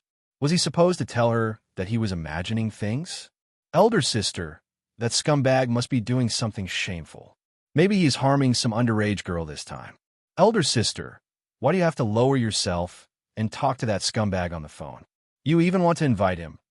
The tender voice was filled with contempt, disdain, hatred, and jealousy. Even if he used his knees to think, Wu Yan would know who this person was. She really didn't forget to slander him all the time, considering that there would be no end to this entanglement. Wu Yan decisively pretended not to hear. "Well, what's the matter?" "Mikoto." On the other side of the phone, Mikoto let out an obvious humph. It wasn't clear if she was dissatisfied with Wu Yan or a certain black and white guy. She hesitated for a while before speaking in a soft voice. Are you free today? Oh, hearing this, Wu Yin was surprised. He teased with interest. Of course I'm free. I just didn't expect Makoto to finally take the initiative to ask me out on a date. No, of course not. It's not a date. A certain black and white creature yelled again. Why would elder sister go on a date with a scumbag like you? Elder sister belongs to me, Kuriko. If you want to go on a date, you should go on a date with me, Kuriko. Wu Yan's expression turned awkward. He didn't know what to say. He also didn't know where Makoto and Kuriko called him. After Kuriko revealed her preferences, the other side of the phone became noisy. Kuriko, what are you talking about? Wu Yan could already imagine that Makoto was angry from being looked at with curiosity by the passersby. Kuriko, I'm not talking nonsense. Elder sister will always belong to me, Kuriko. Elder sister, let's just ignore that scumbag. Just me and elder sister. The strange laughter didn't only make Makoto's hair stand on end. It also made Wu Yan's expression more and more awkward. I say, are you guys still talking to me on the phone? If this goes on, Makoto will definitely call Kuriko back in anger. When that happens, the phone in Makoto's hand won't survive. Thus, Wu Yan quickly cut her off. Makoto, why did you call me? Oh, right. Makoto finally remembered something important. If you're free, come to the restaurant we went to last time. Bring Xianxia with you. Oh, so it's not a date. Wu Yan said regretfully. You wanted to go on another thrilling date like last time? You bastard. Makoto was probably reminded of their last date. She was a little embarrassed and angry. Bring Xianxia over here right now. Got it. I'll bring Ikaros over as well. You found Ikaros. Makoto flinched, then she asked in surprise. Yep, just wait over there. She'll be there soon. Scumbag, you better fall into a stinking ditch and disappear from elder sister's sight forever. Kuriko's resentful voice sounded in front of Makoto. Looks like her impression of Wu Yan couldn't get any worse. Kuriko. Makoto hung up after yelling. Wu Yan looked at the phone in his hand and shook his head with a bitter smile. He glanced at Xianxia, who was eating beside him, and his bitter smile deepened. Academy City School District 7, a certain restaurant. Wu Yan walked into the restaurant with two angeloids with great figures. He habitually endured the passionate gazes of the passersby. Wu Yan saw Makoto and Kuriko the moment he entered. To Wu Yan's surprise, there wasn't only Kuriko on Makoto's side. There was also Waharu Kaori, who he met once in 177th branch. There was also another familiar figure that he's never met before. She had shoulder-length black hair, a 5-petal white plum flower ornament on her head. She wore the same uniform as Waharu Kaori. His first impression of her is that she's energetic and cheerful. Her figure is completely different from Waharu's. She's the best of the four, a very cute and beautiful girl. Wu Yan recognized her at first glance. Xianxia. She's in the same grade and class as Waharu Kaori. She's Waharu Kaori's best friend. Her ability is LV6 Ascending Current. She's Xianxia's strongest ability. Wu Yan pulled out a series of introductions in his mind. He looked at Xianxia with a respectful and admiring gaze. After all, she has an ability that Wu Yan can't be more envious and greedy. He can't even exchange it in the system. Yan, over here. With two super beauties following behind him, Wu Yan couldn't keep a low profile, even if he wanted to. Makoto noticed the three of them and quickly waved her hand. Makoto's voice rang out, and Kuriko immediately shot Wu Yan a sharp and resentful glare. Wu Yan's hand froze when he was about to respond to her. Waharu Kaori looked at him with surprise, and Ruko looked at him with curiosity. Yo, Sister Makoto, I'm here. Xianxia's eyes lit up when she saw Makoto. She raised one hand and put the other hand beside her mouth. She shouted happily at Makoto. Her cute and cheerful personality was on full display. Waharu Kaori and Ruko looked at Xianxia and Ikaros behind Wu Yan. Their eyes flashed with unconcealable surprise. Even Kuriko, who only saw Xianxia once, was captivated by her beauty. Makoto was different. She was feeling awkward If Mikoto and Astria were to stand side by side, at least 99.5 out of 100 people would think Astria is the older sister. The remaining half would be the rare species with unique eyesight. However, Mikoto and Hinajiku have been taking good care of her for a long time, so Astria decided to call them sisters. She would often call them sisters in public, causing Hinajiku and Mikoto to feel awkward. Mikoto started regretting her decision. Why did she ask Wu Yin to bring Astria along?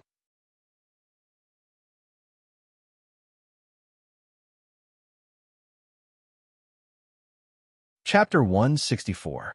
Wu Yin sat down with Ikaros and Astria. Mikoto, Kuriko, Waharu, and Ruko all had different expressions on their faces. Wu Yin felt awkward. There are 7 people at the table, 6 beautiful girls, and he is the only male. Mikoto also felt awkward for a while before she decided to ignore it.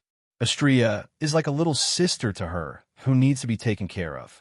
Her tea-colored pupils turned to Ikaros, and a flash of joy flashed through her eyes. Ikaros, I've finally found you. Where have you been all this while? Ikaros looked at Wu Yin and stuttered. I've been looking for Master, so... Asking Ikaros to lie is really too much for her. Can't help it. She can't just tell anyone about her being in the dark department. Wu Yin already talked to Ikaros about this, so she knows what to do. However, it seems like it's going to be hard for Ikaros to hide something from the public. Mikoto looked at Ikaros in shock.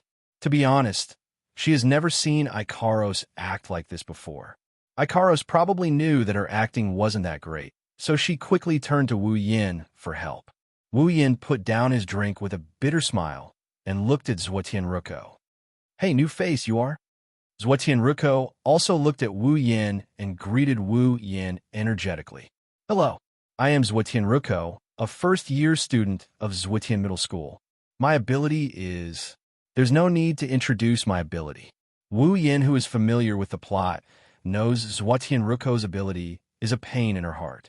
He interrupted Zhuotian Ruko's introduction of her ability. That kind of thing. It doesn't matter what you do. Wu Yin chuckled as he told Zhuotian Ruko the same thing. Zhuotian Ruko's eyes flashed with a strange light. Her beautiful big eyes stared at Wu Yin's smiling face. She was stunned and didn't react. Instead, Hazy snorted. What do you mean by it doesn't matter? It's just because you're LV0 that you don't want to talk about it. Hearing Wu Yin's level 0, Zhuotian Ruko was stunned. Mikoto smiled bitterly. How could she not know why Wu Yin was level 0? Of course, she didn't know that Wu Yin's ability had been upgraded. In response to Kuriko's sarcasm, Wu Yin didn't bother to explain. Kuriko was currently vexed over the fact that my dear Wani-sama invited a scumbag who might be a love rival. If Wu Yin were to get involved, he would definitely give this Yuri girl, who was likely to be corrupted by Mikoto, an excuse to get rid of him. When Blackie saw that Wu Yin had no reaction, he curled his lips in boredom and put down the spearhead against Wu Yin. After all, it was not her style to take advantage of another sore spot. Hello everyone, I'm Astria. Astria's cheerful introduction attracted everyone's attention. I'm Ikaros. The other girls expressed their curiosity towards beauties like Ikaros and Astria. After some introductions, they got to know each other. While Kuriko, Ruko, and Waharu were curious about Ikaros and Astria, Wu Yin sneaked a glance at Mikoto. Mikoto, you didn't call me out just to introduce some beauties to me, right? Mikoto immediately stepped on Wu Yin's foot under the table. Wu Yin almost cried out in pain. You bastard, all you think about is that kind of thing. I really don't know what your brain is made of. Fine, what's the matter? Wu Yin rubbed his sore foot and looked at Mikoto seriously. You look like you have something on your mind, and you still want to pretend to be normal. Mikoto slightly lowered her head and bitterly smiled. Why can't I hide it from you? Wu Yin rolled his eyes and smiled proudly. Of course, what can you hide from me? Don't you know who your husband is? Who is? Mikoto blushed and rolled her eyes at Wu Yin. You better be serious. If you don't tell me what's going on, I'm not going to be serious. You? Mikoto glared at Wu Yin. This is too shameless. This person, after some hesitation, Mikoto whispered. That group of scientists came looking for me a few days ago. Wu Yin narrowed his eyes as a glint flashed in his eyes. Then, they probably came looking for you because of that absolute ability user evolution plan, right? Mikoto turned around and looked at the others. Seeing that they weren't paying attention to her and Wu Yan's conversation, she nodded and said with a bit of melancholy, "Yeah, they wanted me to provide my DNA. You didn't do it, right?" Even though he knew that Mikoto wouldn't give out her DNA, Wu Yin was still worried. Of course not. Mikoto's voice was unusually loud when she said this. That's right. After the incident with her sisters, how can she just casually give out her DNA? That's good. Wu Yin touched the biocontainment device on his wrist. Mikoto also looked at it. She knows that her sisters are inside. Seeing Mikoto's expression, Wu Yin smiled and comforted her. It'll be over soon, don't worry. Mikoto looked at Wu Yin, and for some reason, her heart relaxed a bit. She nodded and said seriously, "If necessary, I'll make a move." There's no more worry in her eyes, only determination. Wu Yin also knows that with Mikoto's personality, there's no way she'll just sit there and wait for him to save all her sisters. If that's the case, the guilt she'll feel towards her sisters will completely crush her. Maybe in her heart, even if it's just a little bit of help, she'll do it with her life. She's just that stupid. Wu Yin smiled and pondered for a bit. He then said to Mikoto, "The most important thing now is the sisters' safety. There's still a lot of sisters. They can't take care of all of them. But later, when the number of sisters starts to decrease, they'll be able to focus on waiting for them. And that's when you have to make a move, Mikoto. So let's wait a bit." Hearing Wu Yan's words, Mikoto can only nod unwillingly. At the same time, she swore to herself that she'll play a role in the future. Compared to the original, where she only knows how to blindly work and shoulder all the burdens by herself, the current Mikoto is undoubtedly very happy. At least, Mikoto won't hold on to the hope of saving her sisters like she did in the original. This time, with Wu Yin, saving her sisters is no longer just a matter of hope. When the two of them were done talking about their own matters and turned around, they were stunned. The 5 girls who were chatting back and forth a moment ago were all sitting there quietly. Their gazes were all on Wu Yin and Mikoto. Wu Yin and Mikoto could even see Kuriko's lowered head. Her expression was dark and gloomy. Wu Yin laughed embarrassedly. "Why are you all looking at us?" Ruko looked at one, then looked at the other and suddenly realized something. "So, Wu Yin, Senpai and Misaka Senpai are a couple." Mikoto's face instantly turned red. She shrank back. Her 2 hands shook with all her might. She stuttered, No. Who's a couple with him?" Wu Yin looked at her helplessly. Even if he doesn't mind her tsundere behavior, isn't it more suspicious? Sure enough, Kuriko, who is familiar with Mikoto's personality, immediately went berserk when she saw Mikoto's expression. "I'm going to stuff you into the ground, you scum." Kuriko roared, her whole body emitting a strange aura. She hysterically pounced on Wu Yin. Wu Yin and Mikoto were shocked. Just as Mikoto was about to give Kuriko an electric shock, a voice suddenly came from the table in front. "I say, you guys, so noisy."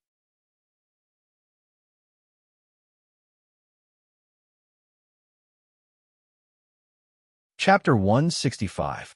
When everyone turned to look at the source of the sound, 2 of them were stunned. One of them is Ikaros. Her petite face froze for a bit before returning to normal. The other one is Wu Yin. He isn't as calm as Ikaros. His whole face froze for a while before turning into a stunned expression. A tall girl with long brown hair, a petite girl with short brown hair, a powerless girl with short black hair, and a short girl with long blonde hair. Item, 4-man team. Mujino Shizuri. Kinuha Tasai. Takitsubu Riku. Frenda. What a coincidence. I can't believe we ran into each other like this. Wu Yin instantly covered his face with his hands, looking at the sky with a speechless expression. Although he doesn't know why he would run into these 4 girls from Item, it's obvious that they aren't here specifically for him. If she was here specifically for him, with Mujino Shizuri's personality, she would have launched an atomic meltdown at him. she wouldn't be standing there and yelling something like it's so noisy. And from the looks of it, Mujino Shizuri still didn't recognize his identity. But that doesn't mean no one else did. On the side, Takitsubu Riku's eyes were fixed on Wu Yan. From the looks of it, she probably recognized Wu Yan's AIM field and recognized his identity. Unbeknownst to him, Takitsubu Riku was actually shocked as well, because with her ability, there were actually 2 AIM intruders from that night. That's right, too. One was the black-haired, black-eyed boy. The other was the tea-haired girl. How is this possible? Takitsubu Riku's seemingly tired face was now covered with a layer of astonishment. One must know that the superpowers of Academy City had never been exactly the same, because the individual who created the superpowers would never be the same. Just like how there wouldn't be 2 identical people in this world, individuals' reality wouldn't be the same because everyone has their own perception, their own way of thinking. The difference in individuals' reality would lead to the difference in superpowers. Because of this, Takitsubu Riku's ability could be used to track and identify targets. However, today, the 2 identical AMIs that appeared in front of her completely messed her up. Of course, she didn't know that Wu Yan's superpower was indirectly obtained from Mikoto. It had nothing to do with personal reality. AIM is a hidden manifestation of an ability.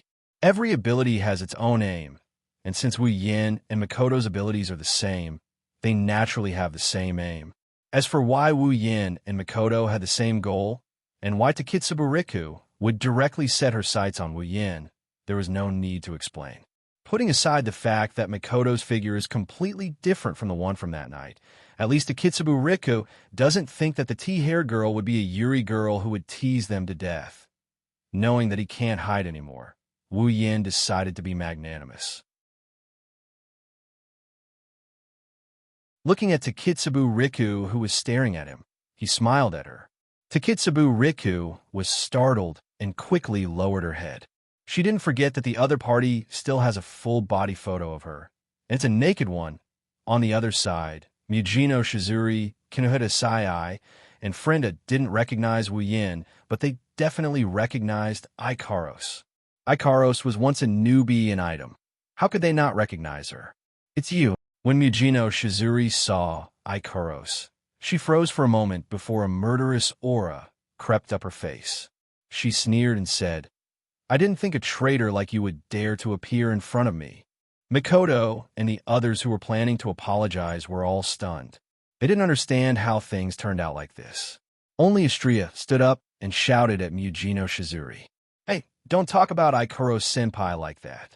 Seeing how Xianxia dared to stand up and talk to her like that, Mujino Shizuri's face darkened. Her anger after seeing Ikaros came pouring out, and she fired an atomic meltdown at Xianxia. Everyone was shocked. Careful! Xianxia was shocked when she saw a beam of light coming at her. Xianxia narrowed her eyes, and just as she was about to block the weak beam of light, an electric bolt flashed by and hit the atomic meltdown. Atomic meltdowns collided with taser gun. A bright light burst out.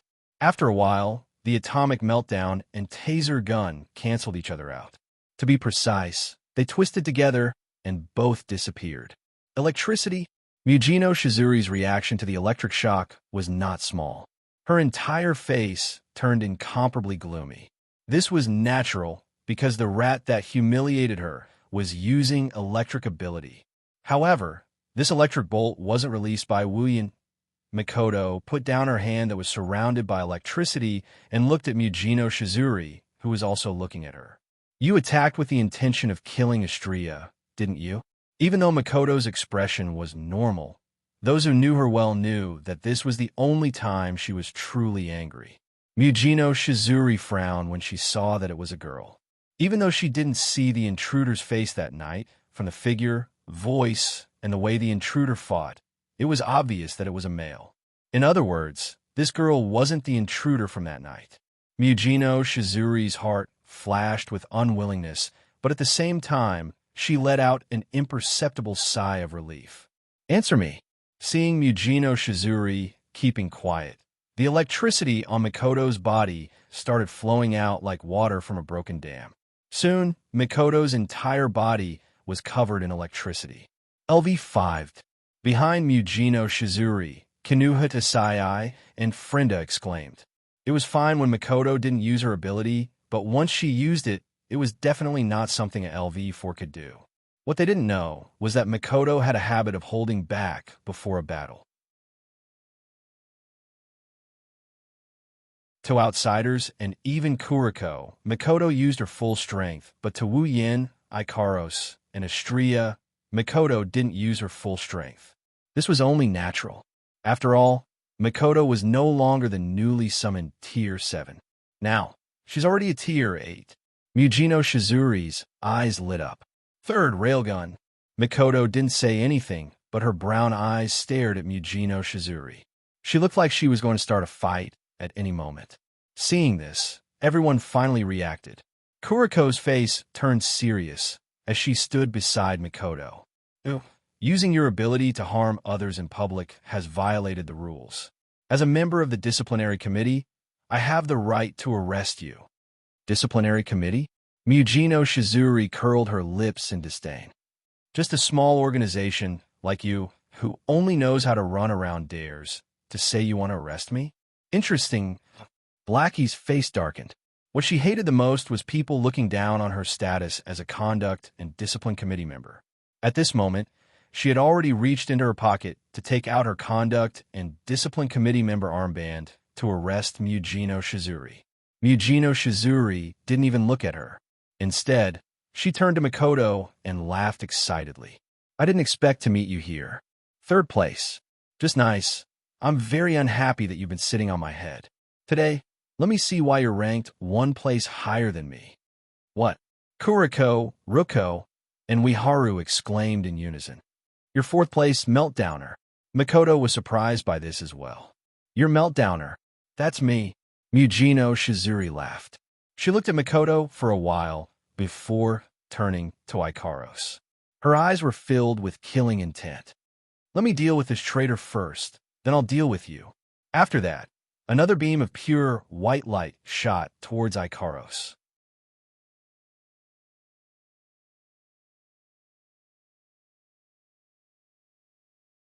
Chapter 166. The beam of Meltdowner illuminated everyone's stunned faces. Before anyone could react, it blasted into Ikaros' body. Ikaros! Mikoto and the rest screamed while Mujino Shizuri laughed coldly, but she quickly froze. The meltdown atom suddenly dispersed and didn't cause any damage to Ikaros. That's because in front of Ikaros, there's a translucent blue crystal barrier erected. Mujino Shizuri narrowed her eyes. I almost forgot. You traitor's ability can block my meltdown. Mikoto and the rest breathed a sigh of relief. Mikoto was secretly angry at herself for overreacting. As one of Wu Yan's summons, she knew Ikaros' strength better than anyone else. Ikaros is much stronger than her. It's just that she forgot that Ikaros is a much stronger existence than she is due to her concern earlier. But that didn't stop Mikoto's anger from rising. You bastard! Mikoto clenched her fists tightly. The electricity crackling all over her body could be heard. How dare you try to harm my friend in front of me? Astria's crimson-red eyes stared at Mujino Shizuri. A stream of data flashed through her eyes. Mujino Shizuri, who was looking at Ikaros and Mikoto, felt a chill run down her spine. Astria is a lot stronger than Mikoto. Kuriko took out the disciplinary committee's armband from her pocket and said coldly to Mujino Shizuri, how dare you harm someone in front of the disciplinary committee? Even if you're a LV5, I'll arrest you. You'll have to go through us first.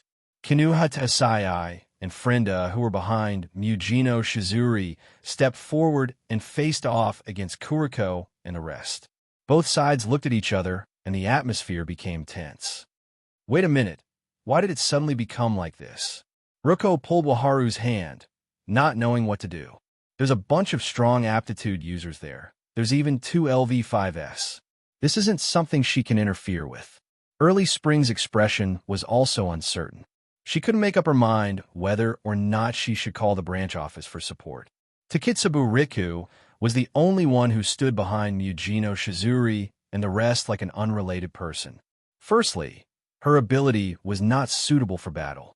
Secondly, the person who was like a demon to them was right there. At this moment, Wu Yin had already returned. That's right, he had returned. No matter how you looked at it, this meeting was very unexpected. But no matter how unexpected it wasn't suitable for others to know about it. Otherwise, Academy City would definitely be filled with news about them tomorrow. Thus, the moment Mujino Shizuri and the others appeared, he quietly got up and used the name of the Conduct and Discipline Committee to disperse the people in the dining hall. The extras didn't have much suspicion either. They didn't care if Wu Yin was a member of the disciplinary committee or not.